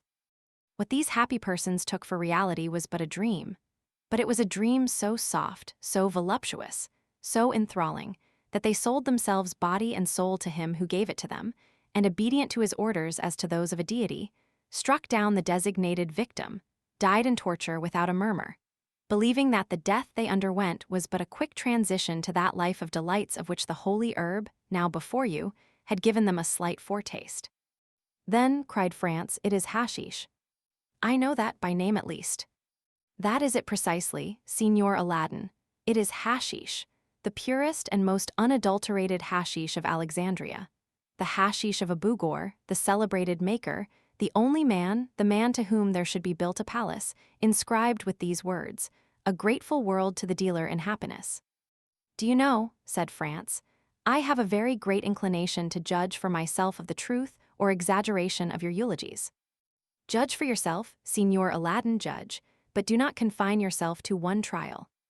Like everything else, we must habituate the senses to a fresh impression, gentle or violent, sad or joyous. There is a struggle in nature against this divine substance, in nature which is not made for joy and clings to pain. Nature subdued must yield in the combat, the dream must succeed to reality, and then the dream reigns supreme, then the dream becomes life, and life becomes the dream. But what changes occur? It is only by comparing the pains of actual being with the joys of the assumed existence that you would desire to live no longer, but to dream thus forever. When you return to this mundane sphere from your visionary world, you would seem to leave a Neapolitan spring for a Lapland winter, to quit paradise for earth, heaven for hell. Taste the hashish, guest of mine, taste the hashish. France's only reply was to take a teaspoonful of the marvelous preparation, about as much in quantity as his host had eaten, and lift it to his mouth. "Diable," he said, after having swallowed the divine preserve. "I do not know if the result will be as agreeable as you describe, but the thing does not appear to me as palatable as you say. Because your palate has not yet been attuned to the sublimity of the substances it flavors. Tell me, the first time you tasted oysters, tea, porter, truffles, and sundry other dainties which you now adore, did you like them? Could you comprehend how the Romans stuffed their pheasants with asafoetida, and the Chinese eat swallows' nests? Eh? No. Well, it is the same with hashish. Only eat for a week, and nothing in the world will seem to you to equal the delicacy of its flavor, which now appears to you flat and distasteful. Let us now go into the adjoining chamber, which is your apartment, and Ali will bring us coffee and pipes." They both arose, and while he who called himself Sinbad, and whom we have occasionally named so, that we might, like his guest, have some title by which to distinguish him, gave some orders to the servant, France entered still another apartment. It was simply yet richly furnished. It was round, and a large divan completely encircled it. Divan, walls, ceiling, floor were all covered with magnificent skins as soft and downy as the richest carpets. There were heavy-maned lion skins from Atlas, striped tiger skins from Bengal, panther skins from the Cape, spotted beautifully, like those that appeared to Dante, bear skins from Siberia, fox skins from Norway, and so on. And all these skins were strewn in profusion one on the other, so that it seemed like walking over the most mossy turf or reclining on the most luxurious bed. Both laid themselves down on the divan. Chibouks with jasmine tubes and amber mouthpieces were within reach, and all prepared so that there was no need to smoke the same pipe twice. Each of them took one, which Ali lighted and then retired to prepare the coffee. There was a moment's silence, during which Sinbad gave himself up to thoughts that seemed to occupy him incessantly, even in the midst of his conversation. And France abandoned himself to that mute reverie, into which we always sink when smoking excellent tobacco, which seems to remove with its fume all the troubles of the mind, and to give the smoker in exchange all the visions of the soul. Ali brought in the coffee. "How do you take it?" inquired the unknown. "In the French or Turkish style, strong or weak, sugar or none, cool or boiling?" "As you please, it is ready in all ways." "I will take it in the Turkish style," replied France. "And you are right," said his host. "It shows you have a tendency for an Oriental life."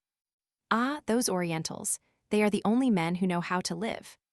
As for me," he added, with one of those singular smiles which did not escape the young man, "when I have completed my affairs in Paris, I shall go and die in the East. And should you wish to see me again, you must seek me at Cairo, Baghdad, or Ispahan. 20,080 7M. "Ma foi," said France, "it would be the easiest thing in the world, for I feel eagle's wings springing out at my shoulders, and with those wings I could make a tour of the world in 24 hours. Ah yes, the hashish is beginning its work. Well, unfurl your wings and fly into superhuman regions. Fear nothing, there is a watch over you. And if your wings, like those of Icarus, melt before the sun, we are here to ease your fall." He then said something in Arabic to Ali, who made a sign of obedience and withdrew, but not to any distance. As to France, a strange transformation had taken place in him. All the bodily fatigue of the day, all the preoccupation of mind which the events of the evening had brought on, disappeared as they do at the first approach of sleep, when we are still sufficiently conscious to be aware of the coming of slumber. His body seemed to acquire an airy lightness, his perception brightened in a remarkable manner, his senses seemed to redouble their power, the horizon continued to expand. But it was not the gloomy horizon of vague alarms, and which he had seen before he slept, but a blue, transparent, unbounded horizon, with all the blue of the ocean, all the spangles of the sun, all the perfumes of the summer breeze. Then, in the midst of the songs of his sailors, songs so clear and sonorous that they would have made a divine harmony had their notes been taken down, he saw the island of Monte Cristo, no longer as a threatening rock in the midst of the waves, but as an oasis in the desert. Then, as his boat drew nearer, the songs became louder, for an enchanting and mysterious harmony rose to heaven, as if some lordly had decreed to attract a soul thither, or Amphion, the enchanter, intended there to build a city. At length the boat touched the shore, but without effort, without shock, as lips touch lips, and he entered the grotto amidst continued strains of most delicious melody. He descended, or rather seemed to descend, several steps, inhaling the fresh and balmy air, like that which may be supposed to reign around the grotto of Circe, formed from such perfumes as set the mind a-dreaming, and such fires as burn the very senses. And he saw again all he had seen before his sleep, from Sinbad, his singular host, to Ali, the mute attendant. Then all seemed to fade away and become confused before his eyes, like the last shadows of the magic lantern before it is extinguished. And he was again in the chamber of statues, lighted only by one of those pale and antique lamps which watch in the dead of the night over the sleep of pleasure. They were the same statues, rich in form, in attraction, and poesy, with eyes of fascination, smiles of love, and bright and flowing hair. They were Phryne, Cleopatra, Messalina, those three celebrated courtesans. Then among them glided like a pure ray, like a Christian angel in the midst of Olympus, one of those chaste figures, those calm shadows, those soft visions, which seemed to veil its virgin brow before these marble wantons. Then the three statues advanced towards him with looks of love, and approached the couch on which he was reposing, their feet hidden in their long white tunics, their throats bare, hair flowing like waves, and assuming attitudes which the gods could not resist, but which saints withstood, and looks inflexible and ardent like those with which the serpent charms the bird. And then he gave way before looks that held him in a torturing grasp and delighted his senses as with a voluptuous kiss. It seemed to France that he closed his eyes, and in a last look about him saw the vision of modesty completely veiled. And then followed a dream of passion like that promised by the prophet to the elect. Lips of stone turned to flame, breasts of ice became like heated lava, so that to France, yielding for the first time to the sway of the drug love was a sorrow and voluptuousness a torture, as burning mouths were pressed to his thirsty lips, and he was held in cool serpent-like embraces. The more he strove against this unhallowed passion, the more his senses yielded to its thrall, and at length, weary of a struggle that taxed his very soul, he gave way and sank back breathless and exhausted beneath the kisses of these marble goddesses, and the enchantment of his marvelous dream. Chapter 32. The Waking. When France returned to himself, he seemed still to be in a dream. He thought himself in a sepulchre, into which a ray of sunlight in pity scarcely penetrated. He stretched forth his hand and touched stone. He rose to his seat and found himself lying on his bournus in a bed of dry heather, very soft and odoriferous. The vision had fled, and as if the statues had been but shadows from the tomb, they had vanished at his waking. He advanced several paces towards the point whence the light came, and to all the excitement of his dream succeeded the calmness of reality. He found that he was in a grotto, went towards the opening, and through a kind of fanlight saw a blue sea and an azure sky. The air and water were shining in the beams of the morning sun. On the shore the sailors were sitting, chatting, and laughing, and at 10 yards from them the boat was at anchor, undulating gracefully on the water. There for some time he enjoyed the fresh breeze which played on his brow, and listened to the dash of the waves on the beach, that left against the rocks a lace of foam as white as silver. He was for some time without reflection or thought for the divine charm which is in the things of nature, specially after a fantastic dream. Then gradually this view of the outer world, so calm, so pure, so grand, reminded him of the elusiveness of his vision and once more awakened memory. He recalled his arrival on the island, his presentation to a smuggler chief, a subterranean palace full of splendor, an excellent supper, and a spoonful of hashish. It seemed, however, even in the very face of open day, that at least a year had elapsed since all these things had passed, so deep was the impression made in his mind by the dream, and so strong a hold had it taken of his imagination. Thus every now and then he saw in fancy amid the sailors, seated on a rock or undulating in the vessel, one of the shadows which had shared his dream with looks and kisses. Otherwise, his head was perfectly clear and his body refreshed. He was free from the slightest headache.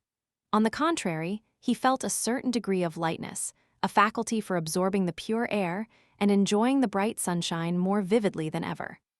He went gaily up to the sailors, who rose as soon as they perceived him, and the patron, accosting him, said, "The Signor Sinbad has left his compliments for your excellency, and desires us to express the regret he feels at not being able to take his leave in person. But he trusts you will excuse him, as very important business calls him to Malaga." "So then, Gitano," said France, "this is, then, all reality.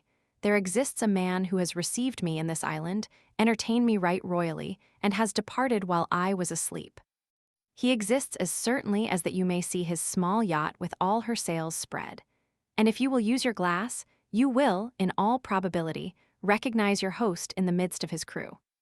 So saying, Gitano pointed in a direction in which a small vessel was making sail towards the southern point of Corsica. France adjusted his telescope and directed it towards the yacht. Gitano was not mistaken.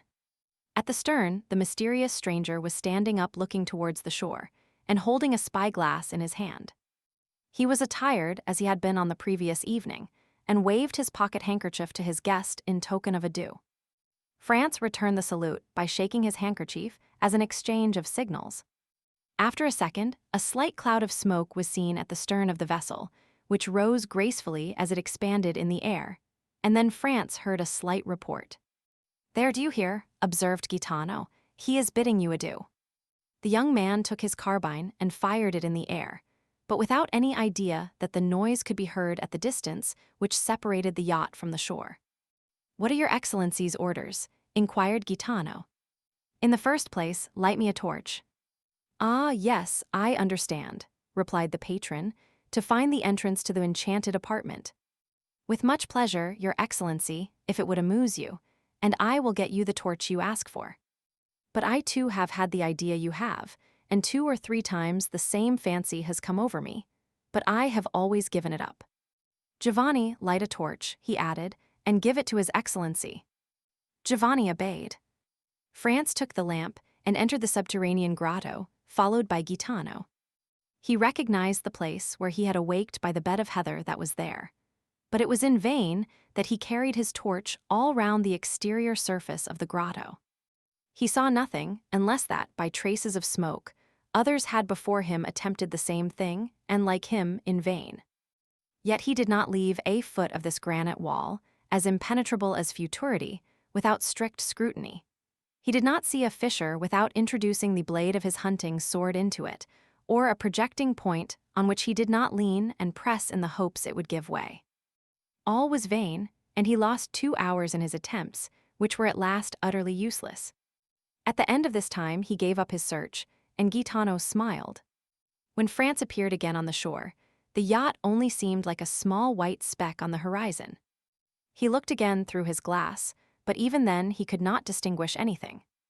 Gaetano reminded him that he had come for the purpose of shooting goats, which he had utterly forgotten.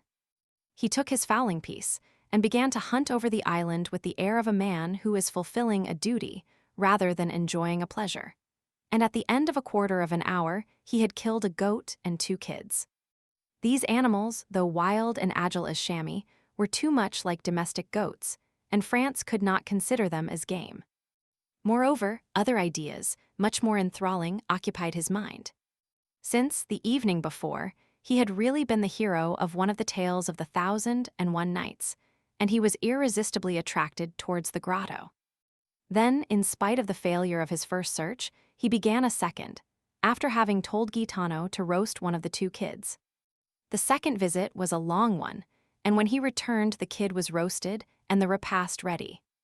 France was sitting on the spot where he was on the previous evening when his mysterious host had invited him to supper, and he saw the little yacht, now like a seagull on the wave, continuing her flight towards Corsica. "Why," he remarked to Gaetano, "you told me that Signor Sinbad was going to Malaga, while it seems he is in the direction of Porto Vecchio." "Don't you remember," said the patron, "I told you that among the crew there were 2 Corsican brigands." "True, and he's going to land them," added France. "Precisely so," replied Gaetano. "Ah, he is one who fears neither God nor Satan," they say, and would at any time run 50 leagues out of his course to do a poor devil a service. 20,093 m. But such services as these might involve him with the authorities of the country in which he practices this kind of philanthropy, said France. "And what cares he for that?" replied Gaetano with a laugh, "or any authorities? He smiles at them. Let them try to pursue him. Why, in the first place, his yacht is not a ship, but a bird, and he would beat any frigate 3 knots in every 9. And if he were to throw himself on the coast, why is he not certain of finding friends everywhere?" It was perfectly clear that the Signor Sinbad, France's host, had the honor of being on excellent terms with the smugglers and bandits along the whole coast of the Mediterranean, and so enjoyed exceptional privileges. As to France, he had no longer any inducement to remain at Monte Cristo. He had lost all hope of detecting the secret of the grotto. He consequently dispatched his breakfast, and, his boat being ready, he hastened on board, and they were soon under way. At the moment the boat began her course, they lost sight of the yacht, as it disappeared in the Gulf of Porto Vecchio. With it was effaced the last trace of the preceding night, and then supper, Sinbad, hashish, statues, all became a dream for France. The boat sailed on all day and all night, and next morning, when the sun rose, they had lost sight of Monte Cristo. When France had once again set foot on shore, he forgot, for the moment at least, the events which had just passed, while he finished his affairs of pleasure at Florence, and then thought of nothing but how he should rejoin his companion, who was awaiting him at Rome. He set out, and on the Saturday evening reached the Place de la Douane by the mail coach. An apartment, as we have said, had been retained beforehand, and thus he had but to go to Signor Pastrini's hotel. But this was not so easy a matter, for the streets were thronged with people, and Rome was already a prey to that low and feverish murmur which precedes all great events. And at Rome there are 4 great events in every year: the Carnival, Holy Week, Corpus Christi, and the Feast of St. Peter. All the rest of the year the city is in that state of dull apathy, between life and death, which renders it similar to a kind of station between this world and the next. A sublime spot, a resting place full of poetry and character, and at which France had already halted 5 or 6 times, and at each time found it more marvelous and striking. At last he made his way through the mob, which was continually increasing and getting more and more turbulent, and reached the hotel. On his first inquiry he was told, with the impertinence peculiar to hired hackney coachmen and innkeepers with their houses full, that there was no room for him at the Hotel de Londres. Then he sent his card to Signor Pastrini and asked for Albert de Morcerf. This plan succeeded, and Signor Pastrini himself ran to him, excusing himself for having made His Excellency wait, scolding the waiters, taking the candlestick from the porter, who was ready to pounce on the traveler and was about to lead him to Albert, when Morcerf himself appeared. The apartment consisted of 2 small rooms and a parlor. The 2 rooms looked onto the street, a fact which Signor Pastrini commented upon as an inappreciable advantage. The rest of the floor was hired by a very rich gentleman who was supposed to be a Sicilian or Maltese, but the host was unable to decide to which of the 2 nations the traveler belonged. "Very good, Signor Pastrini," said France, "but we must have some supper instantly and a carriage for tomorrow and the following days." "As to supper," replied the landlord, "you shall be served immediately, but as for the carriage—" "What as to the carriage?" exclaimed Albert. "Come, come, Signor Pastrini, no joking, we must have a carriage." "Sir," replied the host, "we will do all in our power to procure you one, this is all I can say." "And when shall we know?" inquired France. "Tomorrow morning," answered the innkeeper. "Oh, the deuce! Then we shall pay the more, that's all, I see plainly enough.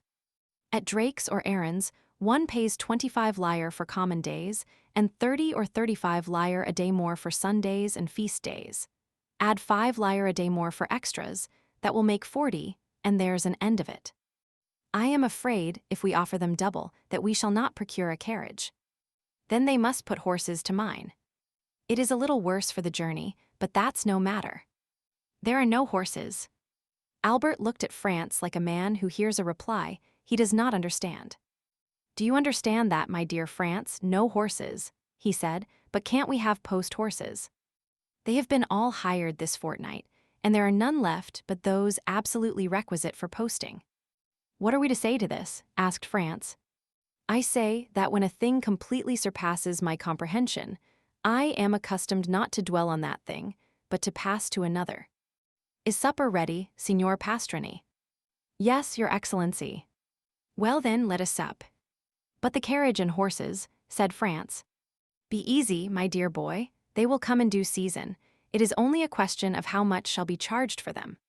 Morcerf then, with that delighted philosophy which believes that nothing is impossible to a full purse or well-lined pocketbook, supped, went to bed, slept soundly, and dreamed he was racing all over Rome at carnival time in a coach with 6 horses. Chapter 33. Roman Bandits. The next morning France woke first, and instantly rang the bell. The sound had not yet died away when Signor Pastrini himself entered.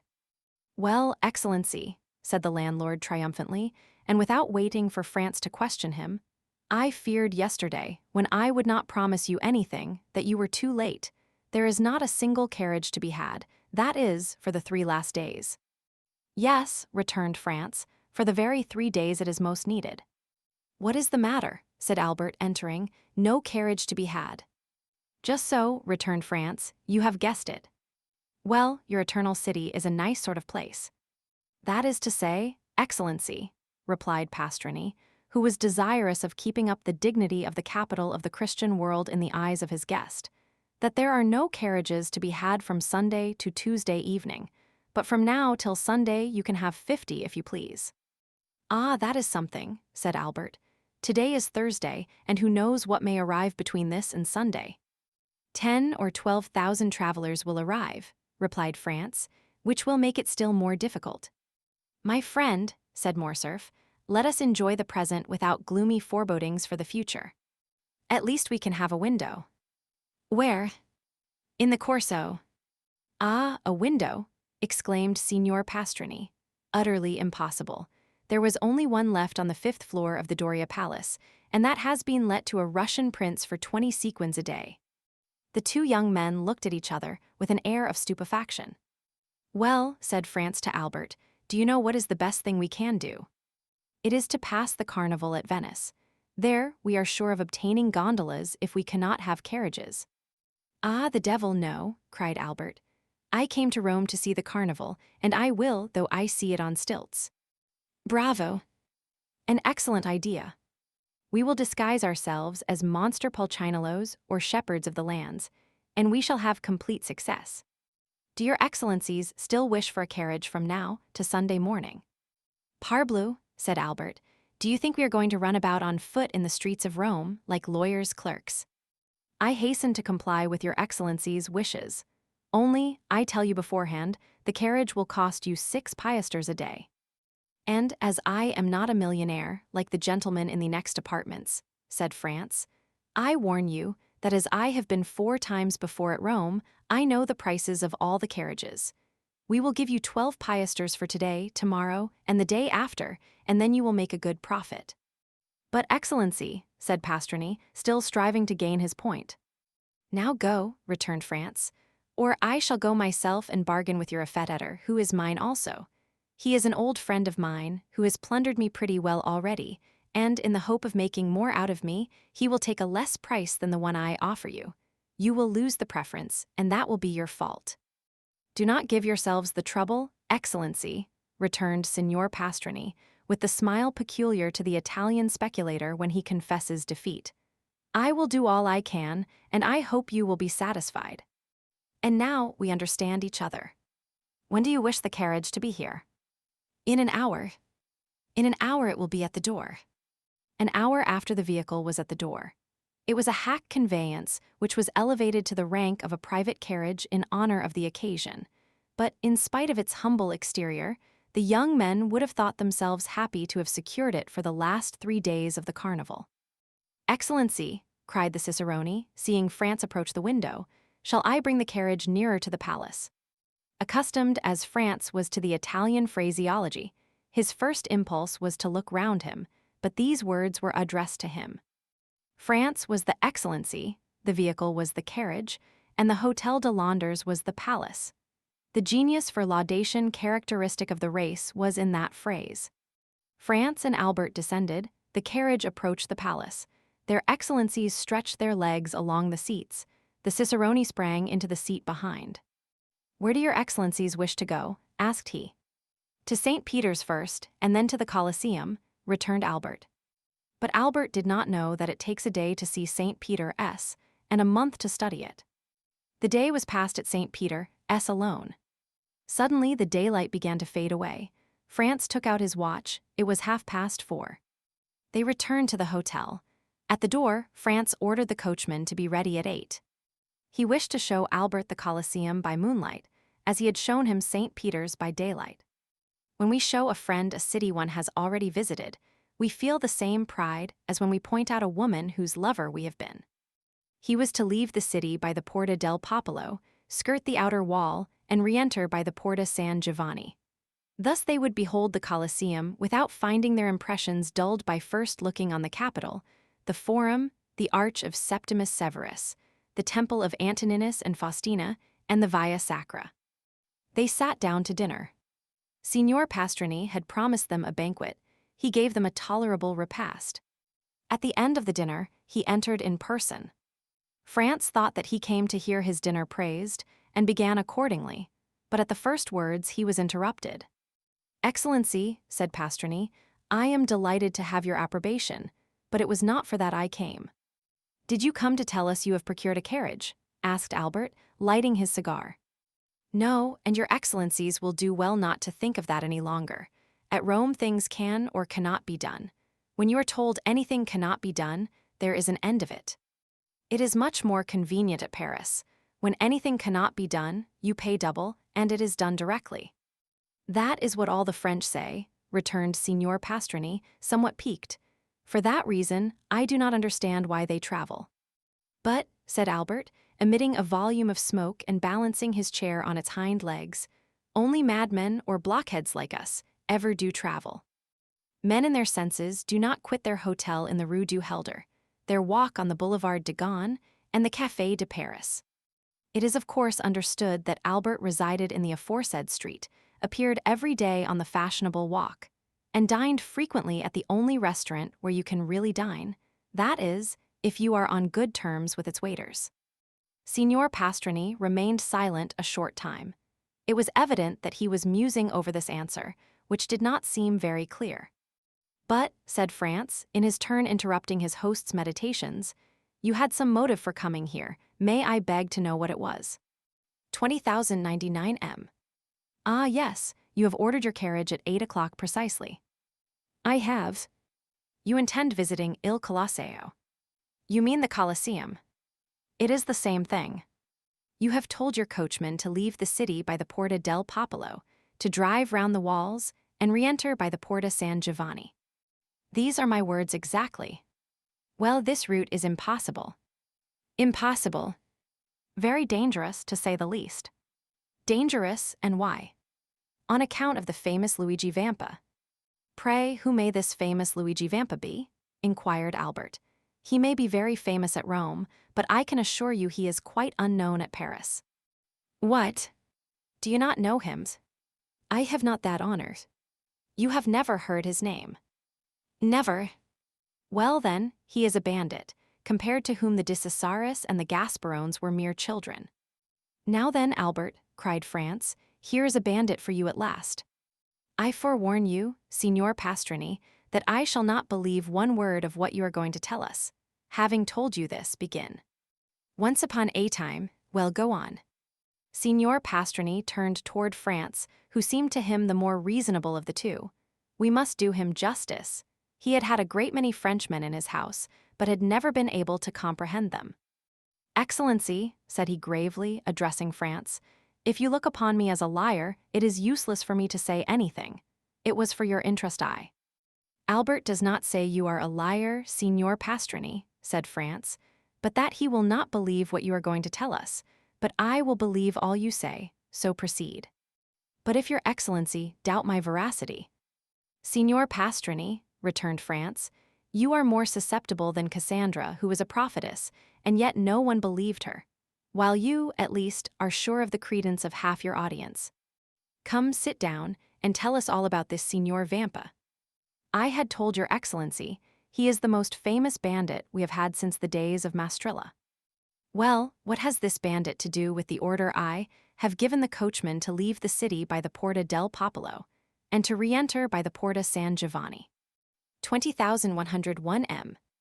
"This," replied Signor Pastrini, "that you will go out by one, but I very much doubt your returning by the other."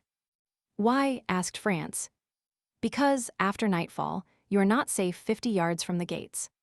"On your honor, is that true?" cried Albert.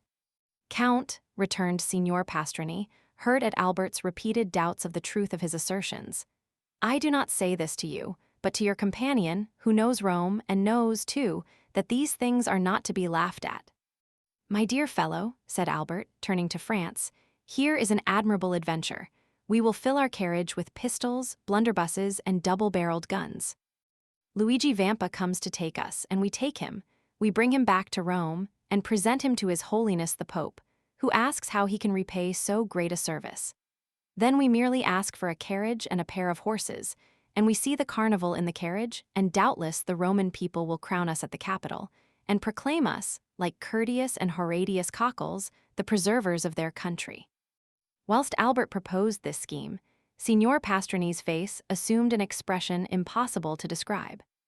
"And pray," asked France, "where are these pistols, blunderbusses, and other deadly weapons with which you intend filling the carriage?" "Not out of my armory, for at Terracina I was plundered even of my hunting knife." "And you?" "I shared the same fate at Aquapendente." "Do you know, Signor Pastrini," said Albert, lighting a second cigar at the first, "that this practice is very convenient for bandits, and that it seems to be due to an arrangement of their own." Doubtless Signor Pastrini found this pleasantry compromising, for he only answered half the question, and then he spoke to France, as the only one likely to listen with attention. "Your Excellency knows that it is not customary to defend yourself when attacked by bandits." "What?" cried Albert, whose courage revolted at the idea of being plundered tamely. "Not make any resistance?" "No, for it would be useless." "What could you do against a dozen bandits, who spring out of some pit, ruin, or aqueduct, and level their pieces at you?" Parbleu, they should kill me." The innkeeper turned to France with an air that seemed to say, "Your friend is decidedly mad." "My dear Albert," returned France, "your answer is sublime and worthy the 'let him die' of Corneille, only, when Horace made that answer, the safety of Rome was concerned. But as for us, it is only to gratify a whim, and it would be ridiculous to risk our lives for so foolish a motive." Albert poured himself out a glass of Lacrima Christi, which he sipped at intervals, muttering some unintelligible words. "Well, Signor Pastrini," said France, "now that my companion is quieted, and you have seen how peaceful my intentions are, tell me, who is this Luigi Vampa? Is he a shepherd or a nobleman, young or old, tall or short? Describe him in order that, if we meet him by chance, like Jean Esbogger or Lara, we may recognize him." You could not apply to anyone better able to inform you on all these points, for I knew him when he was a child, and one day that I fell into his hands, going from Ferentino to Alatri, he, fortunately for me, recollected me and set me free, not only without ransom, but made me a present of a very splendid watch and related his history to me. "Let us see the watch," said Albert. Signor Pastrini drew from his fob a magnificent breget, bearing the name of its maker, of Parisian manufacture, and a count's coronet. "Here it is," said he. "Peste," returned Albert, "I compliment you on it. I have its fellow." He took his watch from his waistcoat pocket, and it cost me 3,000 francs. "Let us hear the history," said France, motioning Signor Pastrini to seat himself. "Your Excellencies permit it?" asked the host. "Pardieu," cried Albert, "you are not a preacher to remain standing." The host sat down, after having made each of them a respectful bow, which meant that he was ready to tell them all they wished to know concerning Luigi Vampa. "You tell me," said France, at the moment Signor Pastrini was about to open his mouth, "that you knew Luigi Vampa when he was a child. He is still a young man, then." "A young man." "He is only 22. He will gain himself a reputation." "What do you think of that, Albert, at 22 to be thus famous?" "Yes, and at his age, Alexander, Caesar, and Napoleon, who have all made some noise in the world, were quite behind him." "So," continued France, "the hero of this history is only 22. "Scarcely so much." "Is he tall or short?" "Of the middle height, about the same stature as His Excellency," returned the host, pointing to Albert.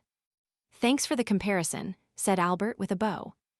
"Go on, Signor Pastrini," continued France, smiling at his friend's susceptibility. "To what class of society does he belong?" "He was a shepherd boy attached to the farm of the Count of San Felice, situated between Pelstrina and the Lake of Gabri. He was born at Pampinara and entered the Count's service when he was 5 years old. His father was also a shepherd, who owned a small flock and lived by the wool and the milk, which he sold at Rome. When quite a child, the little Vampa displayed a most extraordinary precocity. One day, when he was 7 years old, he came to the curate of Pelstrina and asked to be taught to read. It was somewhat difficult, for he could not quit his flock. But the good curate went every day to say mass at a little hamlet too poor to pay a priest, and which, having no other name, was called Borgo. He told Luigi that he might meet him on his return, and that then he would give him a lesson, warning him that it would be short, and that he must profit as much as possible by it. The child accepted joyfully. Every day Luigi led his flock to graze on the road that leads from Pellestrina to Borgo. Every day, at 9 o'clock in the morning, the priest and the boy sat down on a bank by the wayside, and the little shepherd took his lesson out of the priest's breviary. At the end of 3 months, he had learned to read. This was not enough, he must now learn to write. The priest had a writing teacher at Rome make 3 alphabets, one large, one middling, and one small, and pointed out to him that by the help of a sharp instrument he could trace the letters on a slate and thus learn to write. The same evening, when the flock was safe at the farm, the little Luigi hastened to the smith at Pellestrina, took a large nail, heated and sharpened it, and formed a sort of stylus. The next morning, he gathered an armful of pieces of slate and began. At the end of 3 months, he had learned to write. The curate, astonished at his quickness and intelligence, made him a present of pens, paper, and a penknife. This demanded new effort, but nothing compared to the first. At the end of a week, he wrote as well with this pen as with the stylus. The curate related the incident to the Count of San Felice, who sent for the little shepherd, made him read and write before him, ordered his attendant to let him eat with the domestics, and to give him 2 piasters a month. With this, Luigi purchased books and pencils. He applied his imitative powers to everything, and like Giotto, when young, he drew on his slate sheep, houses, and trees. Then, with his knife, he began to carve all sorts of objects in wood. It was thus that Pinelli, the famous sculptor, had commenced. 20,105 m. A girl of 6 or 7, that is, a little younger than Vampa, tended sheep on a farm near Pellestrina. She was an orphan, born at Valmontone, and was named Teresa. The 2 children met, sat down near each other, let their flocks mingle together, played, laughed, and conversed together. In the evening they separated the Count of San Felice's flock from those of Baron Servetri, and the children returned to their respective farms, promising to meet the next morning. The next day they kept their word, and thus they grew up together. Vampa was 12, and Teresa 11. And yet their natural disposition revealed itself. Beside his taste for the fine arts, which Luigi had carried as far as he could in his solitude, he was given to alternating fits of sadness and enthusiasm, was often angry and capricious, and always sarcastic. None of the lads of Pampinara, Pellestrina, or Valmontone had been able to gain any influence over him or even to become his companion. His disposition, always inclined to exact concessions rather than to make them, kept him aloof from all friendships. Teresa alone ruled by a look, a word, a gesture, this impetuous character, which yielded beneath the hand of a woman, and which beneath the hand of a man might have broken, but could never have been bended. Teresa was lively and gay, but coquettish to excess. The 2 piasters that Luigi received every month from the Count of San Felice, steward, and the price of all the little carvings in wood he sold at Rome, were expended in earrings, necklaces, and gold hairpins. So that, thanks to her friend's generosity, Teresa was the most beautiful and the best attired peasant near Rome. The 2 children grew up together, passing all their time with each other, and giving themselves up to the wild ideas of their different characters. Thus, in all their dreams, their wishes, and their conversations, Vampa saw himself the captain of a vessel, general of an army, or governor of a province. Teresa saw herself rich, superbly attired, and attended by a train of liveried domestics. Then, when they had thus passed the day in building castles in the air, they separated their flocks, and descended from the elevation of their dreams to the reality of their humble position. One day, the young shepherd told the count's steward that he had seen a wolf come out of the Sabine Mountains and prowl around his flock. The steward gave him a gun. This was what Vampa longed for. This gun had an excellent barrel, made at Brescia, and carrying a ball with the precision of an English rifle. But one day the count broke the stock, and had then cast the gun aside. This, however, was nothing to a sculptor like Vampa. He examined the broken stock, calculated what change it would require to adapt the gun to his shoulder, and made a fresh stock, so beautifully carved that it would have fetched 15 or 20 piasters had he chosen to sell it. But nothing could be farther from his thoughts. For a long time, a gun had been the young man's greatest ambition. In every country where independence has taken the place of liberty, the first desire of a manly heart is to possess a weapon, which at once renders him capable of defense or attack, and, by rendering its owner terrible, often makes him feared. From this moment, Vampa devoted all his leisure time to perfecting himself in the use of his precious weapon. He purchased powder and ball, and everything served him for a mark. The trunk of some old and moss-grown olive tree that grew on the Sabine mountains, the fox as he quitted his earth on some marauding excursion, the eagle that soared above their heads. And thus he soon became so expert that Teresa overcame the terror she at first felt at the report, and amused herself by watching him direct the ball wherever he pleased, with as much accuracy as if he placed it by hand. 20,107 m. One evening, a wolf emerged from a pine wood near which they were usually stationed, but the wolf had scarcely advanced 10 yards ere he was dead. Proud of this exploit, Vampa took the dead animal on his shoulders and carried him to the farm. These exploits had gained Luigi considerable reputation. The man of superior abilities always finds admirers, go where he will. He was spoken of as the most adroit, the strongest, and the most courageous contadino for 10 leagues around. And although Teresa was universally allowed to be the most beautiful girl of the Sabines, no one had ever spoken to her of love, because it was known that she was beloved by Vampa. And yet the two young people had never declared their affection. They had grown together like two trees whose roots are mingled, whose branches intertwined, and whose intermingled perfume rises to the heavens. Only their wish to see each other had become a necessity, and they would have preferred death to a day's separation.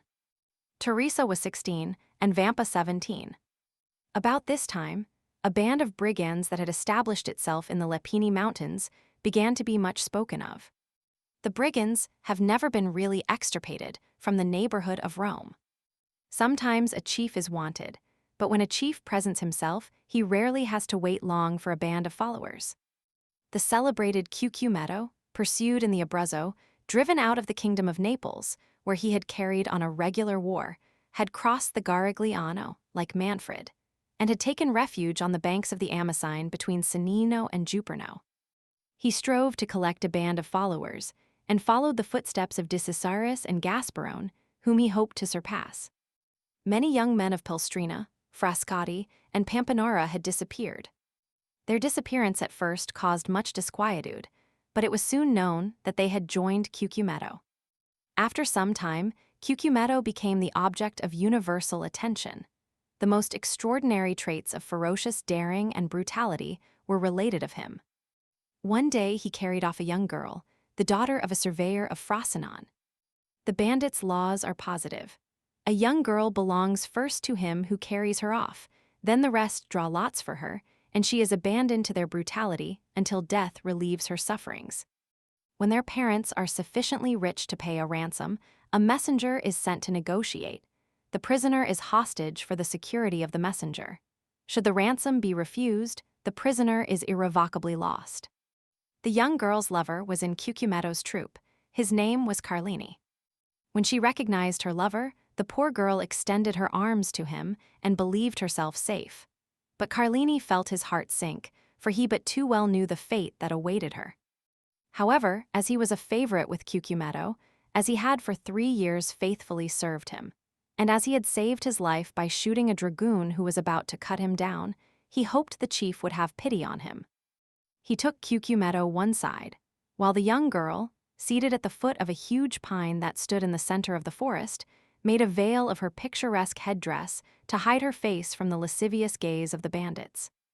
There he told the chief all, his affection for the prisoner, their promises of mutual fidelity, and how every night, since he had been near, they had met in some neighboring ruins. 20,109 m. It so happened that night that Cucumetto had sent Carlini to a village, so that he had been unable to go to the place of meeting. Cucumetto had been there, however, by accident, as he said, and had carried the maiden off. Carlini besought his chief to make an exception in Rita's favor, as her father was rich and could pay a large ransom. Cucumetto seemed to yield to his friend's entreaties, and bade him find a shepherd to send to Rita's father at Frosinone.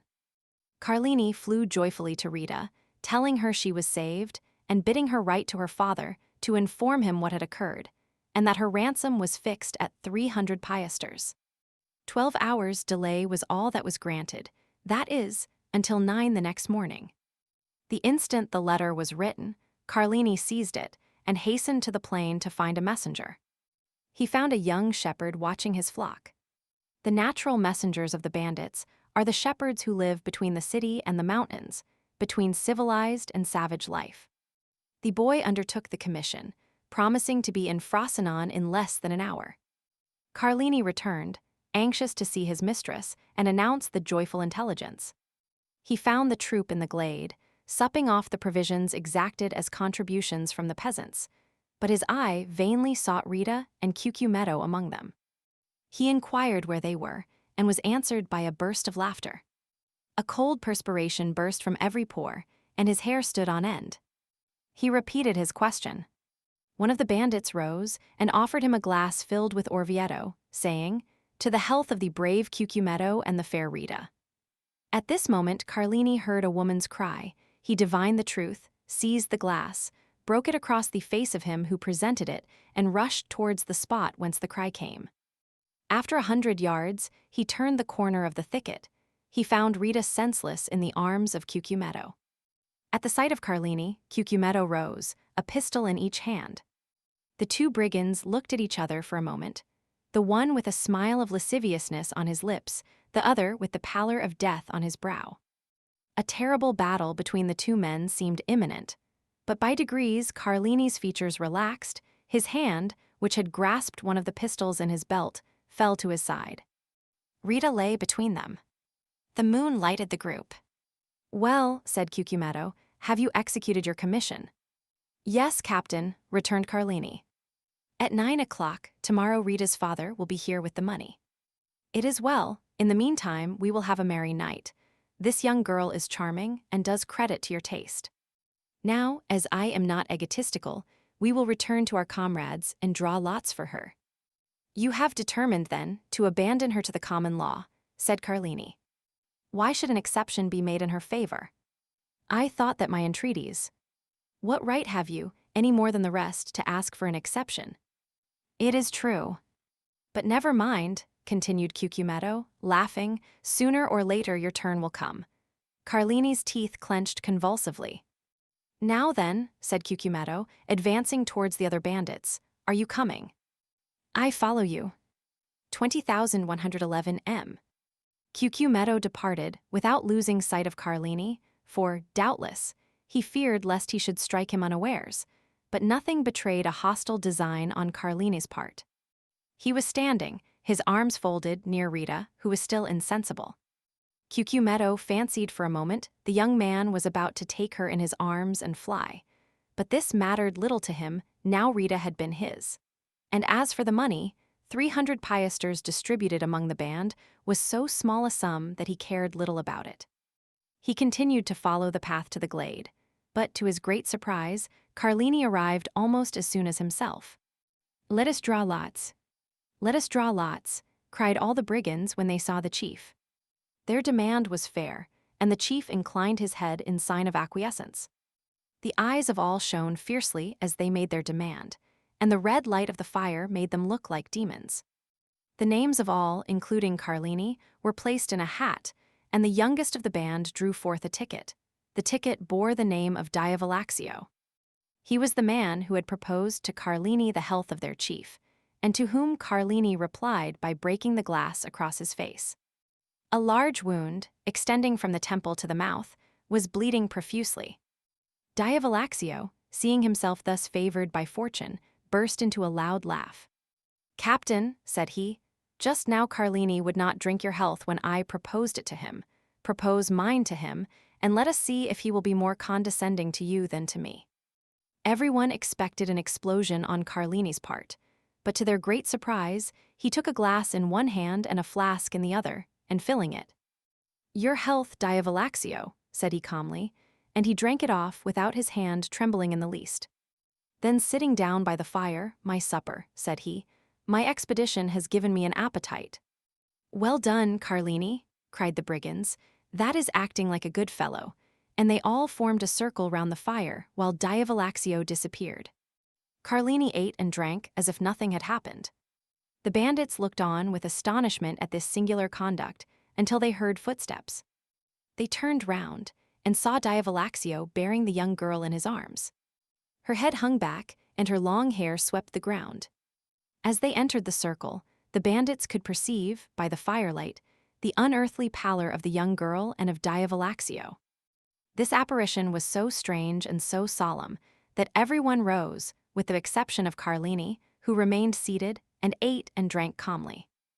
Diavolaccio advanced amidst the most profound silence and laid Rita at the captain's feet. Then everyone could understand the cause of the unearthly pallor in the young girl and the bandit. A knife was plunged up to the hilt in Rita's left breast. Everyone looked at Carlini. The sheath at his belt was empty. Ah, said the chief. I now understand why Carlini stayed behind. All savage natures appreciate a desperate deed. No other of the bandits would, perhaps, have done the same, but they all understood what Carlini had done. Now then, cried Carlini, rising in his turn and approaching the corpse, his hand on the butt of one of his pistols, does anyone dispute the possession of this woman with me? No, returned the chief, she is thine. Carlini raised her in his arms and carried her out of the circle of firelight. Cucumetto placed his sentinels for the night, and the bandits wrapped themselves in their cloaks and lay down before the fire. At midnight the sentinel gave the alarm, and in an instant all were on the alert. It was Rita's father, who brought his daughter's ransom in person. Here, said he to Cucumetto, here are 300 piasters, give me back my child. But the chief, without taking the money, made a sign to him to follow. The old man obeyed. They both advanced beneath the trees, through whose branches streamed the moonlight. Cucumetto stopped at last, and pointed to 2 persons grouped at the foot of a tree. There, said he, demand thy child of Carlini, he will tell thee what has become of her. And he returned to his companions. The old man remained motionless. He felt that some great and unforeseen misfortune hung over his head. At length he advanced toward the group, the meaning of which he could not comprehend. As he approached, Carlini raised his head, and the forms of 2 persons became visible to the old man's eyes. A woman lay on the ground, her head resting on the knees of a man who was seated by her. As he raised his head, the woman's face became visible. The old man recognized his child, and Carlini recognized the old man. I expected thee, said the bandit to Rita's father. Wretch, returned the old man, what hast thou done? And he gazed with terror on Rita, pale and bloody, a knife buried in her bosom. A ray of moonlight poured through the trees, and lighted up the face of the dead. Cucumetto had violated thy daughter, said the bandit. I loved her, therefore I slew her, for she would have served as the sport of the whole band. The old man spoke not, and grew pale as death. Now, continued Carlini, if I have done wrongly, avenge her. And withdrawing the knife from the wound in Rita's bosom, he held it out to the old man with one hand, while with the other he tore open his vest. Thou hast done well, returned the old man in a hoarse voice. Embrace me, my son. 20,115 M. Carlini threw himself, sobbing like a child, into the arms of his mistress's father. These were the first tears the man of blood had ever wept. Now, said the old man, aid me to bury my child. Carlini fetched 2 pickaxes, and the father and the lover began to dig at the foot of a huge oak, beneath which the young girl was to repose. When the grave was formed, the father embraced her first, and then the lover, afterwards, one taking the head, the other the feet, they placed her in the grave. Then they knelt on each side of the grave, and said the prayers of the dead. Then, when they had finished, they cast the earth over the corpse, until the grave was filled. Then, extending his hand, the old man said, I thank you, my son, and now leave me alone. Yet, replied Carlini. Leave me, I command you. Carlini obeyed, rejoined his comrades, folded himself in his cloak, and soon appeared to sleep as soundly as the rest. It had been resolved the night before to change their encampment. An hour before daybreak, Cucumetto aroused his men and gave the word to march. But Carlini would not quit the forest without knowing what had become of Rita's father. He went toward the place where he had left him. he found the old man suspended from one of the branches of the oak, which shaded his daughter's grave. He then took an oath of bitter vengeance over the dead body of the one and the tomb of the other. But he was unable to complete this oath, for 2 days afterwards, in an encounter with the Roman carbineers, Carlini was killed.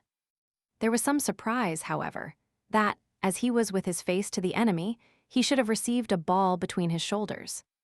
That astonishment ceased when one of the brigands remarked to his comrades that Cucumetto was stationed 10 paces in Carlini's rear when he fell.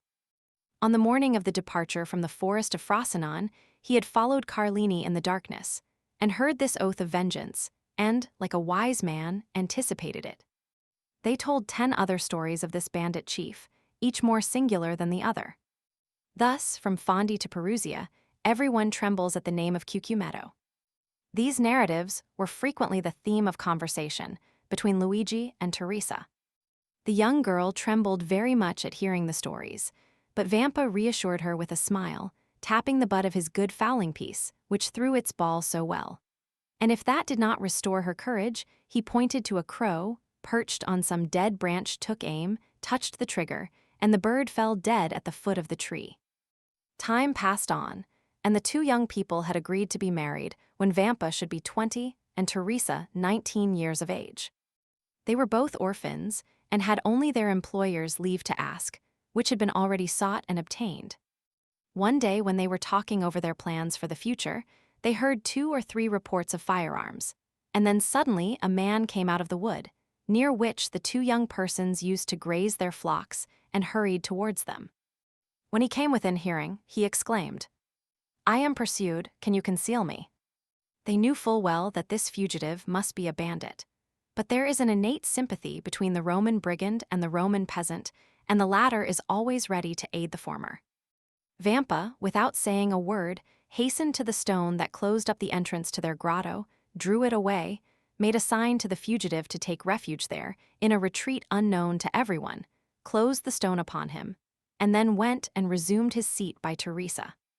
Instantly afterwards, 4 carbineers on horseback appeared on the edge of the wood. 3 of them appeared to be looking for the fugitive, while the 4th dragged a brigand prisoner by the neck. The 3 carbineers looked about carefully on every side, saw the young peasants, and galloping up, began to question them. They had seen no one. "That is very annoying," said the brigadier, "for the man we are looking for is the chief."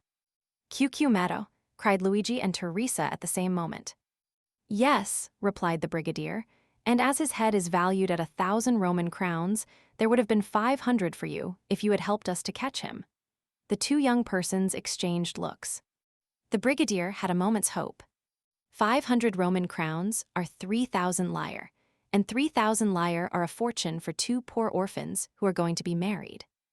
"Yes, it is very annoying," said Vampa, "but we have not seen him." Then the carbineers scoured the country in different directions, but in vain. Then, after a time, they disappeared. Vampa then removed the stone, and Cucumetto came out. Through the crevices in the granite, he had seen the 2 young peasants talking with the carbineers, and guessed the subject of their parley. He had read in the countenances of Luigi and Teresa their steadfast resolution not to surrender him, and he drew from his pocket a purse full of gold, which he offered to them. But Vampa raised his head proudly. As to Teresa, her eyes sparkled when she thought of all the fine gowns and gay jewelry she could buy with this purse of gold. Cucumetto was a cunning fiend, and had assumed the form of a brigand instead of a serpent, and this look from Teresa showed to him that she was a worthy daughter of Eve, and he returned to the forest, pausing several times on his way, under the pretext of saluting his protectors. Several days elapsed, and they neither saw nor heard of Cucumetto. The time of the carnival was at hand. The Count of San Felice announced a grand masked ball, to which all that were distinguished in Rome were invited. Teresa had a great desire to see this ball. Luigi asked permission of his protector, the steward, that she and he might be present amongst the servants of the house. This was granted. The ball was given by the Count for the particular pleasure of his daughter Carmela, whom he adored. Carmela was precisely the age and figure of Teresa, and Teresa was as handsome as Carmela. On the evening of the ball, Teresa was attired in her best, her most brilliant ornaments in her hair, and gayest glass beads. She was in the costume of the women of Frascati. Luigi wore the very picturesque garb of the Roman peasant at holiday time. They both mingled, as they had leave to do, with the servants and peasants. The festa was magnificent. Not only was the villa brilliantly illuminated, but thousands of colored lanterns were suspended from the trees in the garden. And very soon the palace overflowed to the terraces, and the terraces to the garden walks. At each crossbath was an orchestra, and tables spread with refreshments. The guests stopped, formed quadrilles, and danced in any part of the grounds they pleased. Carmela was attired like a woman of Cennino. Her cap was embroidered with pearls, the pins in her hair were of gold and diamonds. Her girdle was of Turkey silk, with large embroidered flowers. Her bodice and skirt were of cashmere, her apron of Indian muslin, and the buttons of her corset were of jewels. 2 of her companions were dressed, the one as a woman of Nettuno, and the other as a woman of Laurixia.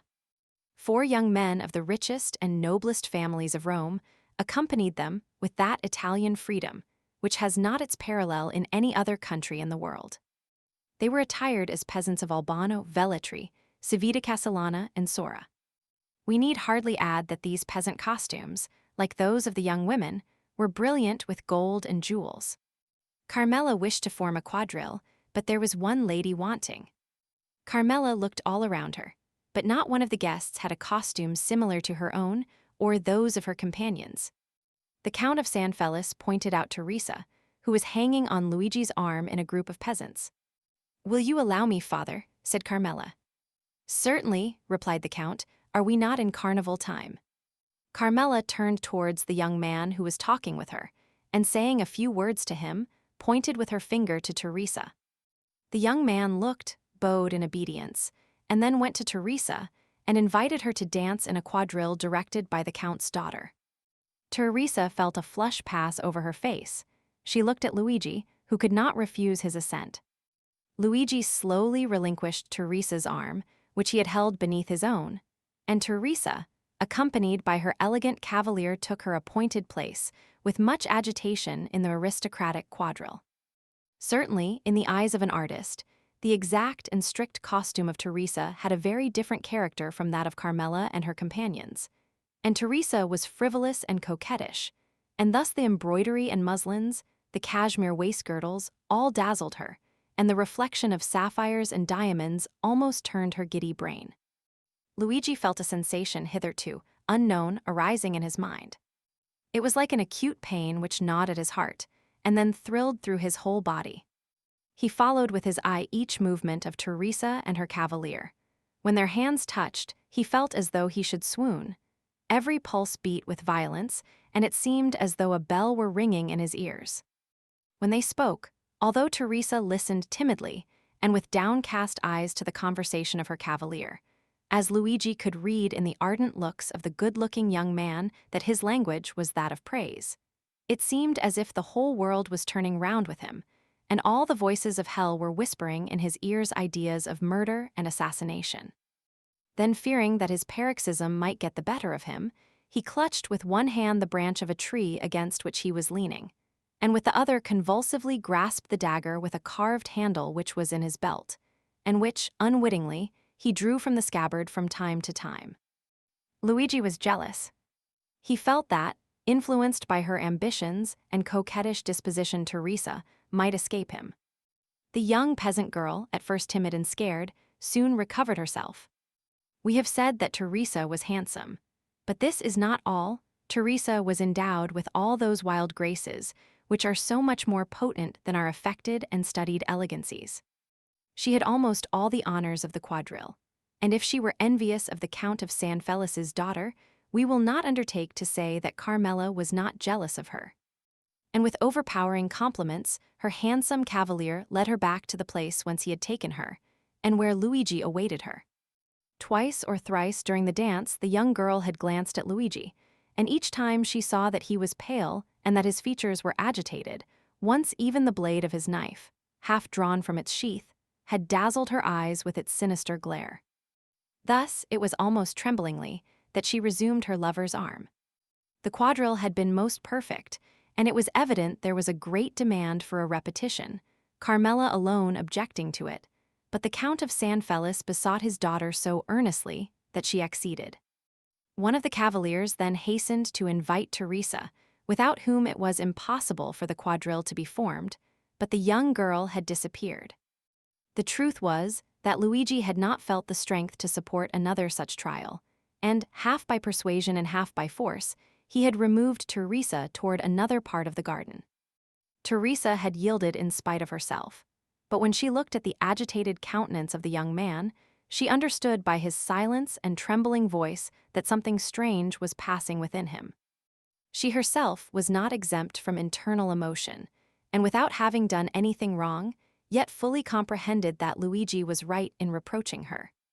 Why, she did not know, but yet she did not the less feel that these reproaches were merited. However, to Teresa's great astonishment, Luigi remained mute, and not a word escaped his lips the rest of the evening. When the chill of the night had driven away the guests from the gardens, and the gates of the villa were closed on them for the festa indoors, he took Teresa quite away, and as he left her at her home, he said, "Teresa, what were you thinking of as you danced opposite the young Countess of San Felice?" "I thought," replied the young girl, with all the frankness of her nature, "that I would give half my life for a costume such as she wore." "And what said your cavalier to you?" "He said it only depended on myself to have it, and I had only one word to say." "He was right," said Luigi. "Do you desire it as ardently as you say?" "Yes." "Well then, you shall have it." The young girl, much astonished, raised her head to look at him, but his face was so gloomy and terrible that her words froze to her lips. As Luigi spoke thus, he left her. Teresa followed him with her eyes into the darkness as long as she could, and when he had quite disappeared, she went into the house with a sigh. 20,121 M. That night a memorable event occurred, due, no doubt, to the imprudence of some servant who had neglected to extinguish the lights. The villa of San Felice took fire in the rooms, adjoining the very apartment of the lovely Carmela. Awakened in the night by the light of the flames, she sprang out of bed, wrapped herself in a dressing gown, and attempted to escape by the door, but the corridor by which she hoped to fly was already a prey to the flames. She then returned to her room, calling for help as loudly as she could, when suddenly her window, which was 20 feet from the ground, was opened. A young peasant jumped into the chamber, seized her in his arms, and with superhuman skill and strength conveyed her to the turf of the grass plot, where she fainted. When she recovered, her father was by her side. All the servants surrounded her, offering her assistance. An entire wing of the villa was burnt down, but what of that, as long as Carmela was safe and uninjured? Her preserver was everywhere sought for, but he did not appear. He was inquired after, but no one had seen him. Carmela was greatly troubled that she had not recognized him. As the Count was immensely rich, accepting the danger Carmela had run, and the marvelous manner in which she had escaped, made that appear to him rather a favor of Providence than a real misfortune. The loss occasioned by the conflagration was to him but a trifle. The next day, at the usual hour, the two young peasants were on the borders of the forest. Luigi arrived first. He came toward Teresa in high spirits, and seemed to have completely forgotten the events of the previous evening. The young girl was very pensive, but seeing Luigi so cheerful, she on her part assumed a smiling air, which was natural to her when she was not excited or in a passion. Luigi took her arm beneath his own and led her to the door of the grotto. Then he paused. The young girl, perceiving that there was something extraordinary, looked at him steadfastly. "Teresa," said Luigi, "yesterday evening you told me you would give all the world to have a costume similar to that of the Count's daughter." "Yes," replied Teresa with astonishment, "but I was mad to utter such a wish." And I replied, "Very well, you shall have it." "Yes," replied the young girl, whose astonishment increased at every word uttered by Luigi, "but of course your reply was only to please me." "I have promised no more than I have given you, Teresa," said Luigi proudly. "Go into the grotto and dress yourself." At these words he drew away the stone and showed Teresa the grotto, lighted up by 2 wax lights, which burnt on each side of a splendid mirror. On a rustic table made by Luigi were spread out the pearl necklace and the diamond pins, and on a chair at the side was laid the rest of the costume. Teresa uttered a cry of joy, and, without inquiring whence this attire came, or even thanking Luigi, darted into the grotto, transformed into a dressing room. Luigi pushed the stone behind her, for on the crest of a small adjacent hill which cut off the view toward Palestrina, he saw a traveler on horseback, stopping a moment, as if uncertain of his road, and thus presenting against the blue sky that perfect outline which is peculiar to distant objects in southern climes. When he saw Luigi, he put his horse into a gallop and advanced toward him. Luigi was not mistaken. The traveler, who was going from Palestrina to Tivoli, had mistaken his way. The young man directed him. But as at a distance of 1/4 of a mile, the road again divided into 3 ways, and on reaching these the traveler might again stray from his route, he begged Luigi to be his guide. Luigi threw his cloak on the ground, placed his carbine on his shoulder, and freed from his heavy covering, preceded the traveler with the rapid step of a mountaineer, which a horse can scarcely keep up with. In 10 minutes, Luigi and the traveler reached the crossroads. On arriving there, with an air as majestic as that of an emperor, he stretched his hand towards that one of the roads which the traveler was to follow. "That is your road, Excellency, and now you cannot again mistake." "And here is your recompense," said the traveler, offering the young herdsman some small pieces of money. "Thank you," said Luigi, drawing back his hand. "I render a service, I do not sell it." "Well," replied the traveler, who seemed used to this difference between the servility of a man of the cities and the pride of the mountaineer, "if you refuse wages, you will, perhaps, accept a gift." "Ah, yes, that is another thing." "Then," said the traveler, "take these 2 Venetian sequins and give them to your bride, to make herself a pair of earrings." "And then do you take this poniard," said the young herdsman. "You will not find one better carved between Albano and Civita Castellana."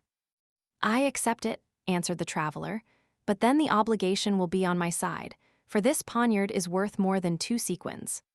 For a dealer perhaps, but for me, who engraved it myself, it is hardly worth a piaster."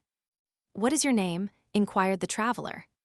"Luigi Vampa," replied the shepherd, with the same air as he would have replied, "Alexandre, king of Macedon." "And yours?" "I," said the traveler, "am called Sinbad the Sailor." France de Pinay started with surprise. "Sinbad the Sailor," he said. "Yes," replied the narrator, "that was the name which the traveler gave to Vampa as his own." "Well, and what may you have to say against this name?" inquired Albert. "It is a very pretty name, and the adventures of the gentleman of that name amused me very much in my youth, I must confess." France said no more. The name of Sinbad the Sailor, as may well be supposed, awakened in him a world of recollections, as had the name of the Count of Monte Cristo on the previous evening. "Proceed," said he to the host. Vampa put the 2 sequins haughtily into his pocket, and slowly returned by the way he had gone. As he came within 200 or 300 paces of the grotto, he thought he heard a cry. He listened to know whence this sound could proceed. A moment afterwards, he thought he heard his own name pronounced distinctly. The cry proceeded from the grotto. He bounded like a chamois, cocking his carbine as he went, and in a moment reached the summit of a hill opposite to that on which he had perceived the traveler. 3 cries for help came more distinctly to his ear. He cast his eyes around him and saw a man carrying off Teresa, as Nessus, the centaur, carried Deianira. This man, who was hastening towards the wood, was already 3/4 of the way on the road from the grotto to the forest. Vampa measured the distance. The man was at least 200 paces in advance of him, and there was not a chance of overtaking him. The young shepherd stopped, as if his feet had been rooted to the ground. Then he put the butt of his carbine to his shoulder, took aim at the ravisher, followed him for a second in his track, and then fired. The ravisher stopped suddenly, his knees bent under him, and he fell with Teresa in his arms. The young girl rose instantly, but the man lay on the earth struggling in the agonies of death. Vampa then rushed towards Teresa, for at 10 paces from the dying man her legs had failed her, and she had dropped on her knees, so that the young man feared that the ball that had brought down his enemy had also wounded his betrothed. Fortunately, she was unscathed, and it was fright alone that had overcome Teresa. When Luigi had assured himself that she was safe and unharmed, he turned towards the wounded man. He had just expired, with clenched hands, his mouth in a spasm of agony, and his hair on end in the sweat of death. His eyes remained open and menacing. Vampa approached the corpse and recognized Cucumetto. From the day on which the bandit had been saved by the two young peasants, he had been enamored of Teresa and had sworn she should be his. From that time he had watched them, and profiting by the moment when her lover had left her alone, had carried her off, and believed he at length had her in his power, when the ball, directed by the unerring skill of the young herdsman, had pierced his heart. Vampa gazed on him for a moment without betraying the slightest emotion, while, on the contrary, Teresa, shuddering in every limb, dared not approach the slain ruffian but by degrees, and threw a hesitating glance at the dead body over the shoulder of her lover. Suddenly, Vampa turned toward his mistress. "Ah," said he, good. "You are dressed. It is now my turn to dress myself." 20,125 m. Teresa was clothed from head to foot in the garb of the Count of San Felis's daughter. Vampa took Cucumetto's body in his arms and conveyed it to the grotto, while in her turn, Teresa remained outside. If a second traveler had passed, he would have seen a strange thing. A shepherdess watching her flock, clad in a cashmere gown, with earrings and necklace of pearls, diamond pins and buttons of sapphires, emeralds, and rubies. He would, no doubt, have believed that he had returned to the times of Florian, and would have declared, on reaching Paris, that he had met an alpine shepherdess seated at the foot of the Sabine hill. At the end of a quarter of an hour Vampa quitted the grotto. His costume was no less elegant than that of Teresa. He wore a vest of garnet-colored velvet with buttons of cut gold, a silk waistcoat covered with embroidery, a Roman scarf tied round his neck, a cartridge box worked with gold and red and green silk, sky-blue velvet breeches fastened above the knee with diamond buckles, garters of deerskin, worked with 1,000 arabesques, and a hat whereon hung ribbons of all colors. 2 watches hung from his girdle, and a splendid poniard was in his belt. Teresa uttered a cry of admiration. Vampa in this attire resembled a painting by Leopold Robert or Schnetz. He had assumed the entire costume of Cucumetto. The young man saw the effect produced on his betrothed, and a smile of pride passed over his lips. "Now," he said to Teresa, "are you ready to share my fortune, whatever it may be?" "Oh, yes," exclaimed the young girl enthusiastically. "And follow me wherever I go." "To the world's end."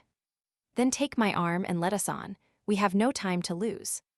The young girl did so without questioning her lover as to where he was conducting her, for he appeared to her at this moment as handsome, proud, and powerful as a god. They went towards the forest and soon entered it. We need scarcely say that all the paths of the mountain were known to Vampa. He therefore went forward without a moment's hesitation, although there was no beaten track, but he knew his path by looking at the trees and bushes, and thus they kept on advancing for nearly an hour and a half.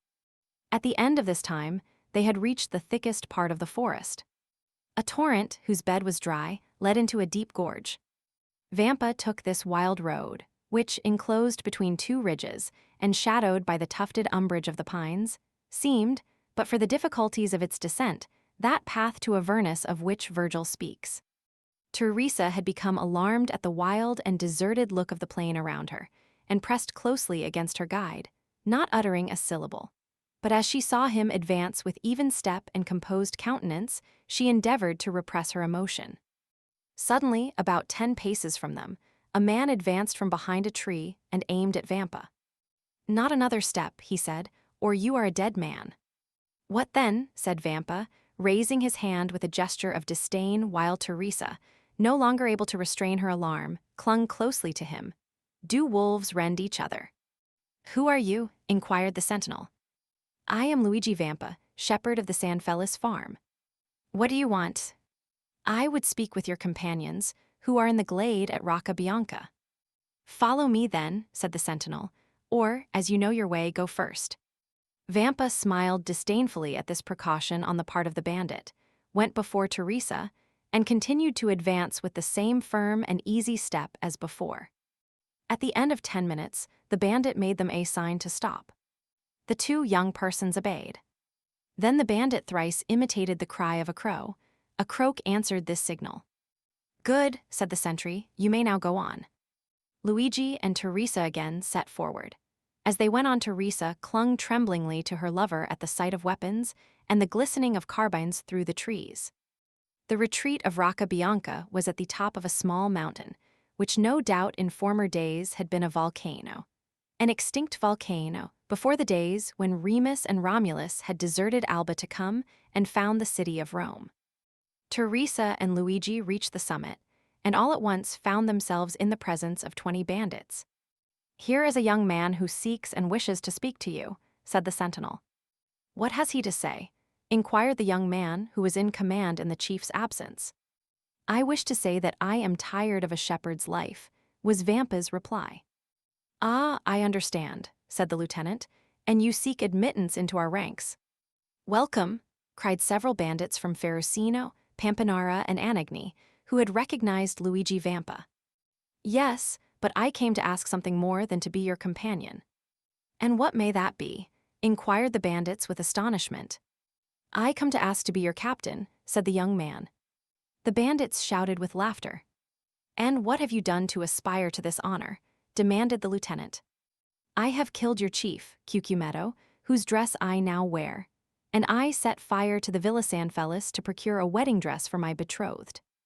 An hour afterwards Luigi Vampa was chosen captain, Vice Cucumetto deceased. 20,129 m. "Well, my dear Albert," said France, turning towards his friend, "what think you of citizen Luigi Vampa?" "I say he is a myth," replied Albert, "and never had an existence." "And what may a myth be?" inquired Pastrini. "The explanation would be too long, my dear landlord," replied France. "And you say that Signor Vampa exercises his profession at this moment in the environs of Rome, and with a boldness of which no bandit before him ever gave an example. Then the police have vainly tried to lay hands on him. Why, you see, he has a good understanding with the shepherds in the plains, the fishermen of the Tiber, and the smugglers of the coast. They seek for him in the mountains, and he is on the waters. They follow him on the waters, and he is on the open sea. Then they pursue him, and he has suddenly taken refuge in the islands, at Giglio, Genutri, or Monte Cristo. And when they hunt for him there, he reappears suddenly at Albano, Tivoli, or La Rixia. And how does he behave towards travelers? Alas, his plan is very simple. It depends on the distance he may be from the city, whether he gives 8 hours, 12 hours, or a day wherein to pay their ransom. And when that time has elapsed, he allows another hour's grace. At the 60th minute of this hour, if the money is not forthcoming, he blows out the prisoner's brains with a pistol shot or plants his dagger in his heart, and that settles the account. "Well, Albert," inquired France of his companion, "are you still disposed to go to the Colosseum by the outer wall?" "Quite so," said Albert, "if the way be picturesque." The clock struck 9 as the door opened, and a coachman appeared. "Excellencies," said he, "the coach is ready." "Well then," said France, "let us to the Colosseum." "By the Porta del Popolo, or by the streets, your excellencies?" "By the streets, morbleu, by the streets," cried France. "Ah, my dear fellow," said Albert, rising and lighting his third cigar, "really, I thought you had more courage." So saying, the two young men went down the staircase and got into the carriage. 20,131 m. Chapter 34. The Colosseum. France had so managed his route that during the ride to the Colosseum, they passed not a single ancient ruin, so that no preliminary impression interfered to mitigate the colossal proportions of the gigantic building they came to admire. The road selected was a continuation of the Via Sistina. Then, by cutting off the right angle of the street in which stands Santa Maria Maggiore, and proceeding by the Via Urbana and San Pietro in Vincoli, the travelers would find themselves directly opposite the Colosseum. This itinerary possessed another great advantage, that of leaving France at full liberty to indulge his deep reverie upon the subject of Signor Pastrini's story, in which his mysterious host of Monte Cristo was so strangely mixed up. Seated with folded arms in a corner of the carriage, he continued to ponder over the singular history he had so lately listened to. and to ask himself an interminable number of questions touching its various circumstances, without, however, arriving at a satisfactory reply to any of them. One fact more than the rest brought his friend, Sinbad the sailor, back to his recollection, and that was the mysterious sort of intimacy that seemed to exist between the brigands and the sailors. And Pasterny's account of Vampas having found refuge on board the vessels of smugglers and fishermen reminded France of the two Corsican bandits he had found supping so amicably with the crew of the little yacht, which had even deviated from its course and touched at Porto Vecchio for the sole purpose of landing them.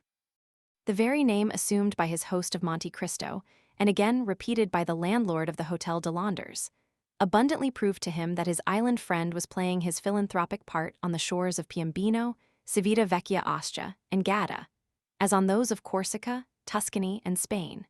And further, France bethought him of having heard his singular entertainer speak both of Tunis and Palermo, proving thereby how largely his circle of acquaintances extended. But however the mind of the young man might be absorbed in these reflections, they were at once dispersed at the sight of the dark, frowning ruins of the stupendous Colosseum, through the various openings of which the pale moonlight played and flickered like the unearthly gleam from the eyes of the wandering dead. The carriage stopped near the Meta Sudans.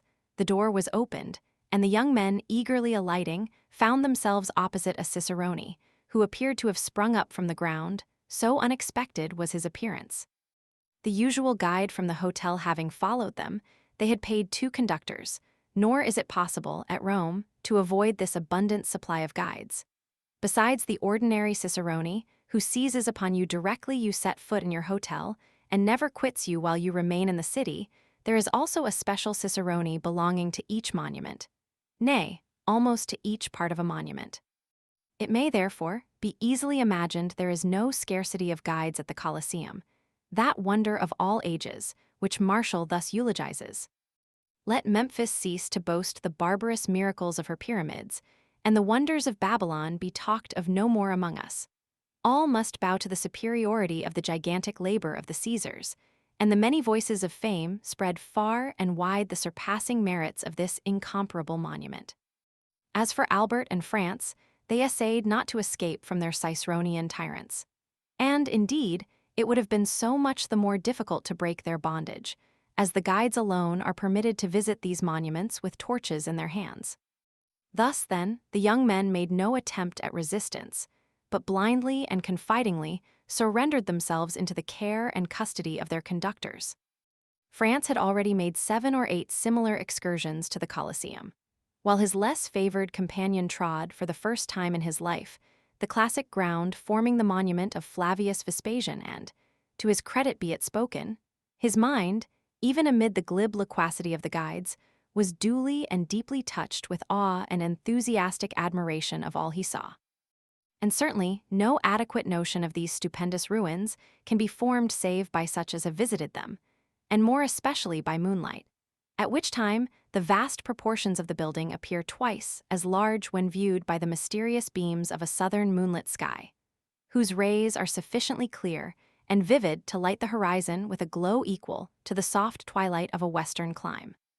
Scarcely, therefore, had the reflective France walked 100 steps beneath the interior porticos of the ruin, when, abandoning Albert to the guides, who would by no means yield their prescriptive right of carrying their victims through the routine regularly laid down, and as regularly followed by them, but dragged the unconscious visitor to the various objects with a pertinacity that admitted of no appeal, beginning, as a matter of course, with the lion's den, the hall of the gladiators, and finishing with Caesar's podium. To escape a jargon and mechanical survey of the wonders by which he was surrounded, France ascended a half-dilapidated staircase, and, leaving them to follow their monotonous round, seated himself at the foot of a column, and immediately opposite a large aperture, which permitted him to enjoy a full and undisturbed view of the gigantic dimensions of the majestic ruin. France had remained for nearly a quarter of an hour perfectly hidden by the shadow of the vast column at whose base he had found a resting place, and from whence his eyes followed the motions of Albert and his guides, who, holding torches in their hands, had emerged from a vomitorium at the opposite extremity of the Colosseum. and then again disappeared down the steps conducting to the seats reserved for the Vestal virgins, resembling as they glided along some restless shades following the flickering glare of so many eens fatui. All at once his ear caught a sound resembling that of a stone rolling down the staircase, opposite the one by which he had himself ascended. There was nothing remarkable in the circumstance of a fragment of granite giving way and falling heavily below. But it seemed to him that the substance that fell gave way beneath the pressure of a foot, and also that someone, who endeavored as much as possible to prevent his footsteps from being heard, was approaching the spot where he sat. Conjecture soon became certainty, for the figure of a man was distinctly visible to France, gradually emerging from the staircase opposite, upon which the moon was at that moment pouring a full tide of silvery brightness. The stranger thus presenting himself was probably a person who, like France, preferred the enjoyment of solitude and his own thoughts to the frivolous gabble of the guides. And his appearance had nothing extraordinary in it, but the hesitation with which he proceeded, stopping and listening with anxious attention at every step he took, convinced France that he expected the arrival of some person. By a sort of instinctive impulse, France withdrew as much as possible behind his pillar. About 10 feet from the spot where he and the stranger were, the roof had given way, leaving a large round opening, through which might be seen the blue vault of heaven, thickly studded with stars.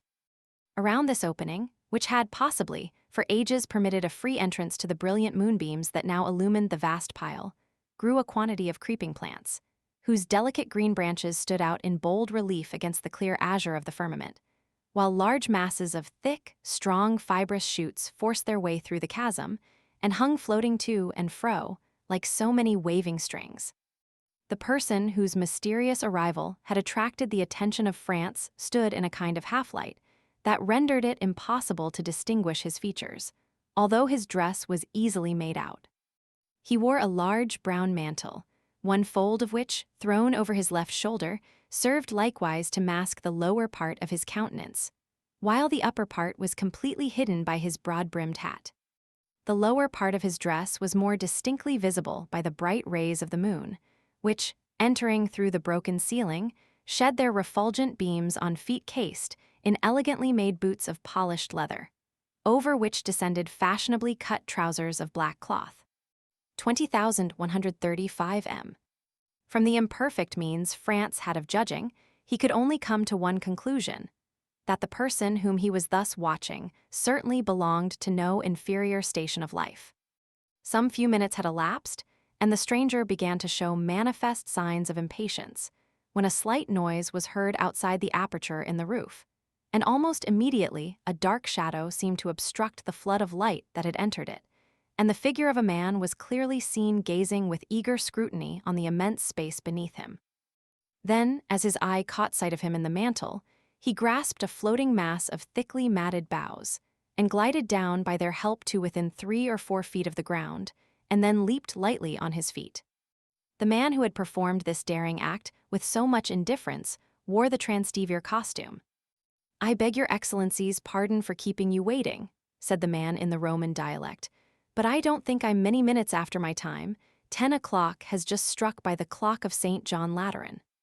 "Say not a word about being late," replied the stranger in purest Tuscan, "'tis I who am too soon. But even if you had caused me to wait a little while, I should have felt quite sure that the delay was not occasioned by any fault of yours." "Your excellency is perfectly right in so thinking," said the man. "I came here direct from the castle of St. Angelo, and I had an immense deal of trouble before I could get a chance to speak to Beppo." "And who is Beppo?" "Oh, Beppo is employed in the prison, and I give him so much a year to let me know what is going on within his holiness's castle." "Indeed. You are a provident person, I see." "Why, you see, no one knows what may happen. Perhaps some of these days I may be entrapped, like poor Peppino, and may be very glad to have some little nibbling mouse to gnaw the meshes of my net, and so help me out of prison." "Briefly, what did you learn?"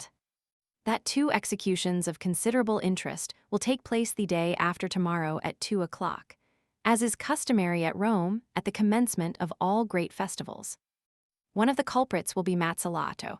3, he is an atrocious villain, who murdered the priest who brought him up, and deserves not the smallest pity. The other sufferer is sentenced to be decapitado, 4, and he, your excellency, is poor Peppino.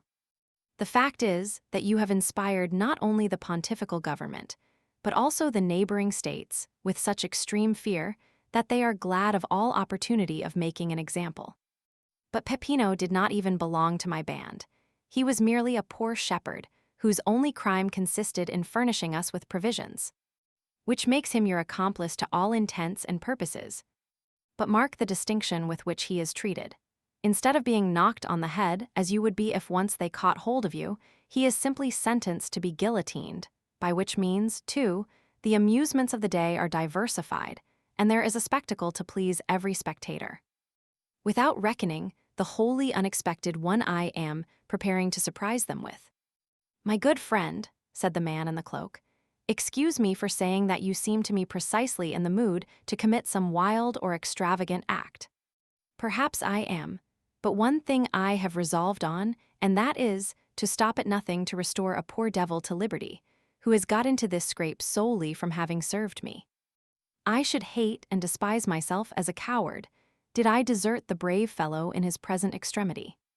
And what do you mean to do? To surround the scaffold with 20 of my best men, who, at a signal from me, will rush forward directly Peppino is brought for execution, and, by the assistance of their stilettos, drive back the guard and carry off the prisoner. That seems to me as hazardous as uncertain, and convinces me that my scheme is far better than yours. And what is your excellency's project? Just this. I will so advantageously bestow 2,000 piasters that the person receiving them shall obtain a respite till next year for Peppino, and during that year, another skillfully placed 1,000 piasters will afford him the means of escaping from his prison. And do you feel sure of succeeding? Pardieu, exclaimed the man in the cloak, suddenly expressing himself in French. What did your excellency say? Inquired the other. I said, my good fellow, that I would do more single-handed by the means of gold than you, and all your troop could effect with stilettos, pistols, carbines, and blunderbusses included. Leave me then to act, and have no fears for the result. At least there can be no harm in myself and party being in readiness, in case your excellency should fail. None whatever. Take what precautions you please, if it is any satisfaction to you to do so, but rely upon my obtaining the reprieve I seek. Remember, the execution is fixed for the day after tomorrow, and that you have but one day to work in. And what of that? Is not a day divided into 24 hours, each hour into 60 minutes, and every minute subdivided into 60 seconds? Now in 86,400 seconds, very many things can be done. And how shall I know whether your excellency has succeeded or not? Oh, that is very easily arranged. I have engaged the 3 lower windows at the Café Rospoli.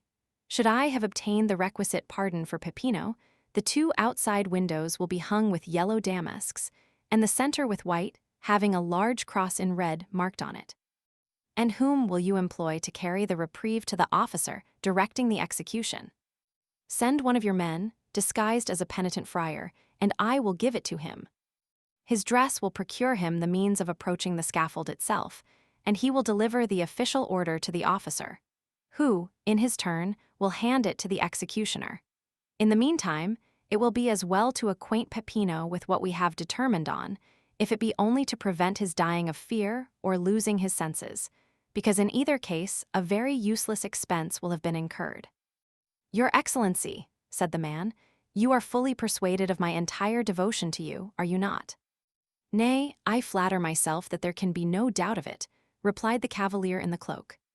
Well then, only fulfill your promise of rescuing Peppino, and henceforward you shall receive not only devotion, but the most absolute obedience from myself and those under me that one human being can render to another.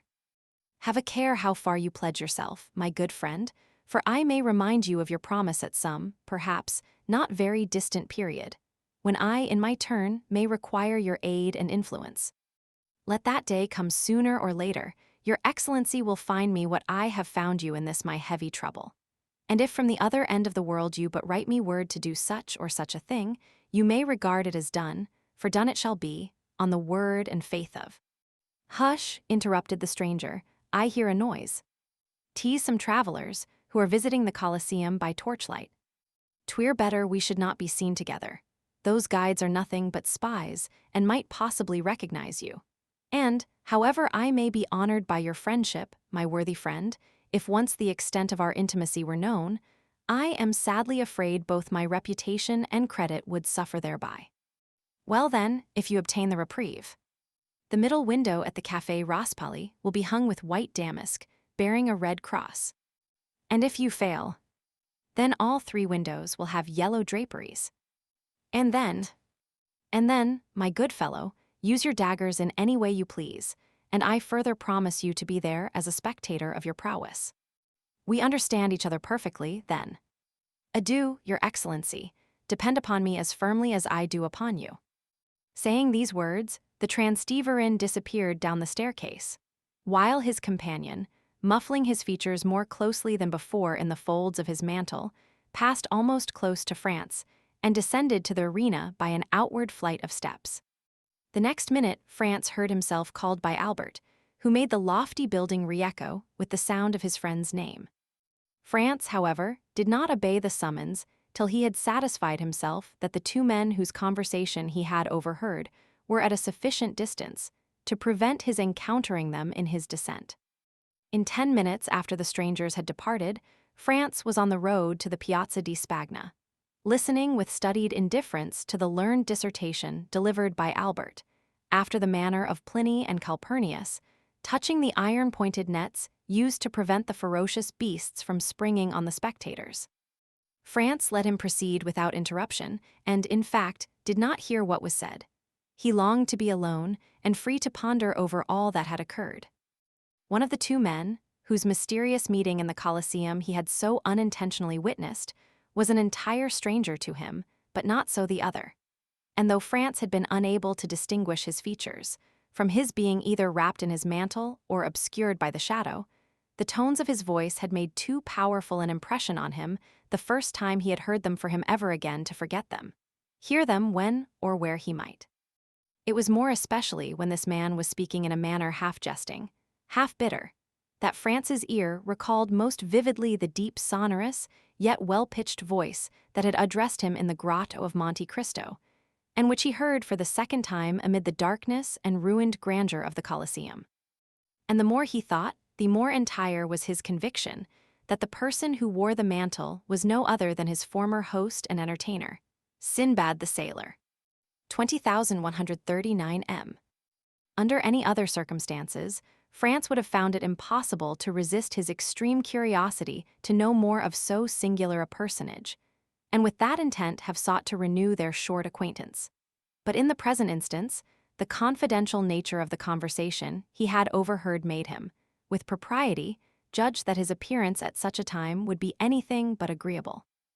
As we have seen, therefore, he permitted his former host to retire without attempting a recognition, but fully promising himself a rich indemnity for his present forbearance should chance afford him another opportunity. In vain did France endeavor to forget the many perplexing thoughts which assailed him. In vain did he court the refreshment of sleep. Slumber refused to visit his eyelids, and the night was passed in feverish contemplation of the chain of circumstances tending to prove the identity of the mysterious visitant to the Colosseum with the inhabitant of the grotto of Monte Cristo. And the more he thought, the firmer grew his opinion on the subject. Worn out at length, he fell asleep at daybreak and did not awake till late. Like a genuine Frenchman, Albert had employed his time in arranging for the evening's diversion. He had sent to engage a box at the Teatro Argentina, and France, having a number of letters to write, relinquished the carriage to Albert for the whole of the day. At 5 o'clock Albert returned, delighted with his day's work. He had been occupied in leaving his letters of introduction, and had received in return more invitations to balls and routs than it would be possible for him to accept. Besides this, he had seen, as he called it, all the remarkable sights at Rome. Yes, in a single day he had accomplished what his more serious-minded companion would have taken weeks to effect. Neither had he neglected to ascertain the name of the piece to be played that night at the Teatro Argentina, and also what performers appeared in it. The Opera of Parisina was announced for representation, and the principal actors were Caselli, Moriani, and La Specchia. The young men, therefore, had reason to consider themselves fortunate in having the opportunity of hearing one of the best works by the composer of Lucia di Lammermoor, supported by three of the most renowned vocalists of Italy. Albert had never been able to endure the Italian theaters, with their orchestras from which it is impossible to see, and the absence of balconies or open boxes. All these defects pressed hard on a man who had had his stall at the Bouffes and had shared a lower box at the opera. Still, in spite of this, Albert displayed his most dazzling and effective costumes each time he visited the theaters. But alas, his elegant toilet was wholly thrown away, and one of the most worthy representatives of Parisian fashion had to carry with him the mortifying reflection that he had nearly overrun Italy without meeting with a single adventure. Sometimes Albert would affect to make a joke of his want of success, but internally he was deeply wounded, and his self-love immensely piqued, to think that Albert de Morcerf, the most admired and most sought after of any young person of his day, should thus be passed over, and merely have his labor for his pains. And the thing was so much the more annoying, as, according to the characteristic modesty of a Frenchman, Albert had quitted Paris with the full conviction that he had only to show himself in Italy to carry all before him, and that upon his return he should astonish the Parisian world with the recital of his numerous love affairs. Alas, poor Albert! None of those interesting adventures fell in his way. The lovely Genoese, Florentines, and Neapolitans were all faithful, if not to their husbands, at least to their lovers, and thought not of changing even for the splendid appearance of Albert de Morcerf. And all he gained was the painful conviction that the ladies of Italy have this advantage over those of France, that they are faithful even in their infidelity. Yet he could not restrain a hope that in Italy, as elsewhere, there might be an exception to the general rule. Albert, besides being an elegant, well-looking young man, was also possessed of considerable talent and ability. Moreover, he was a viscount, a recently created one, certainly, but in the present day it is not necessary to go as far back as Noah in tracing a descent, and a genealogical tree is equally estimated, whether dated from 1399 or merely 1815. But to crown all these advantages, Albert de Morcerf commanded an income of 50,000 livres, a more than sufficient sum to render him a personage of considerable importance in Paris. It was therefore no small mortification to him to have visited most of the principal cities in Italy without having excited the most trifling observation. Albert, however, hoped to indemnify himself for all these slights and indifferences during the carnival, knowing full well that among the different states and kingdoms in which this festivity is celebrated, Rome is the spot where even the wisest and gravest throw off the usual rigidity of their lives, and deign to mingle in the follies of this time of liberty and relaxation. The carnival was to commence on the morrow. Therefore Albert had not an instant to lose in setting forth the program of his hopes, expectations, and claims to notice. With this design, he had engaged a box in the most conspicuous part of the theater, and exerted himself to set off his personal attractions by the aid of the most rich and elaborate toilet. The box taken by Albert was in the first circle, although each of the three tiers of boxes is deemed equally aristocratic, and is, for this reason, generally styled the nobility's boxes. And although the box engaged for the two friends was sufficiently capacious to contain at least a dozen persons, it had cost less than would be paid at some of the French theaters for one admitting merely 4 occupants. Another motive had influenced Albert's selection of his seat. Who knew but that, thus advantageously placed, he might not in truth attract the notice of some fair Roman, and an introduction might ensue that would procure him the offer of a seat in a carriage or a place in a princely balcony, from which he might behold the gaieties of the carnival. These united considerations made Albert more lively and anxious to please than he had hitherto been. Totally disregarding the business of the stage, he leaned from his box and began attentively scrutinizing the beauty of each pretty woman, aided by a powerful opera glass. But alas, this attempt to attract notice wholly failed. Not even curiosity had been excited, and it was but too apparent that the lovely creatures, into whose good graces he was desirous of stealing, were all so much engrossed with themselves, their lovers, or their own thoughts, that they had not so much as noticed him or the manipulation of his glass. The truth was that the anticipated pleasures of the carnival, with the Holy Week that was to succeed it, so filled every fair breast, as to prevent the least attention being bestowed even on the business of the stage. The actors made their entries and exits unobserved or unthought of. At certain conventional moments, the spectators would suddenly cease their conversation or rouse themselves from their musings to listen to some brilliant effort of Moriani's, a well-executed recitative by Caselli, or to join in loud applause at the wonderful powers of La Specchia. But that momentary excitement over, they quickly relapsed into their former state of preoccupation or interesting conversation. Towards the close of the first act, the door of a box which had been hitherto vacant was opened. A lady entered to whom France had been introduced in Paris, where indeed he had imagined she still was. The quick eye of Albert caught the involuntary start with which his friend beheld the new arrival, and, turning to him, he said hastily, "Do you know the woman who has just entered that box?" "Yes, what do you think of her?" "Oh, she is perfectly lovely, what a complexion! And such magnificent hair." "Is she French?" "No, a Venetian." "And her name is?" "Countess G." "Ah, I know her by name," exclaimed Albert. "She is said to possess as much wit and cleverness as beauty. I was to have been presented to her when I met her at Madame Villefort's ball." "Shall I assist you in repairing your negligence?" asked France. "My dear fellow, are you really on such good terms with her as to venture to take me to her box?" "Why, I have only had the honor of being in her society and conversing with her 3 or 4 times in my life. But you know that even such an acquaintance as that might warrant my doing what you ask." At that instant, the Countess perceived France and graciously waved her hand to him, to which he replied by a respectful inclination of the head. "Upon my word," said Albert, "you seem to be on excellent terms with the beautiful Countess." "You are mistaken in thinking so," returned France calmly, "but you merely fall into the same error which leads so many of our countrymen to commit the most egregious blunders. I mean that of judging the habits and customs of Italy and Spain by our Parisian notions. Believe me, nothing is more fallacious than to form any estimate of the degree of intimacy you may suppose existing among persons by the familiar terms they seem upon. There is a similarity of feeling at this instant between ourselves and the Countess, nothing more." "Is there indeed, my good fellow? Pray tell me, is it sympathy of heart?" "No, of taste," continued France gravely. "And in what manner has this congeniality of mind been evinced?" "By the Countess's visiting the Colosseum, as we did last night, by moonlight, and nearly alone." "You were with her then?" "I was."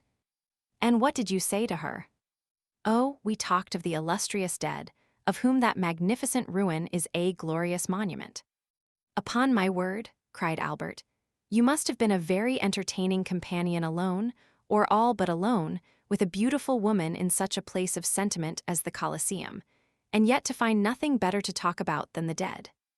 All I can say is, if ever I should get such a chance, the living should be my theme. 20,143 M. And you will probably find your theme ill-chosen."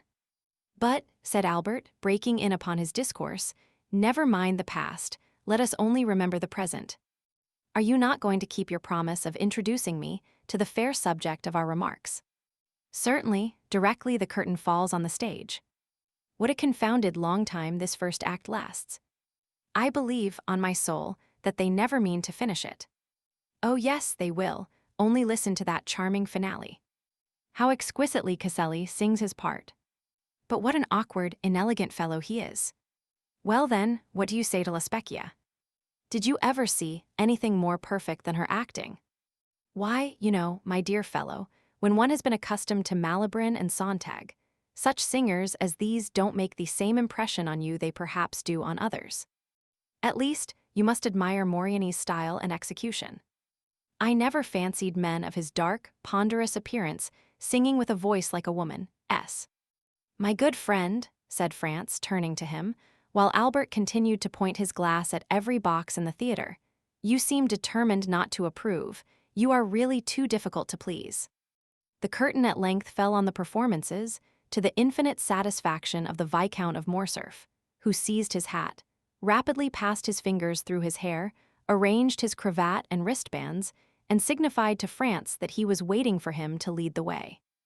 France, who had mutely interrogated the Countess, and received from her a gracious smile in token that he would be welcome, sought not to retard the gratification of Albert's eager impatience, but began at once the tour of the house, closely followed by Albert, who availed himself of the few minutes required to reach the opposite side of the theater to settle the height and smoothness of his collar, and to arrange the lappets of his coat. This important task was just completed as they arrived at the Countess's box.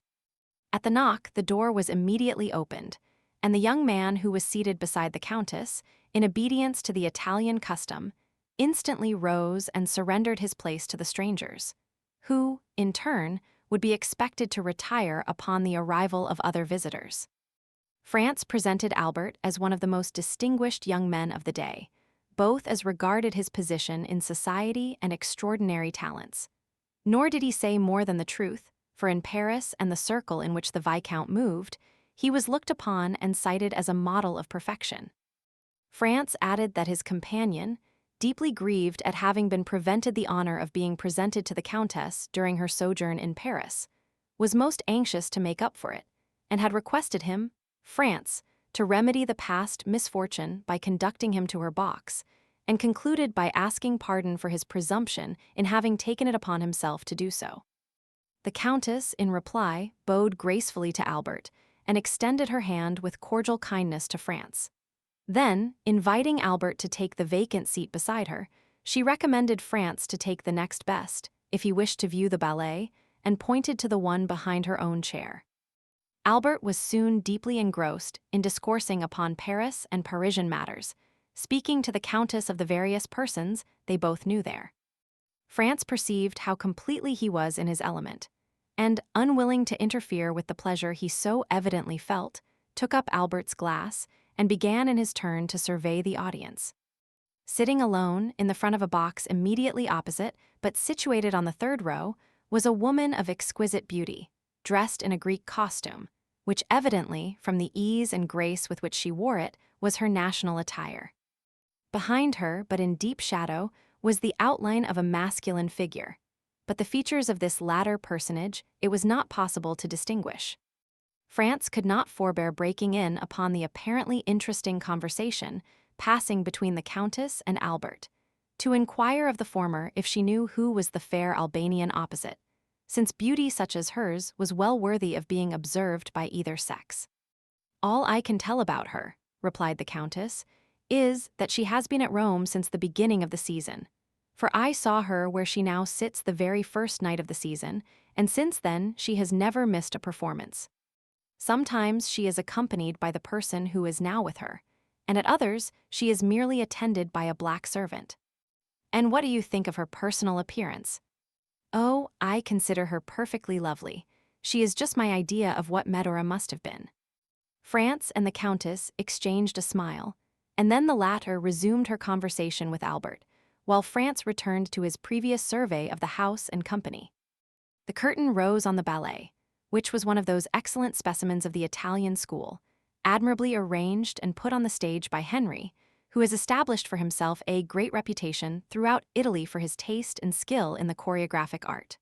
One of those masterly productions of grace, method, and elegance in which the whole corps de ballet, from the principal dancers to the humblest supernumerary, are all engaged on the stage at the same time.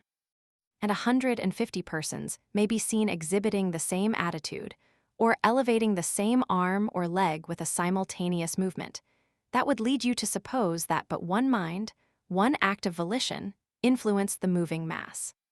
The ballet was called Poliska. However much the ballet might have claimed his attention, France was too deeply occupied with the beautiful Greek to take any note of it. While she seemed to experience an almost childlike delight in watching it, her eager, animated looks contrasting strongly with the utter indifference of her companion, who, during the whole time the piece lasted, never even moved, not even when the furious, crashing din produced by the trumpets, cymbals, and Chinese bells sounded their loudest from the orchestra.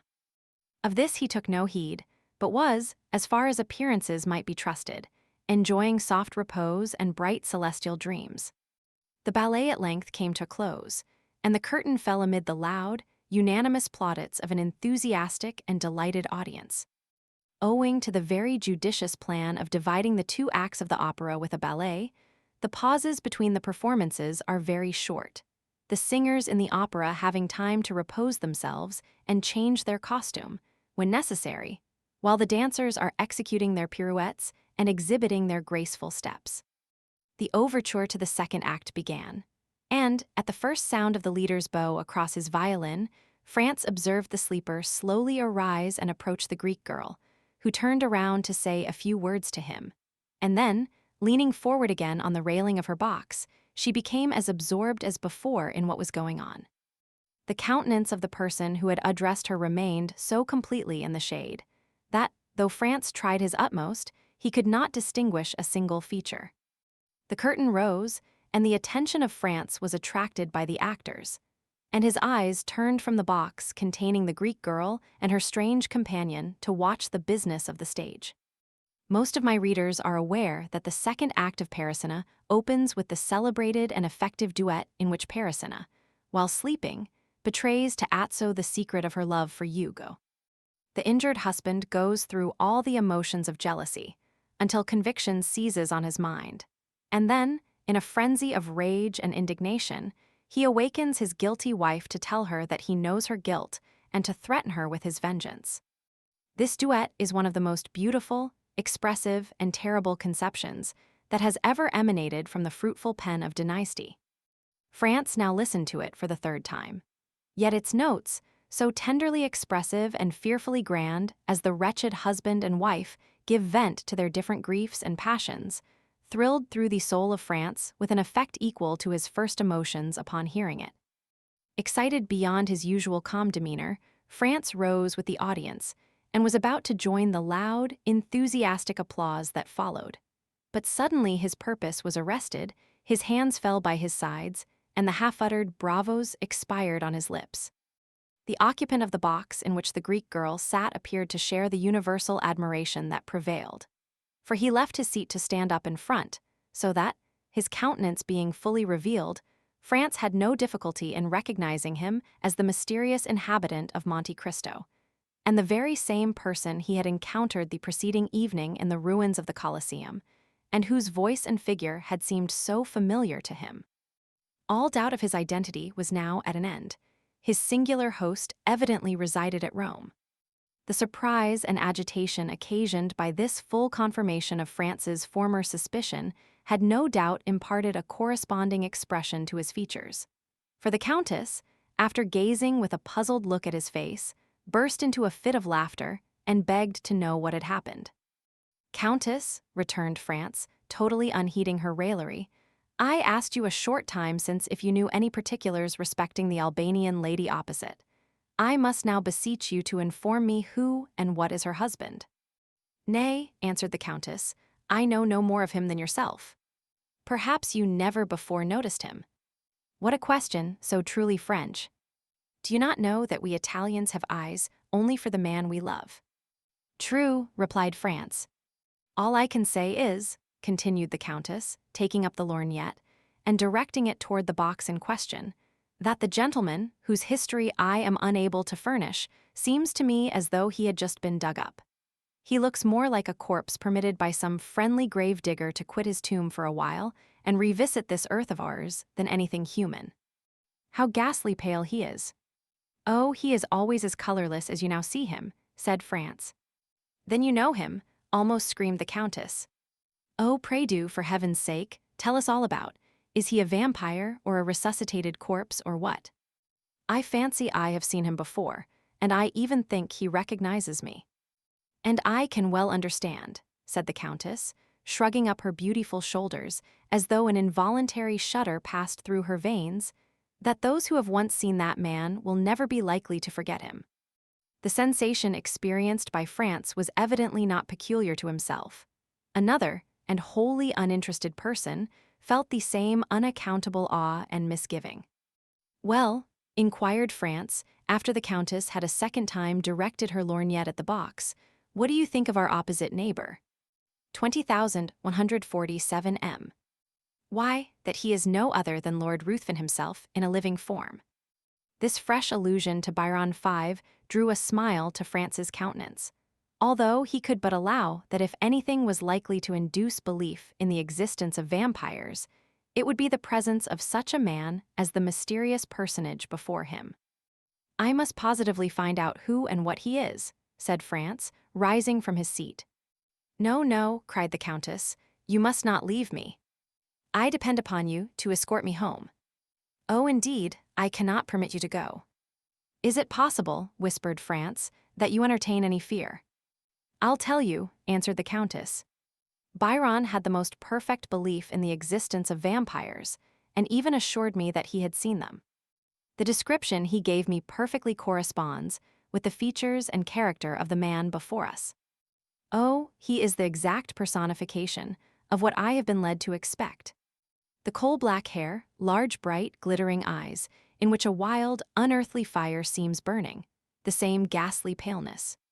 Then observe, too, that the woman with him is altogether unlike all others of her sex. She is a foreigner, a stranger. Nobody knows who she is or where she comes from. No doubt she belongs to the same horrible race he does, and is, like himself, a dealer in magical arts. I entreat of you not to go near him, at least tonight, and if tomorrow your curiosity still continues as great, pursue your researches if you will, but tonight you neither can nor shall. For that purpose, I mean to keep you all to myself." France protested he could not defer his pursuit till the following day, for many reasons. "Listen to me," said the Countess, "and do not be so very headstrong. I am going home. I have a party at my house tonight, and therefore cannot possibly remain till the end of the opera. Now, I cannot for one instant believe you so devoid of gallantry as to refuse a lady your escort when she even condescends to ask you for it." There was nothing else left for France to do but to take up his hat, open the door of the box, and offer the Countess his arm. It was quite evident, by her manner, that her uneasiness was not feigned, and France himself could not resist a feeling of superstitious dread, so much the stronger in him, as it arose from a variety of corroborative recollections, while the terror of the Countess sprang from an instinctive belief, originally created in her mind by the wild tales she had listened to till she believed them truths. France could even feel her arm tremble as he assisted her into the carriage. Upon arriving at her hotel, France perceived that she had deceived him when she spoke of expecting company. On the contrary, her own return before the appointed hour seemed greatly to astonish the servants. "Excuse my little subterfuge," said the Countess, in reply to her companion's half-reproachful observation on the subject. "But that horrid man had made me feel quite uncomfortable, and I longed to be alone that I might compose my startled mind." France essayed to smile. "Nay," said she, "do not smile. It ill accords with the expression of your countenance, and I am sure it does not spring from your heart. However, promise me one thing." "What is it?" "Promise me, I say." "I will do anything you desire, except relinquish my determination of finding out who this man is. I have more reasons than you can imagine for desiring to know who he is, from whence he came, and whither he is going. Where he comes from I am ignorant, but I can readily tell you where he is going to, and that is down below, without the least doubt." "Let us only speak of the promise you wished me to make," said France. "Well, then, you must give me your word to return immediately to your hotel, and make no attempt to follow this man tonight. There are certain affinities between the persons we quit and those we meet afterwards. For heaven's sake, do not serve as a conductor between that man and me. Pursue your chase after him tomorrow as eagerly as you please, but never bring him near me if you would not see me die of terror. And now, good night. Go to your rooms and try to sleep away all recollections of this evening. For my own part, I am quite sure I shall not be able to close my eyes." So saying, the Countess quitted France, leaving him unable to decide whether she were merely amusing herself at his expense, or whether her fears and agitations were genuine. Upon his return to the hotel, France found Albert in his dressing gown and slippers, listlessly extended on a sofa, smoking a cigar. "My dear fellow," cried he, springing up, "is it really you? Why, I did not expect to see you before tomorrow." "My dear Albert," replied France, "I am glad of this opportunity to tell you, once and forever, that you entertain a most erroneous notion concerning Italian women. I should have thought the continual failures you have met with in all your own love affairs might have taught you better by this time. Upon my soul, these women would puzzle the very devil to read them aright. Why, here they give you their hand, they press yours in return, they keep up a whispering conversation, permit you to accompany them home. Why, if a Parisian were to indulge in a quarter of these marks of flattering attention, her reputation would be gone forever. And the very reason why the women of this fine country, where sounds the sea, as Dante writes, put so little restraint on their words and actions, is because they live so much in public and have really nothing to conceal. Besides, you must have perceived that the Countess was really alarmed." "At what?" "At the sight of that respectable gentleman sitting opposite to us in the same box with the lovely Greek girl.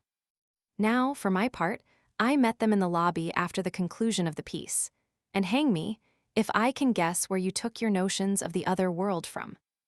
I can assure you that this hobgoblin of yours is a deuced fine-looking fellow, admirably dressed.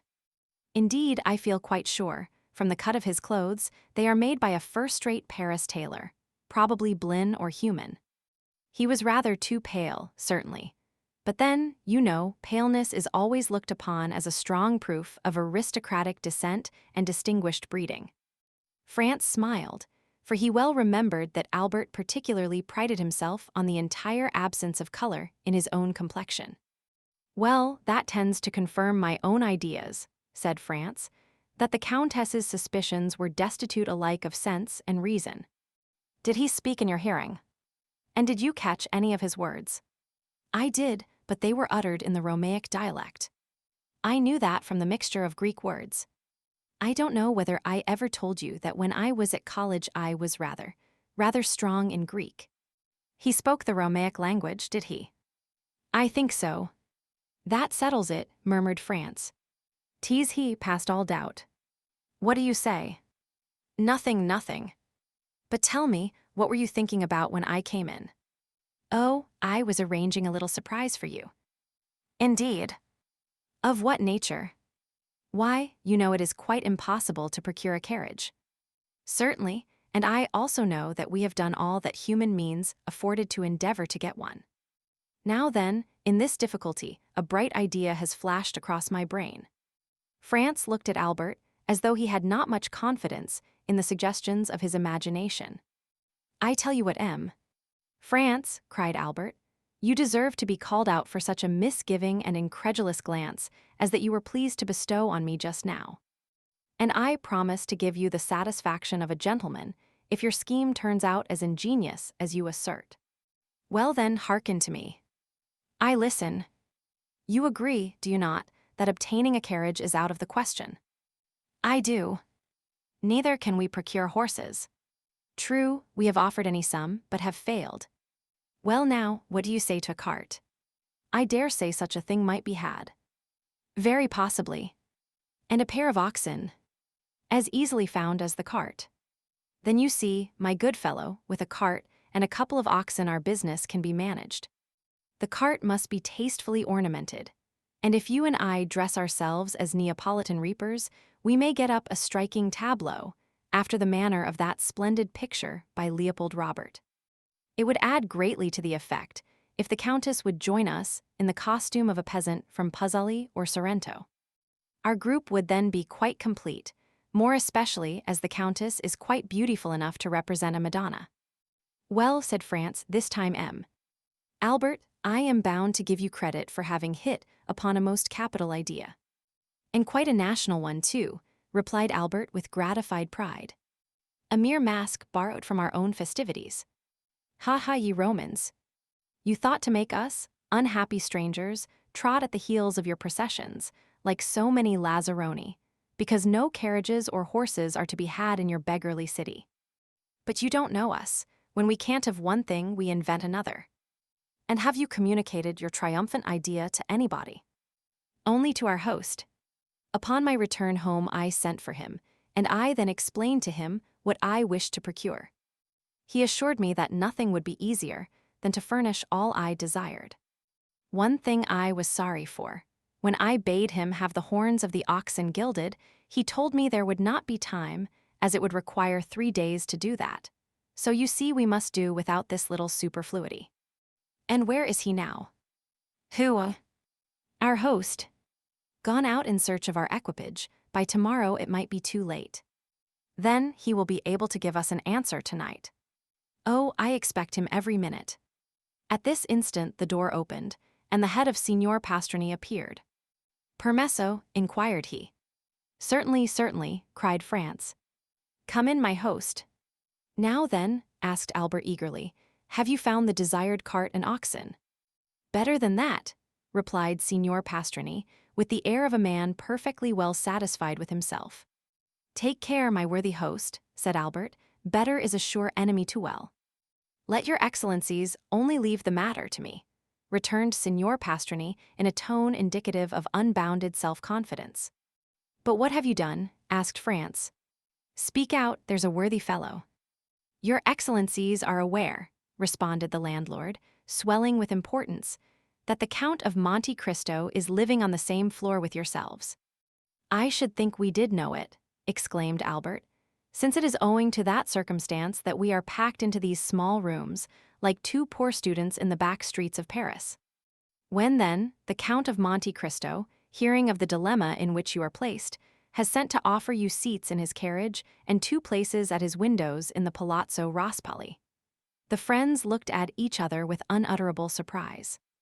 But do you think, asked Albert, that we ought to accept such offers from a perfect stranger? What sort of person is this Count of Monte Cristo? Asked France of his host. A very great nobleman, but whether Maltese or Sicilian I cannot exactly say. But this I know, that he is noble as a Borghese and rich as a gold mine. It seems to me, said France, speaking in an undertone to Albert, that if this person merited the high panegyrics of our landlord, he would have conveyed his invitation through another channel, and not permitted it to be brought to us in this unceremonious way. He would have written, or... At this instant, someone knocked at the door. Come in, said France.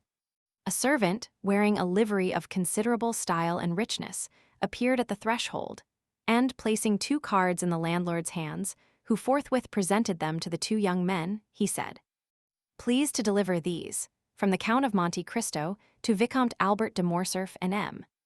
France de Pinay. The Count of Monte Cristo, continued the servant, begs these gentlemen's permission to wait upon them as their neighbor, and he will be honored by an intimation of what time they will please to receive him. Faith, France, whispered Albert, there is not much to find fault with here. Tell the Count, replied France, that we will do ourselves the pleasure of calling on him. The servant bowed and retired. That is what I call an elegant mode of attack, said Albert. You were quite correct in what you said, Signor Pastrini. The Count of Monte Cristo is unquestionably a man of first-rate breeding and knowledge of the world. Then you accept his offer, said the host. Of course we do, replied Albert. Still, I must own I am sorry to be obliged to give up the cart and the group of reapers. It would have produced such an effect.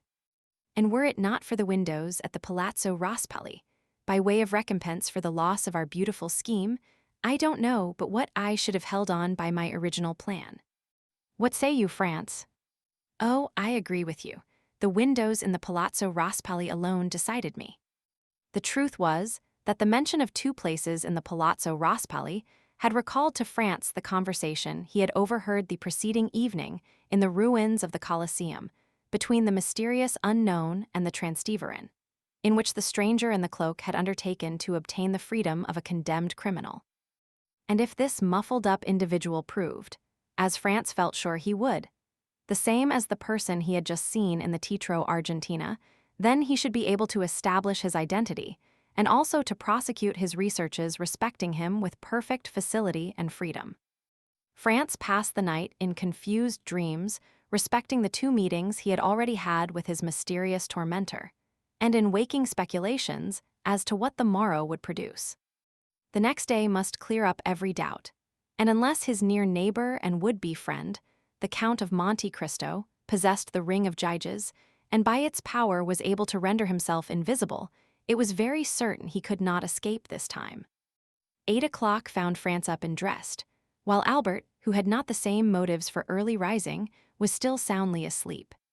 The first act of France was to summon his landlord, who presented himself with his accustomed obsequiousness. "Pray, Signor Pastrini," asked France, "is not some execution appointed to take place today?" "Yes, Your Excellency. But if your reason for inquiry is that you may procure a window to view it from, you are much too late." "Oh no," answered France. "I had no such intention, and even if I had felt a wish to witness the spectacle, I might have done so from Monte Pincio, could I not?" "Ah," exclaimed mine host, "I did not think it likely Your Excellency would have chosen to mingle with such a rabble as are always collected on that hill, which, indeed, they consider as exclusively belonging to themselves." "Very possibly I may not go," answered France, "but in case I feel disposed, give me some particulars of today's executions." "What particulars would Your Excellency like to hear?"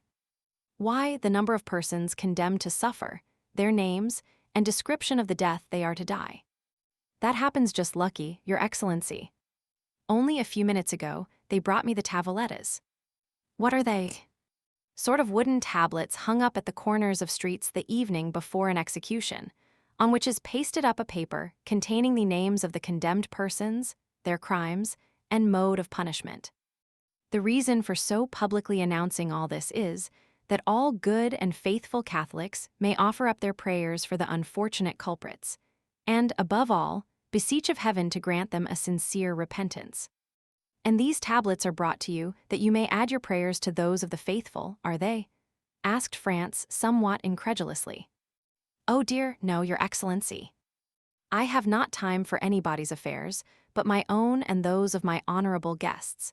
But I make an agreement with the man who pastes up the papers, and he brings them to me as he would the playbills, that in case any person staying at my hotel should like to witness an execution, he may obtain every requisite information concerning the time and place, etc." "Upon my word, that is a most delicate attention on your part, Signor Pastrini," cried France. "Why, Your Excellency," returned the landlord, chuckling and rubbing his hands with infinite complacency, "I think I may take upon myself to say I neglect nothing to deserve the support and patronage of the noble visitors to this poor hotel. I see that plainly enough, my most excellent host, and you may rely upon me to proclaim so striking a proof of your attention to your guests wherever I go. Meanwhile, oblige me by a sight of one of these tabulettas." "Nothing can be easier than to comply with Your Excellency's wish," said the landlord, opening the door of the chamber. "I have caused one to be placed on the landing, close by your apartment." Then, taking the tablet from the wall, he handed it to France, who read as follows. "The public is informed that on Wednesday, February 23rd, being the first day of the carnival, executions will take place in the Piazza del Popolo, by order of the Tribunal of the Rota, of 2 persons, named Andrea Rondolo and Peppino, otherwise called Rocca Priori. The former found guilty of the murder of a venerable and exemplary priest, named Don Cesar Torlini, canon of the Church of St. John Lateran, and the latter convicted of being an accomplice of the atrocious and sanguinary bandit, Luigi Vampa, and his band. The first named malefactor will be mazzillato, the second culprit decapitado. The prayers of all good Christians are entreated for these unfortunate men, that it may please God to awaken them to a sense of their guilt, and to grant them a hearty and sincere repentance for their crimes." This was precisely what France had heard the evening before in the ruins of the Colosseum. No part of the program differed. The names of the condemned persons, their crimes, and mode of punishment all agreed with his previous information. In all probability, therefore, the Transteverin was no other than the bandit Luigi Vampa himself, and the man shrouded in the mantle the same he had known as Sinbad the Sailor, but who, no doubt, was still pursuing his philanthropic expedition in Rome, as he had already done at Porto Vecchio and Tunis. Time was getting on, however, and France deemed it advisable to awaken Albert. But at the moment he prepared to proceed to his chamber, his friend entered the room in perfect costume for the day. The anticipated delights of the carnival had so run in his head as to make him leave his pillow long before his usual hour. "Now, my excellent Signor Pastrini," said France, addressing his landlord, "since we are both ready, do you think we may proceed at once to visit the Count of Monte Cristo?" "Most assuredly," replied he. "The Count of Monte Cristo is always an early riser, and I can answer for his having been up these 2 hours. Then you really consider we shall not be intruding if we pay our respects to him directly. 20,155 M. Oh, I am quite sure. I will take all the blame on myself if you find I have led you into an error." "Well then, if it be so, are you ready, Albert?" "Perfectly." "Let us go and return our best thanks for his courtesy." "Yes, let us do so." The landlord preceded the friends across the landing, which was all that separated them from the apartments of the Count, rang at the bell, and, upon the door being opened by a servant, said, "I Signori Francesi." The domestic bowed respectfully and invited them to enter. They passed through 2 rooms, furnished in a luxurious manner they had not expected to see under the roof of Signor Pastrini, and were shown into an elegantly fitted-up drawing-room. The richest Turkey carpets covered the floor, and the softest and most inviting couches, easy chairs, and sofas offered their high-piled and yielding cushions to such as desired repose or refreshment. Splendid paintings by the first masters were ranged against the walls, intermingled with magnificent trophies of war, while heavy curtains of costly tapestry were suspended before the different doors of the room. "If your excellencies will please to be seated," said the man, "I will let the Count know that you are here." And with these words, he disappeared behind one of the tapestried portieres. As the door opened, the sound of a guzla reached the ears of the young men, but was almost immediately lost, for the rapid closing of the door merely allowed one rich swell of harmony to enter. France and Albert looked inquiringly at each other, then at the gorgeous furnishings of the apartment. Everything seemed more magnificent at a second view than it had done at their first rapid survey. "Well," said France to his friend, "what think you of all this?" "Why, upon my soul, my dear fellow, it strikes me that our elegant and attentive neighbor must either be some successful stock jobber who has speculated in the fall of the Spanish funds, or some prince traveling incog." "Hush, hush," replied France, "we shall ascertain who and what he is he comes." As France spoke, he heard the sound of a door turning on its hinges, and almost immediately afterwards the tapestry was drawn aside, and the owner of all these riches stood before the 2 young men. Albert instantly rose to meet him, but France remained, in a manner, spellbound on his chair. For in the person of him who had just entered, he recognized not only the mysterious visitant to the Colosseum, and the occupant of the box at the Teatro Argentina, but also his extraordinary host of Monte Cristo. 20,157 M. Chapter 35. La Mezzolate. "Gentlemen," said the Count of Monte Cristo as he entered, "I pray you excuse me for suffering my visit to be anticipated, but I feared to disturb you by presenting myself earlier at your apartments. Besides, you sent me word that you would come to me, and I have held myself at your disposal." "France and I have to thank you 1,000 times, Count," returned Albert. "You extricated us from a great dilemma, and we were on the point of inventing a very fantastic vehicle when your friendly invitation reached us." "Indeed," returned the Count, motioning the 2 young men to sit down. "It was the fault of that blockhead Pastrini that I did not sooner assist you in your distress. He did not mention a syllable of your embarrassment to me, when he knows that, alone and isolated as I am, I seek every opportunity of making the acquaintance of my neighbors. As soon as I learned I could in any way assist you, I most eagerly seized the opportunity of offering my services." The 2 young men bowed. France had as yet found nothing to say. He had come to no determination, and as nothing in the Count's manner manifested the wish that he should recognize him, he did not know whether to make any allusion to the past or wait until he had more proof. Besides, Although sure it was he who had been in the box the previous evening, he could not be equally positive that this was the man he had seen at the Colosseum. He resolved, therefore, to let things take their course without making any direct overture to the Count. Moreover, he had this advantage: he was master of the Count's secret, while the Count had no hold on France, who had nothing to conceal. However, he resolved to lead the conversation to a subject which might possibly clear up his doubts. "Count," said he, "you have offered us places in your carriage and at your windows in the Rospoli Palace. Can you tell us where we can obtain a sight of the Piazza del Popolo?" "Ah," said the Count negligently, looking attentively at Morcerf, "is there not something like an execution upon the Piazza del Popolo?" "Yes," returned France, finding that the Count was coming to the point he wished. "Stay, I think I told my steward yesterday to attend to this. Perhaps I can render you this slight service also." He extended his hand and rang the bell thrice. "Did you ever occupy yourself," said he to France, "with the employment of time and the means of simplifying the summoning your servants?" "I have. When I ring once, it is for my valet, twice for my majordomo, thrice for my steward. Thus I do not waste a minute or a word." "Here he is."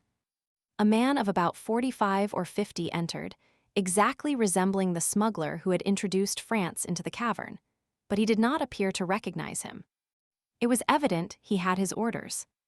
"Monsieur Bertuccio," said the Count, "you have procured me windows looking on the Piazza del Popolo, as I ordered you yesterday." "Yes, Excellency," returned the steward, "but it was very late." "Did I not tell you I wished for one?" replied the Count, frowning. "And your Excellency has one, which was let to Prince Lobaneff, but I was obliged to pay 100. That will do, Monsieur Bertuccio. Spare these gentlemen all such domestic arrangements. You have the window, that is sufficient. Give orders to the coachman, and be in readiness on the stairs to conduct us to it." The steward bowed and was about to quit the room. "Ah," continued the Count, "be good enough to ask Pastrini if he has received the tavoletta, and if he can send us an account of the execution." "There is no need to do that," said France, taking out his tablets, "for I saw the account and copied it down." "Very well, you can retire, M. Bertuccio, I need you no longer.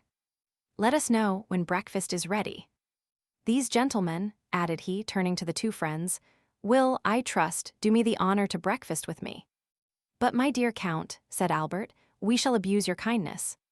"Not at all. On the contrary, you will give me great pleasure. You will, one or other of you, perhaps both, return it to me at Paris. M. Bertuccio, lay covers for 3.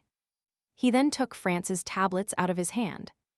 "We announce," he read, in the same tone with which he would have read a newspaper, "that today, the 23rd of February, will be executed Andrea Rondello, guilty of murder on the person of the respected and venerated Don Cesare Torlini, canon of the Church of St. John Lateran, and Peppino, called Rocca Priori, convicted of complicity with the detestable bandit Luigi Vampa, and the men of his band. The first will be mazzollato, the second decapitato." "Yes," continued the Count, "it was at first arranged in this way, but I think since yesterday some change has taken place in the order of the ceremony." "Really?" said France. "Yes, I passed the evening at the Cardinal Rospigliosi S, and their mention was made of something like a pardon for one of the two men." "For Andrea Rondello?" asked France. "No," replied the Count carelessly. For the other, he glanced at the tablets as if to recall the name, for Peppino, called Rocca Priori. "You are thus deprived of seeing a man guillotined. But the mazzollata still remains, which is a very curious punishment when seen for the first time, and even the second, while the other, as you must know, is very simple. The mandia 6 never fails, never trembles, never strikes 30 times ineffectually, like the soldier who beheaded the Count of Chalais, and to whose tender mercy Richelieu had doubtless recommended the sufferer. Ah," added the Count in a contemptuous tone, "do not tell me of European punishments. They are in the infancy, or rather the old age, of cruelty." "Really, Count," replied France, "one would think that you had studied the different tortures of all the nations of the world." "There are, at least, few that I have not seen," said the Count coldly. "And you took pleasure in beholding these dreadful spectacles?" My first sentiment was horror, the second indifference, the third curiosity. Curiosity, that is a terrible word. Why so? In life, our greatest preoccupation is death. Is it not, then, curious to study the different ways by which the soul and body can part, and how, according to their different characters, temperaments, and even the different customs of their countries, different persons bear the transition from life to death, from existence to annihilation? As for myself, I can assure you of one thing: the more men you see die, the easier it becomes to die yourself. And in my opinion, death may be a torture, but it is not an expiation. I do not quite understand you, replied France. Pray explain your meaning, for you excite my curiosity to the highest pitch. Listen, said the Count, and deep hatred mounted to his face, as the blood would to the face of any other. If a man had by unheard of and excruciating tortures destroyed your father, your mother, your betrothed, a being who, when torn from you, left a desolation, a wound that never closes in your breast, do you think the reparation that society gives you is sufficient when it interposes the knife of the guillotine between the base of the occiput and the trapezial muscles of the murderer, and allows him who has caused us years of moral sufferings to escape with a few moments of physical pain? Yes, I know, said France, that human justice is insufficient to console us. She can give blood in return for blood, that is all, but you must demand from her only what it is in her power to grant. I will put another case to you, continued the Count, that where society, attacked by the death of a person, avenges death by death. But are there not 1,000 tortures by which a man may be made to suffer without society taking the least cognizance of them, or offering him even the insufficient means of vengeance, of which we have just spoken? Are there not crimes for which the impalement of the Turks, the augurs of the Persians, the stake and the brand of the Iroquois Indians are inadequate tortures, and which are unpunished by society? Answer me, do not these crimes exist? Yes, answered France, and it is to punish them that dueling is tolerated. Ah, dueling, cried the Count. A pleasant manner, upon my soul, of arriving at your end when that end is vengeance. A man has carried off your mistress. A man has seduced your wife. A man has dishonored your daughter.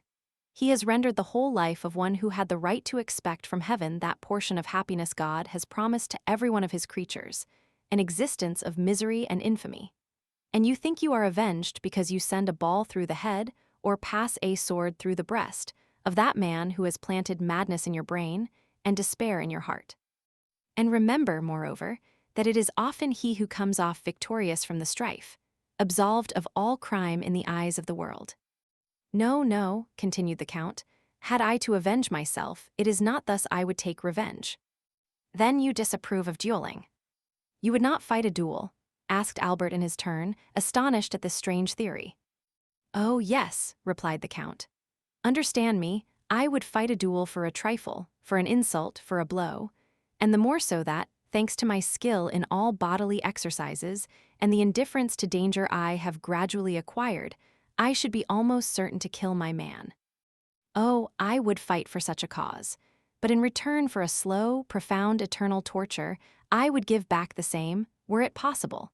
An eye for an eye, a tooth for a tooth, as the Orientalists say, are masters in everything, those favored creatures who have formed for themselves a life of dreams and a paradise of realities. But, said France to the Count, with this theory, which renders you at once judge and executioner of your own cause, it would be difficult to adopt a course that would forever prevent your falling under the power of the law. Hatred is blind, rage carries you away, and he who pours out vengeance runs the risk of tasting a bitter draught. Yes, if he be poor and inexperienced, not if he be rich and skillful. Besides, the worst that could happen to him would be the punishment of which we have already spoken, and which the philanthropic French Revolution has substituted for being torn to pieces by horses or broken on the wheel. What matters this punishment, as long as he is avenged? On my word, I almost regret that in all probability this miserable Peppino will not be beheaded, as you might have had an opportunity then of seeing how short a time the punishment lasts, and whether it is worth even mentioning. But really this is a most singular conversation for the carnival, gentlemen. How did it arise? Ah, I recollect, you asked for a place at my window, you shall have it.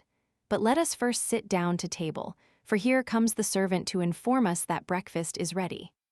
As he spoke, a servant opened one of the 4 doors of the apartment, saying, "Al su commodo." The 2 young men arose and entered the breakfast room.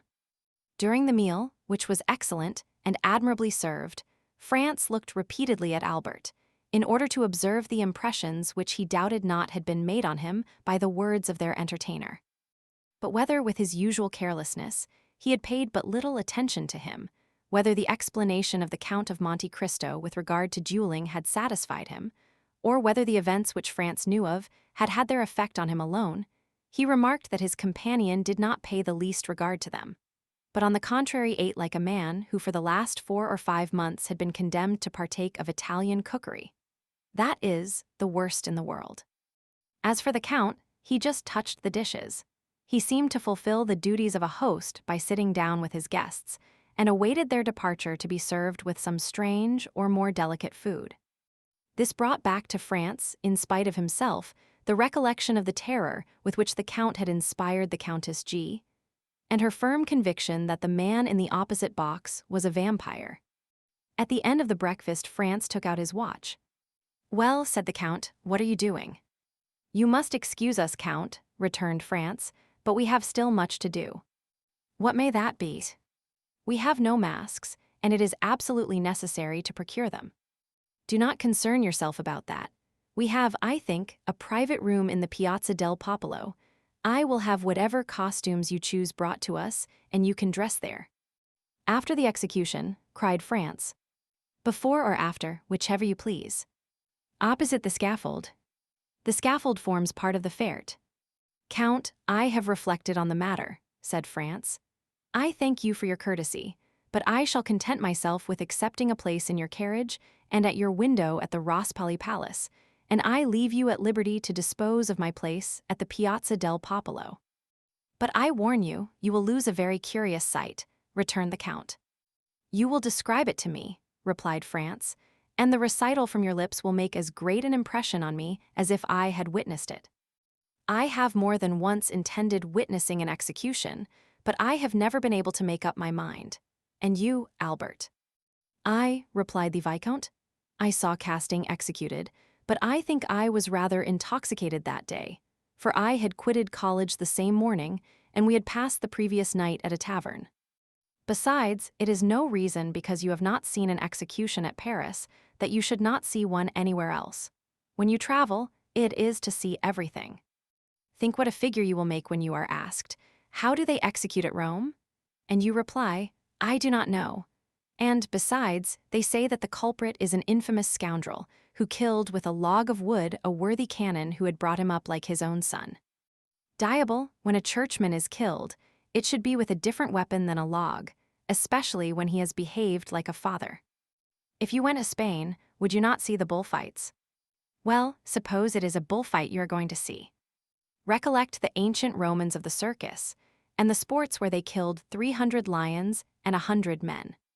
Think of the 80,000 applauding spectators, the sage matrons who took their daughters, and the charming vestals who made with the thumb of their white hands the fatal sign that said, 'Come, dispatch the dying.'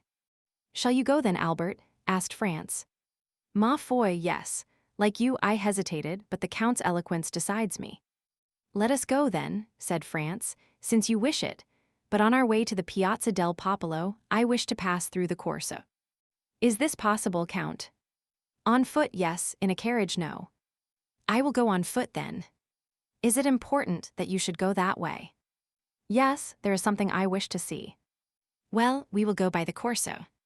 We will send the carriage to wait for us on the Piazza del Popolo, by the Via del Babuino, for I shall be glad to pass, myself, through the Corso, to see if some orders I have given have been executed."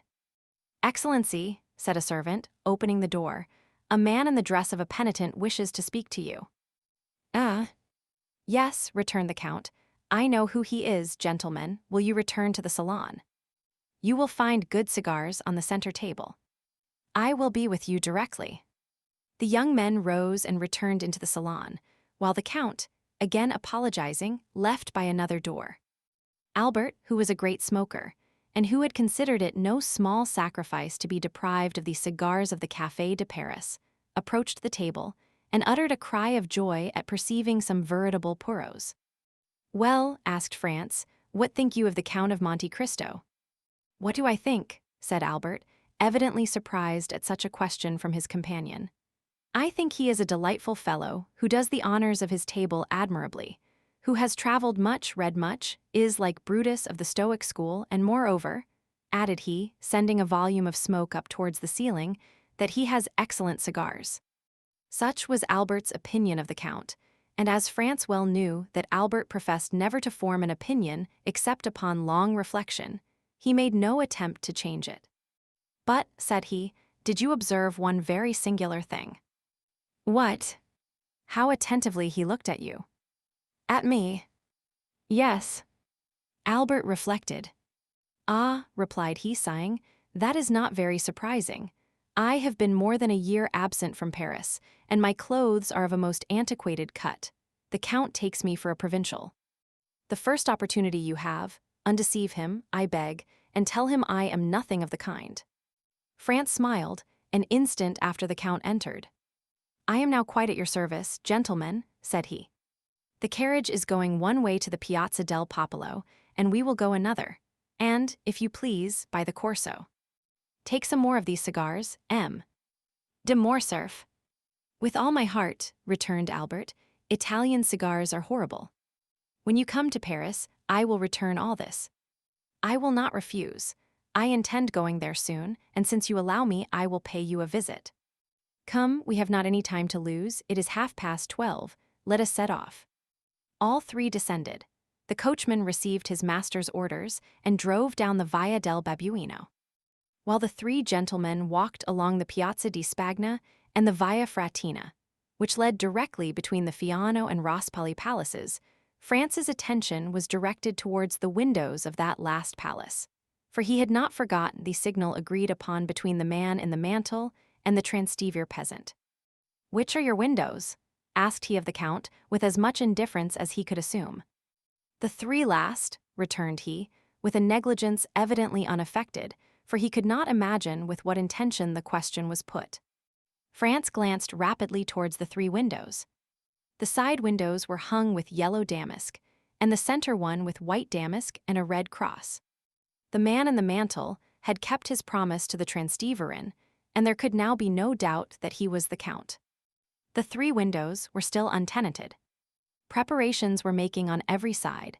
Chairs were placed, scaffolds were raised, and windows were hung with flags. The masks could not appear, the carriages could not move about, but the masks were visible behind the windows, the carriages, and the doors. France, Albert, and the Count continued to descend the Corso. As they approached the Piazza del Popolo, the crowd became more dense, and above the heads of the multitude two objects were visible.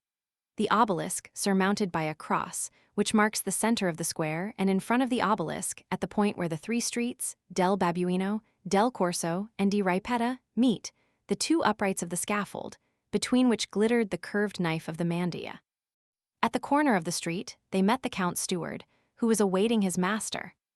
The window, let at an exorbitant price, which the Count had doubtless wished to conceal from his guests, was on the second floor of the great palace, situated between the Via del Babuino and the Monte Pincio. It consisted, as we have said, of a small dressing room opening into a bedroom, and, when the door of communication was shut, the inmates were quite alone. On chairs were laid elegant masquerade costumes of blue and white satin. 20,167 M. "As you left the choice of your costumes to me," said the Count to the two friends, "I have had these brought, as they will be the most worn this year, and they are most suitable on account of the confetti, sweetmeats, as they do not show the flower." France heard the words of the Count, but imperfectly, and he perhaps did not fully appreciate this new attention to their wishes, for he was wholly absorbed by the spectacle that the Piazza del Popolo presented and by the terrible instrument that was in the center. It was the first time France had ever seen a guillotine. We say guillotine because the Roman manduia is formed on almost the same model as the French instrument seven the knife, which is shaped like a crescent that cuts with the convex side, falls from a less height, And that is all the difference. Two men, seated on the movable plank on which the victim is laid, were eating their breakfasts while waiting for the criminal. Their repast consisted apparently of bread and sausages. One of them lifted the plank, took out a flask of wine, drank some, and then passed it to his companion. These two men were the executioner's assistants. At this sight, France felt the perspiration start forth upon his brow. The prisoners, transported the previous evening from the carcery new to the little church of Santa Maria del Popolo, had passed the night, each accompanied by two priests, in a chapel closed by a grating, before which were two sentinels, who were relieved at intervals. A double line of carbineers, placed on each side of the door of the church, reached to the scaffold and formed a circle around it, leaving a path about 10 feet wide, and around the guillotine a space of nearly 100 feet. All the rest of the square was paved with heads. Many women held their infants on their shoulders, and thus the children had the best view. The Monte Pincio seemed a vast amphitheater filled with spectators. The balconies of the two churches at the corner of the Via del Babuino and the Via di Ripetta were crammed. The steps even seemed a party-colored sea that was impelled towards the portico. Every niche in the wall held its living statue. What the Count said was true. The most curious spectacle in life is that of death. And yet, instead of the silence and the solemnity demanded by the occasion, laughter and jests arose from the crowd. It was evident that the execution was, in the eyes of the people, only the commencement of the carnival. Suddenly the tumult ceased, as if by magic, and the doors of the church opened. A brotherhood of penitents, clothed from head to foot in robes of gray sackcloth, with holes for the eyes, and holding in their hands lighted tapers, appeared first. The chief marched at the head. 20,169 m. Behind the penitents came a man of vast stature and proportions. He was naked, with the exception of cloth drawers at the left side of which hung a large knife in a sheath, and he bore on his right shoulder a heavy iron sledgehammer. This man was the executioner. He had, moreover, sandals bound on his feet by cords. Behind the executioner came, in the order in which they were to die, first Peppino and then Andrea. Each was accompanied by two priests. Neither had his eyes bandaged. Peppino walked with a firm step, doubtless aware of what awaited him. Andrea was supported by two priests. Each of them, from time to time, kissed the crucifix a confessor held out to them. At this sight alone, France felt his legs tremble under him. He looked at Albert. He was as white as his shirt and mechanically cast away his cigar, although he had not half smoked it. The Count alone seemed unmoved. Nay, more, a slight color seemed striving to rise in his pale cheeks. His nostrils dilated like those of a wild beast that scents its prey, and his lips, half opened, disclosed his white teeth, small and sharp like those of a jackal. And yet his features wore an expression of smiling tenderness, such as France had never before witnessed in them.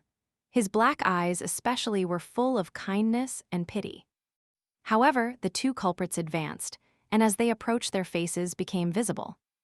Peppino was a handsome young man of 4 or 25, bronzed by the sun. He carried his head erect, and seemed on the watch to see on which side his liberator would appear. Andrea was short and fat. His visage, marked with brutal cruelty, did not indicate age. He might be 30. In prison he had suffered his beard to grow. His head fell on his shoulder, his legs bent beneath him, and his movements were apparently automatic and unconscious. "I thought," said France to the Count, "that you told me there would be but one execution." "I told you true," replied he coldly. "And yet here are two culprits." "Yes, but only one of these two is about to die. The other has many years to live. If the pardon is to come, there is no time to lose." "And see, here it is," said the Count. At the moment when Peppino reached the foot of the mandia, a priest arrived in some haste, forced his way through the soldiers, and, advancing to the chief of the brotherhood, gave him a folded paper. The piercing eye of Peppino had noticed all. The chief took the paper, unfolded it, and, raising his hand, "Heaven be praised, and His Holiness also," said he in a loud voice. "Here is a pardon for one of the prisoners." "A pardon," cried the people with one voice, "a pardon." At this cry Andrea raised his head. "Pardon for whom?" cried he. Peppino remained breathless. "A pardon for Peppino, called Rocca Priori," said the principal friar. And he passed the paper to the officer commanding the carbineers, who read and returned it to him. "For Peppino," cried Andrea, who seemed roused from the torpor in which he had been plunged. "Why for him and not for me? We ought to die together. I was promised he should die with me. You have no right to put me to death alone. I will not die alone, I will not." And he broke from the priests, struggling and raving like a wild beast, and striving desperately to break the cords that bound his hands. The executioner made a sign, and his 2 assistants leaped from the scaffold and seized him. "What is going on?" asked France of the Count, for, as all the talk was in the Roman dialect, he had not perfectly understood it. "Do you not see," returned the Count, "that this human creature who is about to die is furious that his fellow sufferer does not perish with him?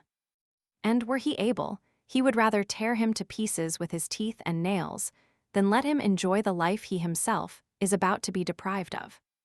"O man, race of crocodiles," cried the Count, extending his clenched hands towards the crowd, "how well do I recognize you there, and that at all times you are worthy of yourselves." Meanwhile Andrea and the 2 executioners were struggling on the ground, and he kept exclaiming, "He ought to die, he shall die, I will not die alone." "Look, look," cried the Count, seizing the young men's hands. "Look, for on my soul it is curious. Here is a man who had resigned himself to his fate, who was going to the scaffold to die. Like a coward, it is true, but he was about to die without resistance. Do you know what gave him strength? Do you know what consoled him? It was that another partook of his punishment, that another partook of his anguish, that another was to die before him. Lead 2 sheep to the butcher's, 2 oxen to the slaughterhouse, and make one of them understand that his companion will not die.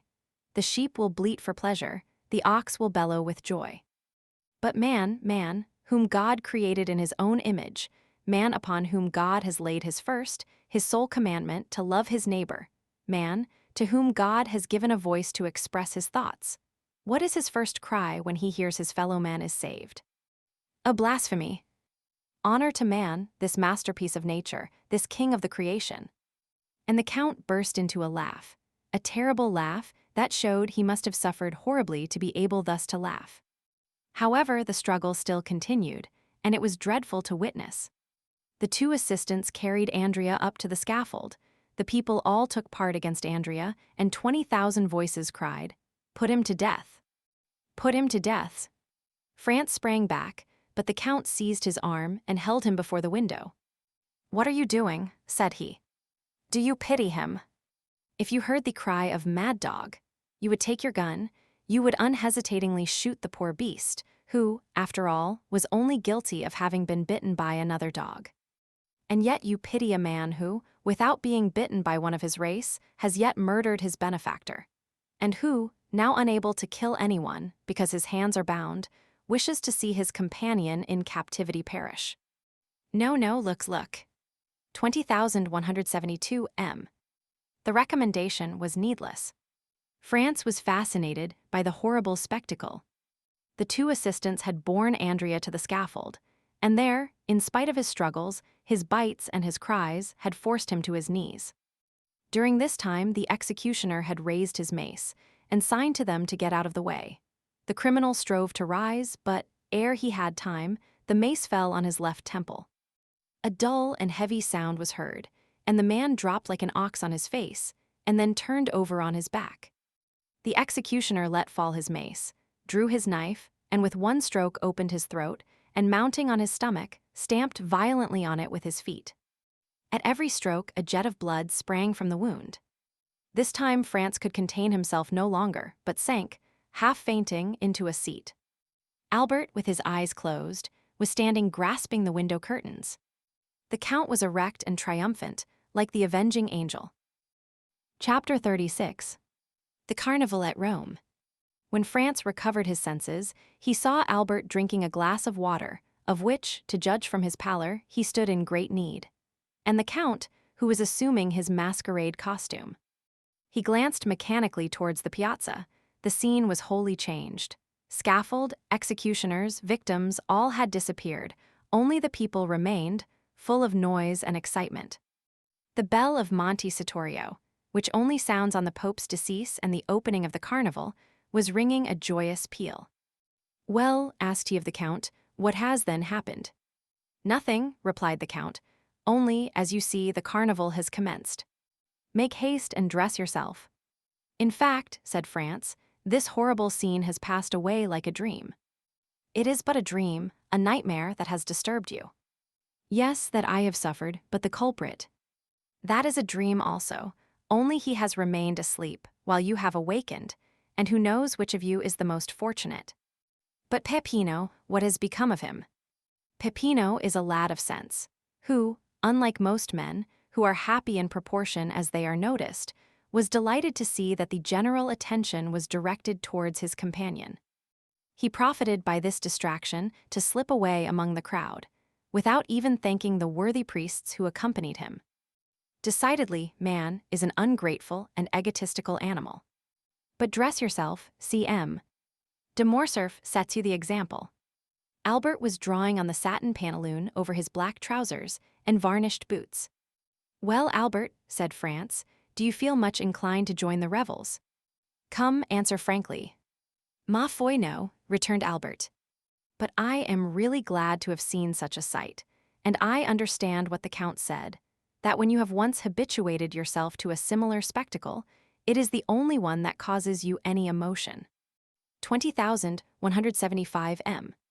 "Without reflecting that this is the only moment in which you can study character," said the Count. "On the steps of the scaffold death tears off the mask that has been worn through life, and the real visage is disclosed. It must be allowed that Andrea was not very handsome, the hideous scoundrel. Come, dress yourselves, gentlemen, dress yourselves." France felt it would be ridiculous not to follow his two companions' example. He assumed his costume, and fastened on the mask that scarcely equaled the pallor of his own face. Their toilet finished, they descended. The carriage awaited them at the door, filled with sweetmeats and bouquets. They fell into the line of carriages. It is difficult to form an idea of the perfect change that had taken place. Instead of the spectacle of gloomy and silent death, the Piazza del Popolo presented a spectacle of gay and noisy mirth and revelry. A crowd of masks flowed in from all sides, emerging from the doors, descending from the windows. From every street and every corner drove carriages filled with clowns, harlequins, dominoes, mummers, pantomimists, transteverins, knights, and peasants, screaming, fighting, gesticulating, throwing eggs filled with flour, confetti, nosegays, attacking, with their sarcasms and their missiles, friends and foes, companions and strangers, indiscriminately, and no one took offense, or did anything but laugh. France and Albert were like men who, to drive away a violent sorrow, have recourse to wine, and who, as they drink and become intoxicated, feel a thick veil drawn between the past and the present. They saw, or rather continued to see, the image of what they had witnessed, but little by little the general vertigo seized them, and they felt themselves obliged to take part in the noise and confusion. A handful of confetti that came from a neighboring carriage, and which, while it covered Morcerf and his two companions with dust, pricked his neck, and that portion of his face uncovered by his mask like 100 pins, incited him to join in the general combat, in which all the masks around him were engaged. He rose in his turn, and seizing handfuls of confetti and sweetmeats, with which the carriage was filled, cast them with all the force and skill he was master of. 20,177 m. The strife had fairly begun, and the recollection of what they had seen half an hour before was gradually effaced from the young men's minds, so much were they occupied by the gay and glittering procession they now beheld. As for the Count of Monte Cristo, he had never for an instant shown any appearance of having been moved. Imagine the large and splendid Corso, bordered from one end to the other with lofty palaces, with their balconies hung with carpets and their windows with flags. At these balconies are 300,000 spectators, Romans, Italians, strangers from all parts of the world, the united aristocracy of birth, wealth, and genius. Lovely women, yielding to the influence of the scene, bend over their balconies or lean from their windows and shower down confetti, which are returned by bouquets. The air seems darkened with the falling confetti and flying flowers. In the streets, the lively crowd is dressed in the most fantastic costumes. Gigantic cabbages walk gravely about, buffaloes' heads bellow from men's shoulders, dogs walk on their hind legs. In the midst of all this, a mask is lifted, and, as in Callot's temptation of Saint Anthony, a lovely face is exhibited, which we would fain follow, but from which we are separated by troops of fiends. This will give a faint idea of the carnival at Rome.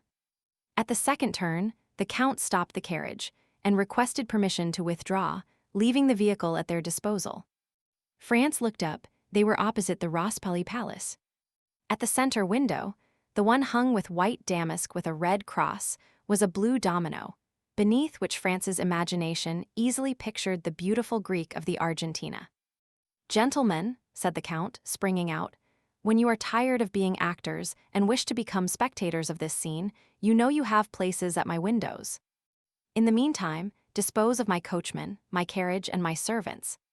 We have forgotten to mention that the Count's coachman was attired in a bearskin, exactly resembling Audrey's in The Bear and the Pasha. And the two footmen behind were dressed up as green monkeys with spring masks, with which they made grimaces at everyone who passed. France thanked the Count for his attention. As for Albert, he was busily occupied throwing bouquets at a carriage full of Roman peasants that was passing near him. Unfortunately for him, the line of carriages moved on again, and while he descended the Piazza del Popolo, the other ascended towards the Palazzo di Venezia. "Ah, my dear fellow," said he to France, "you did not see." "What?" "There, that calash filled with Roman peasants." "No." "Well, I am convinced they are all charming women." "How unfortunate that you were masked, Albert," said France.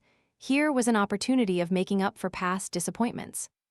"Oh," replied he, half laughing, half serious, "I hope the carnival will not pass without some amends in one shape or the other."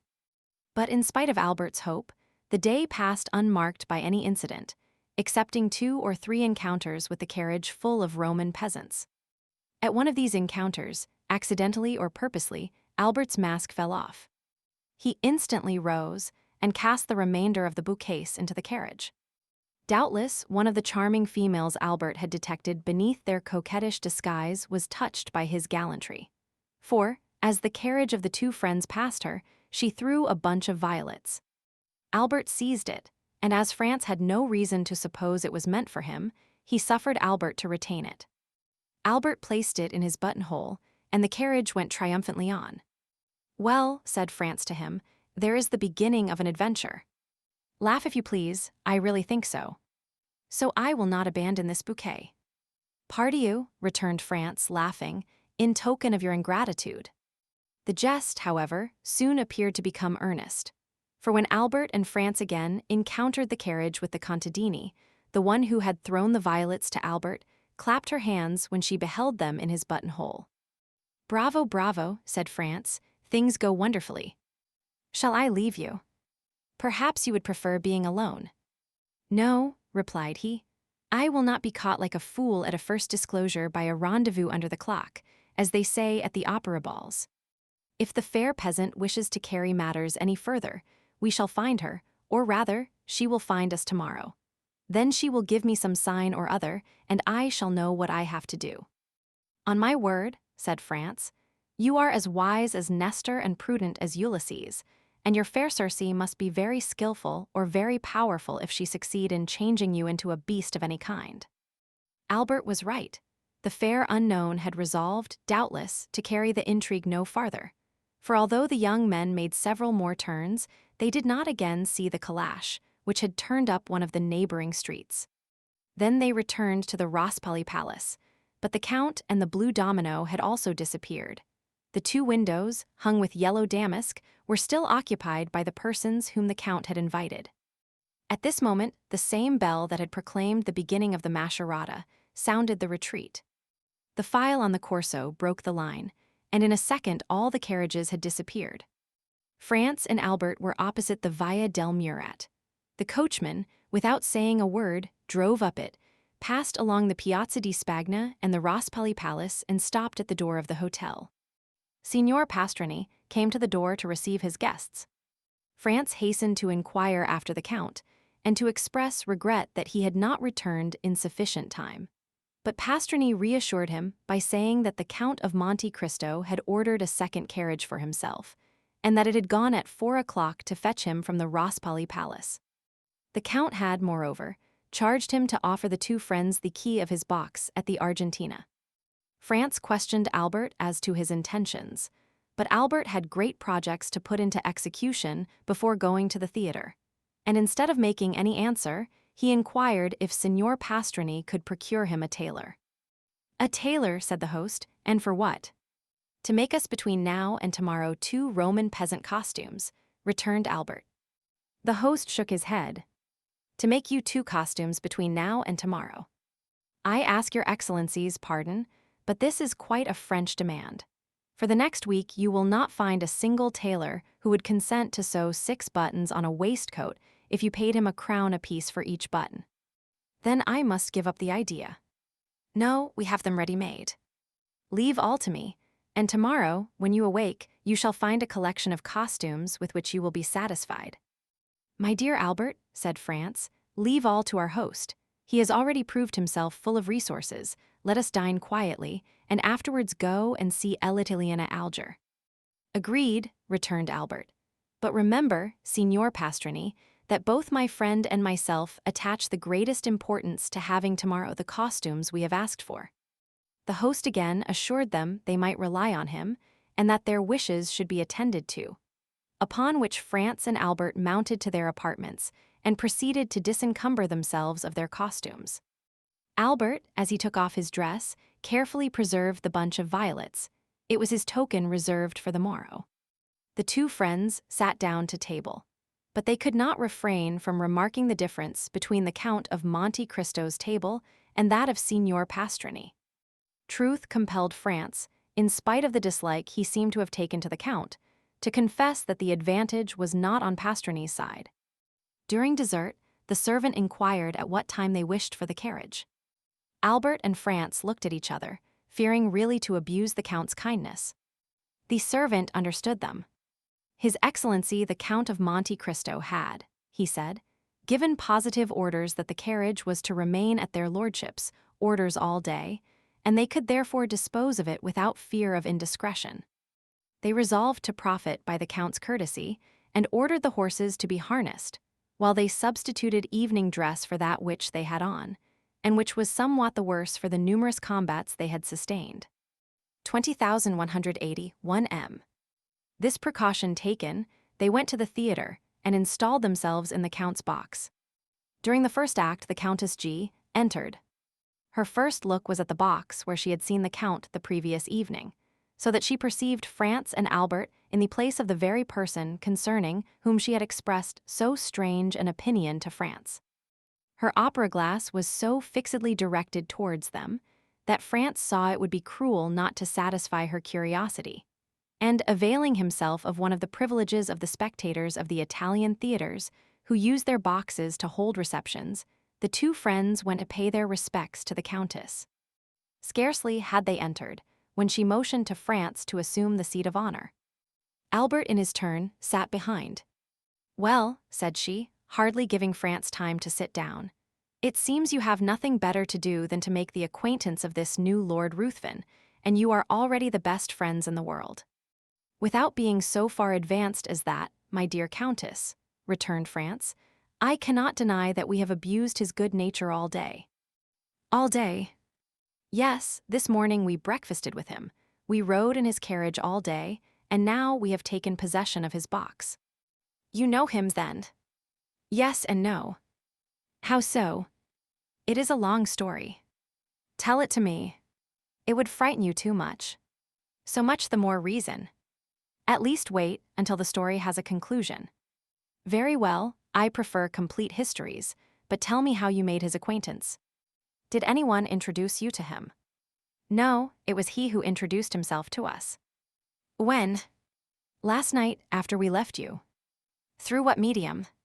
"The very prosaic one of our landlord." "He is staying, then, at the Hotel de Londres with you?"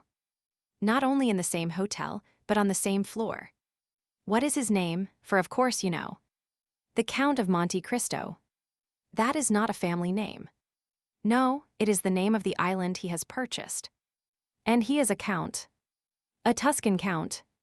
Well, we must put up with that, said the countess, who was herself from one of the oldest Venetian families. What sort of a man is he? Ask the Vicomte de Morcerf. You hear M. De Morcerf, I am referred to you, said the countess. We should be very hard to please, madam, returned Albert. Did we not think him delightful? A friend of 10 years, standing could not have done more for us, or with a more perfect courtesy. Come, observed the countess, smiling. I see my vampire is only some millionaire, who has taken the appearance of Lara in order to avoid being confounded with M. De Rothschild, and you have seen her. Her. 20,183 M. The beautiful Greek of yesterday. No, we heard, I think, the sound of her guzla, but she remained perfectly invisible. When you say invisible, interrupted Albert, it is only to keep up the mystery. For whom do you take the blue domino at the window with the white curtains? Where was this window with white hangings? Asked the countess. At the Rospoli Palace. The count had 3 windows at the Rospoli Palace. Yes. Did you pass through the Corso? Yes. Well, did you notice 2 windows hung with yellow damask, and one with white damask with a red cross? Those were the count's windows. Why, he must be a nabob. Do you know what those 3 windows were worth? 2 or 300 Roman crowns. 2 or 3,000. The deuce.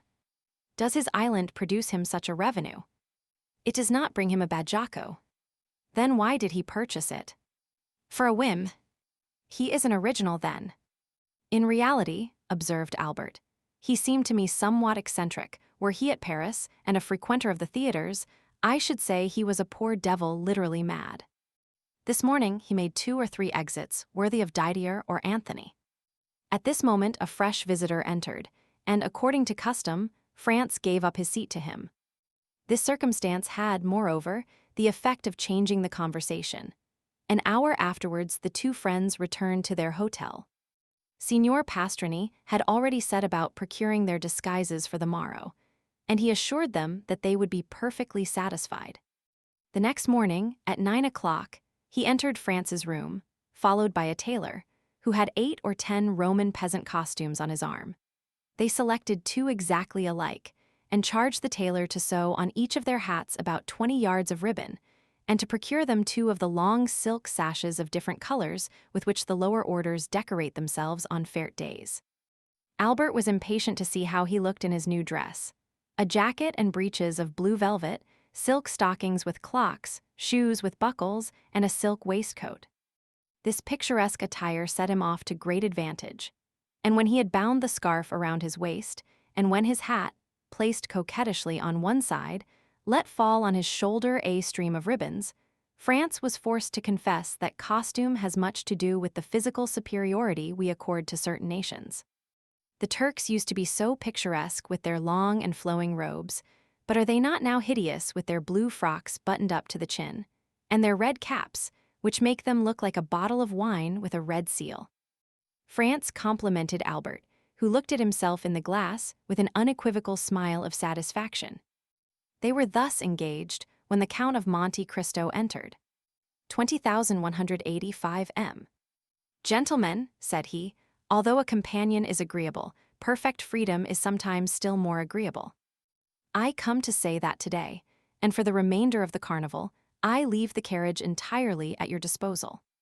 The host will tell you I have 3 or 4 more, so that you will not inconvenience me in any way. Make use of it, I pray you, for your pleasure or your business. The young men wished to decline, but they could find no good reason for refusing an offer which was so agreeable to them. The Count of Monte Cristo remained a quarter of an hour with them, conversing on all subjects with the greatest ease. He was, as we have already said, perfectly well acquainted with the literature of all countries.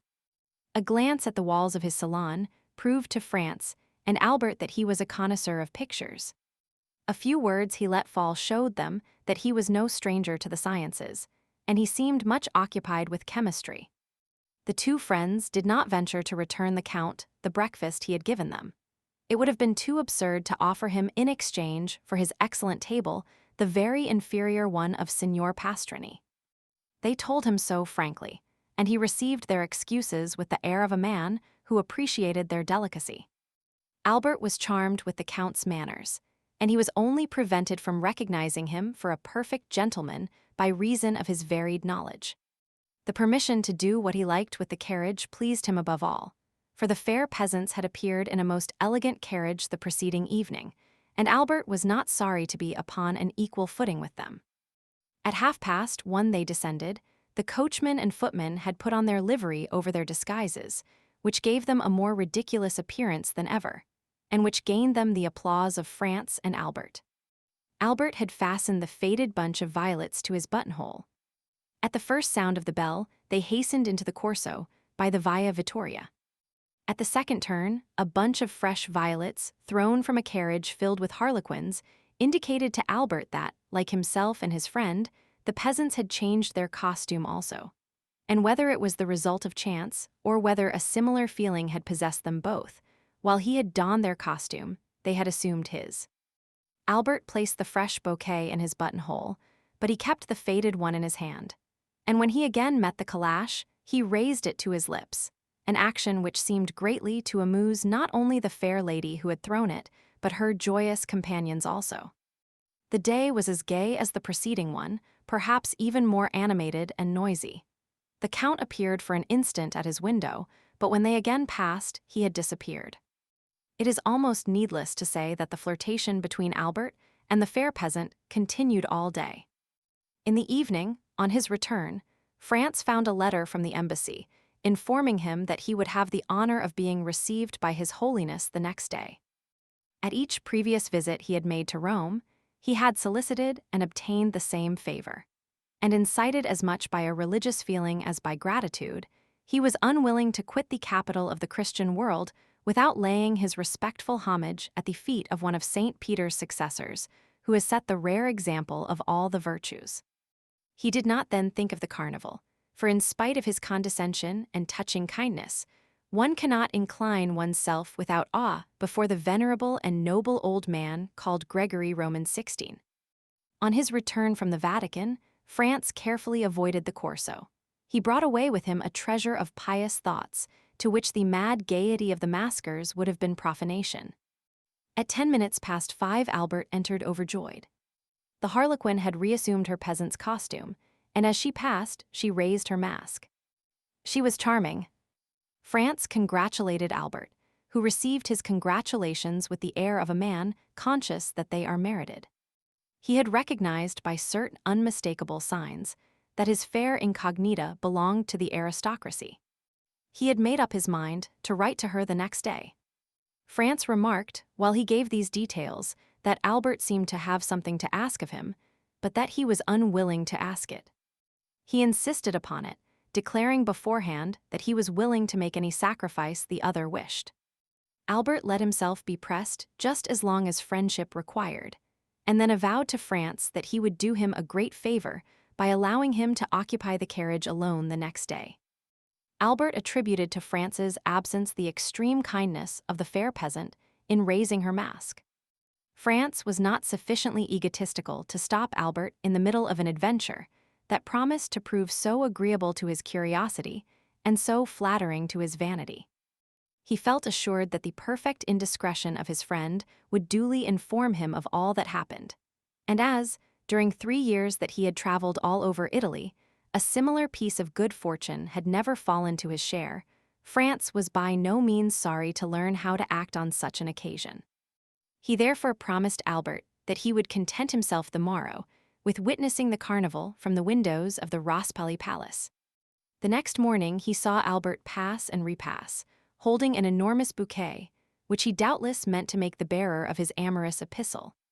This belief was changed into certainty when France saw the bouquet, conspicuous by a circle of white camellias, in the hand of a charming harlequin dressed in rose-colored satin.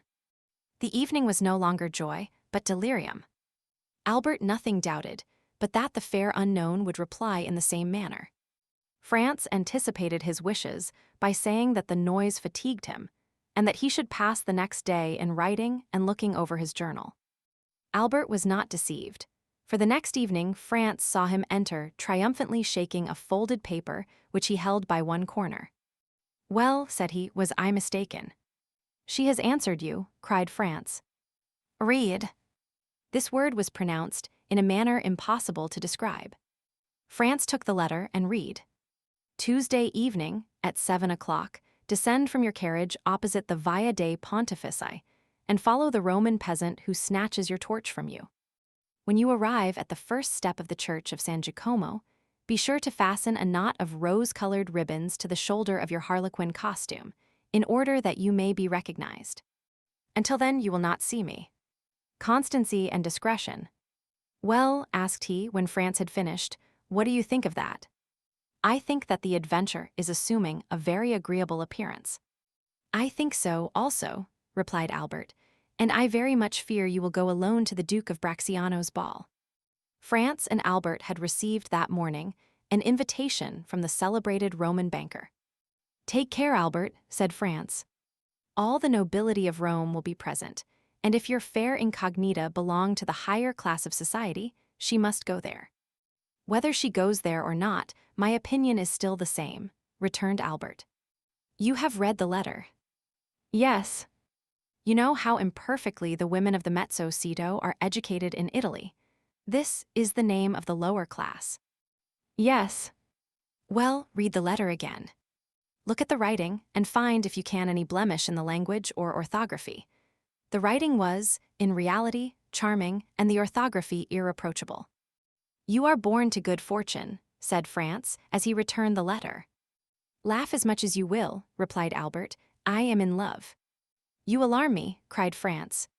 "I see that I shall not only go alone to the Duke of Bracciano's, but also return to Florence alone." "If my unknown be as amiable as she is beautiful," said Albert, "I shall fix myself at Rome for 6 weeks at least. I adore Rome, and I have always had a great taste for archaeology."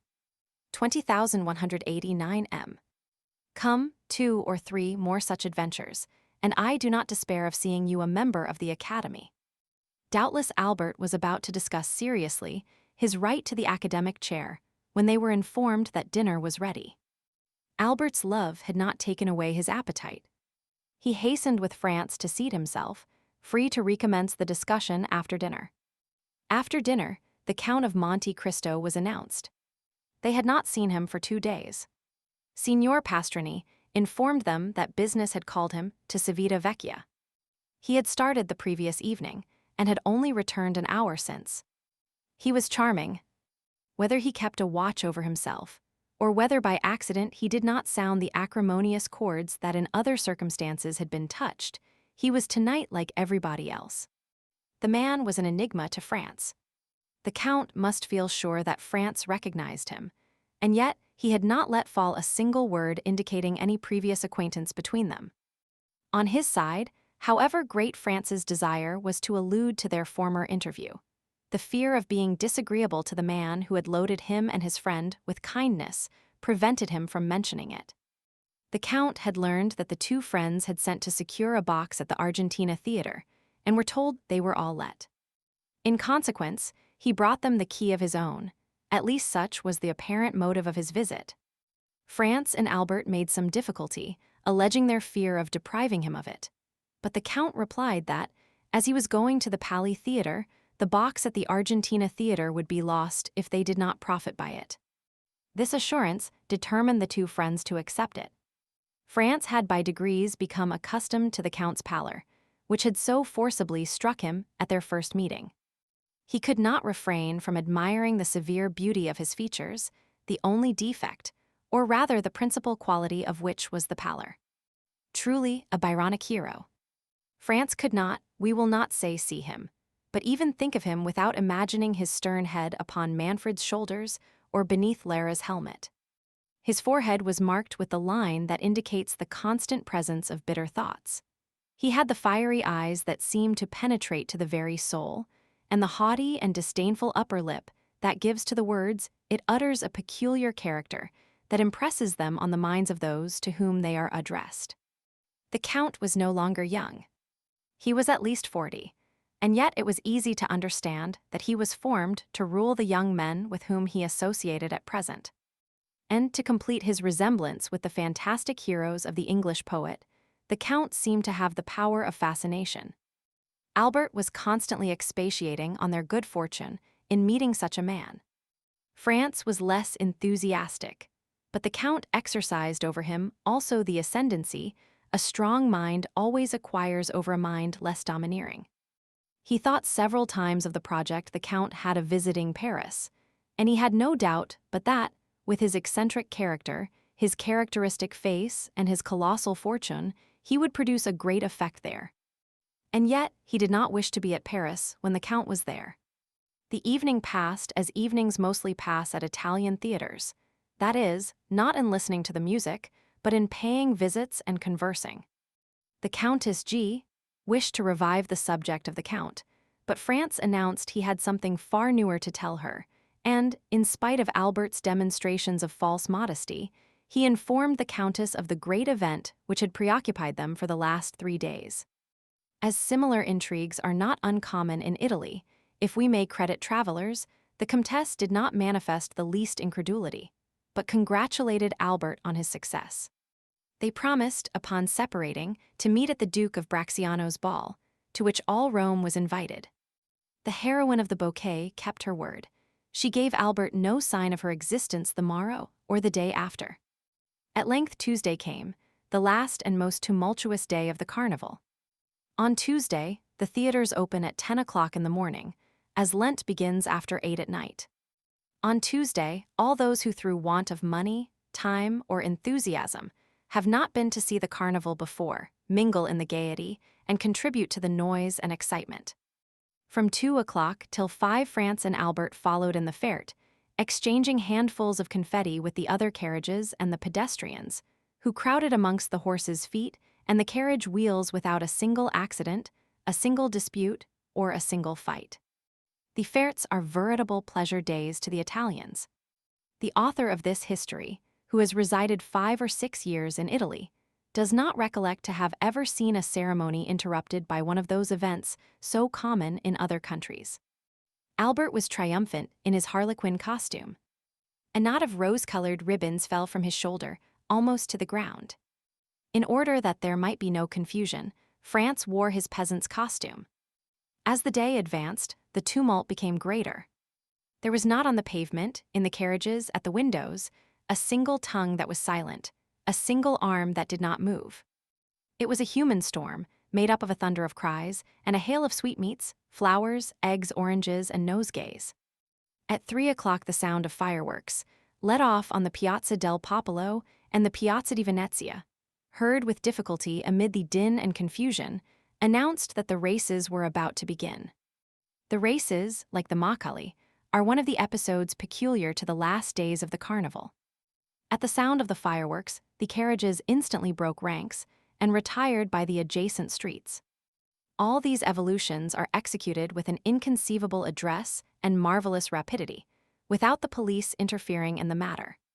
The pedestrians ranged themselves against the walls, then the trampling of horses and the clashing of steel were heard. A detachment of carbineers, 15 abreast, galloped up the Corso in order to clear it for the Barbary. When the detachment arrived at the Piazza di Venezia, a second volley of fireworks was discharged to announce that the street was clear.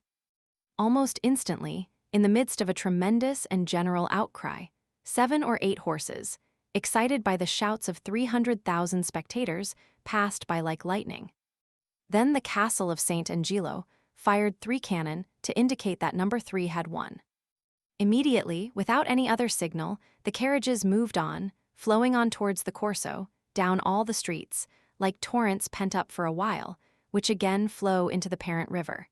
And the immense stream again continued its course between its 2 granite banks. A new source of noise and movement was added to the crowd. The sellers of Macolti entered on the scene. The Macaulay or Macolti are candles which vary in size from the Paschal taper to the rushlight, and which give to each actor in the great final scene of the carnival 2 very serious problems to grapple with. First, how to keep his own Macolto alight, and secondly, how to extinguish the Macolti of others. The Macolto is like life. Man has found but one means of transmitting it, and that one comes from God. But he has discovered 1,000 means of taking it away, and the devil has somewhat aided him. The Micolto is kindled by approaching it to light. But who can describe the 1,000 means of extinguishing the Micolto? The gigantic bellows, the monstrous extinguishers, the superhuman fans. Everyone hastened to purchase Micolti, France and Albert among the rest. The night was rapidly approaching, and already at the cry of Micolti, repeated by the shrill voices of 1,000 vendors, 2 or 3 stars began to burn among the crowd. It was a signal. At the end of 10 minutes, 50,000 lights glittered, descending from the Palazzo di Venezia to the Piazza del Popolo, and mounting from the Piazza del Popolo to the Palazzo di Venezia. It seemed like the fete of jack-o'-lanterns. It is impossible to form any idea of it without having seen it. Suppose that all the stars had descended from the sky and mingled in a wild dance on the face of the earth, the whole accompanied by cries that were never heard in any other part of the world. The facchino follows the prince, the Transteveran the citizen, everyone blowing, extinguishing, relighting. Had old Aeolus appeared at this moment, he would have been proclaimed king of the Macaulay, and Aquilo the heir presumptive to the throne. This battle of folly and flame continued for 2 hours. The Corso was light as day. The features of the spectators on the 3rd and 4th stories were visible. Every 5 minutes Albert took out his watch. At length it pointed to 7. The 2 friends were in the Via dei Pontefici. Albert sprang out, bearing his Micolto in his hand. 2 or 3 masks strove to knock his Micolto out of his hand. But Albert, a first-rate pugilist, sent them rolling in the street, one after the other, and continued his course towards the church of San Giacomo. The steps were crowded with masks, who strove to snatch each other's torches. France followed Albert with his eyes and saw him mount the first step. Instantly a mask, wearing the well-known costume of a peasant woman, snatched his Micolto from him without his offering any resistance. France was too far off to hear what they said, but without doubt nothing hostile passed, for he saw Albert disappear arm-in-arm with the peasant girl. He watched them pass through the crowd for some time, but at length he lost sight of them in the Via Maesolo. Suddenly the bell that gives the signal for the end of the carnival sounded, and at the same instant all the Micolti were extinguished as if by enchantment. It seemed as though one immense blast of the wind had extinguished everyone. France found himself in utter darkness. No sound was audible save that of the carriages that were carrying the maskers home. Nothing was visible save a few lights that burnt behind the windows. The carnival was over. 20,193 m.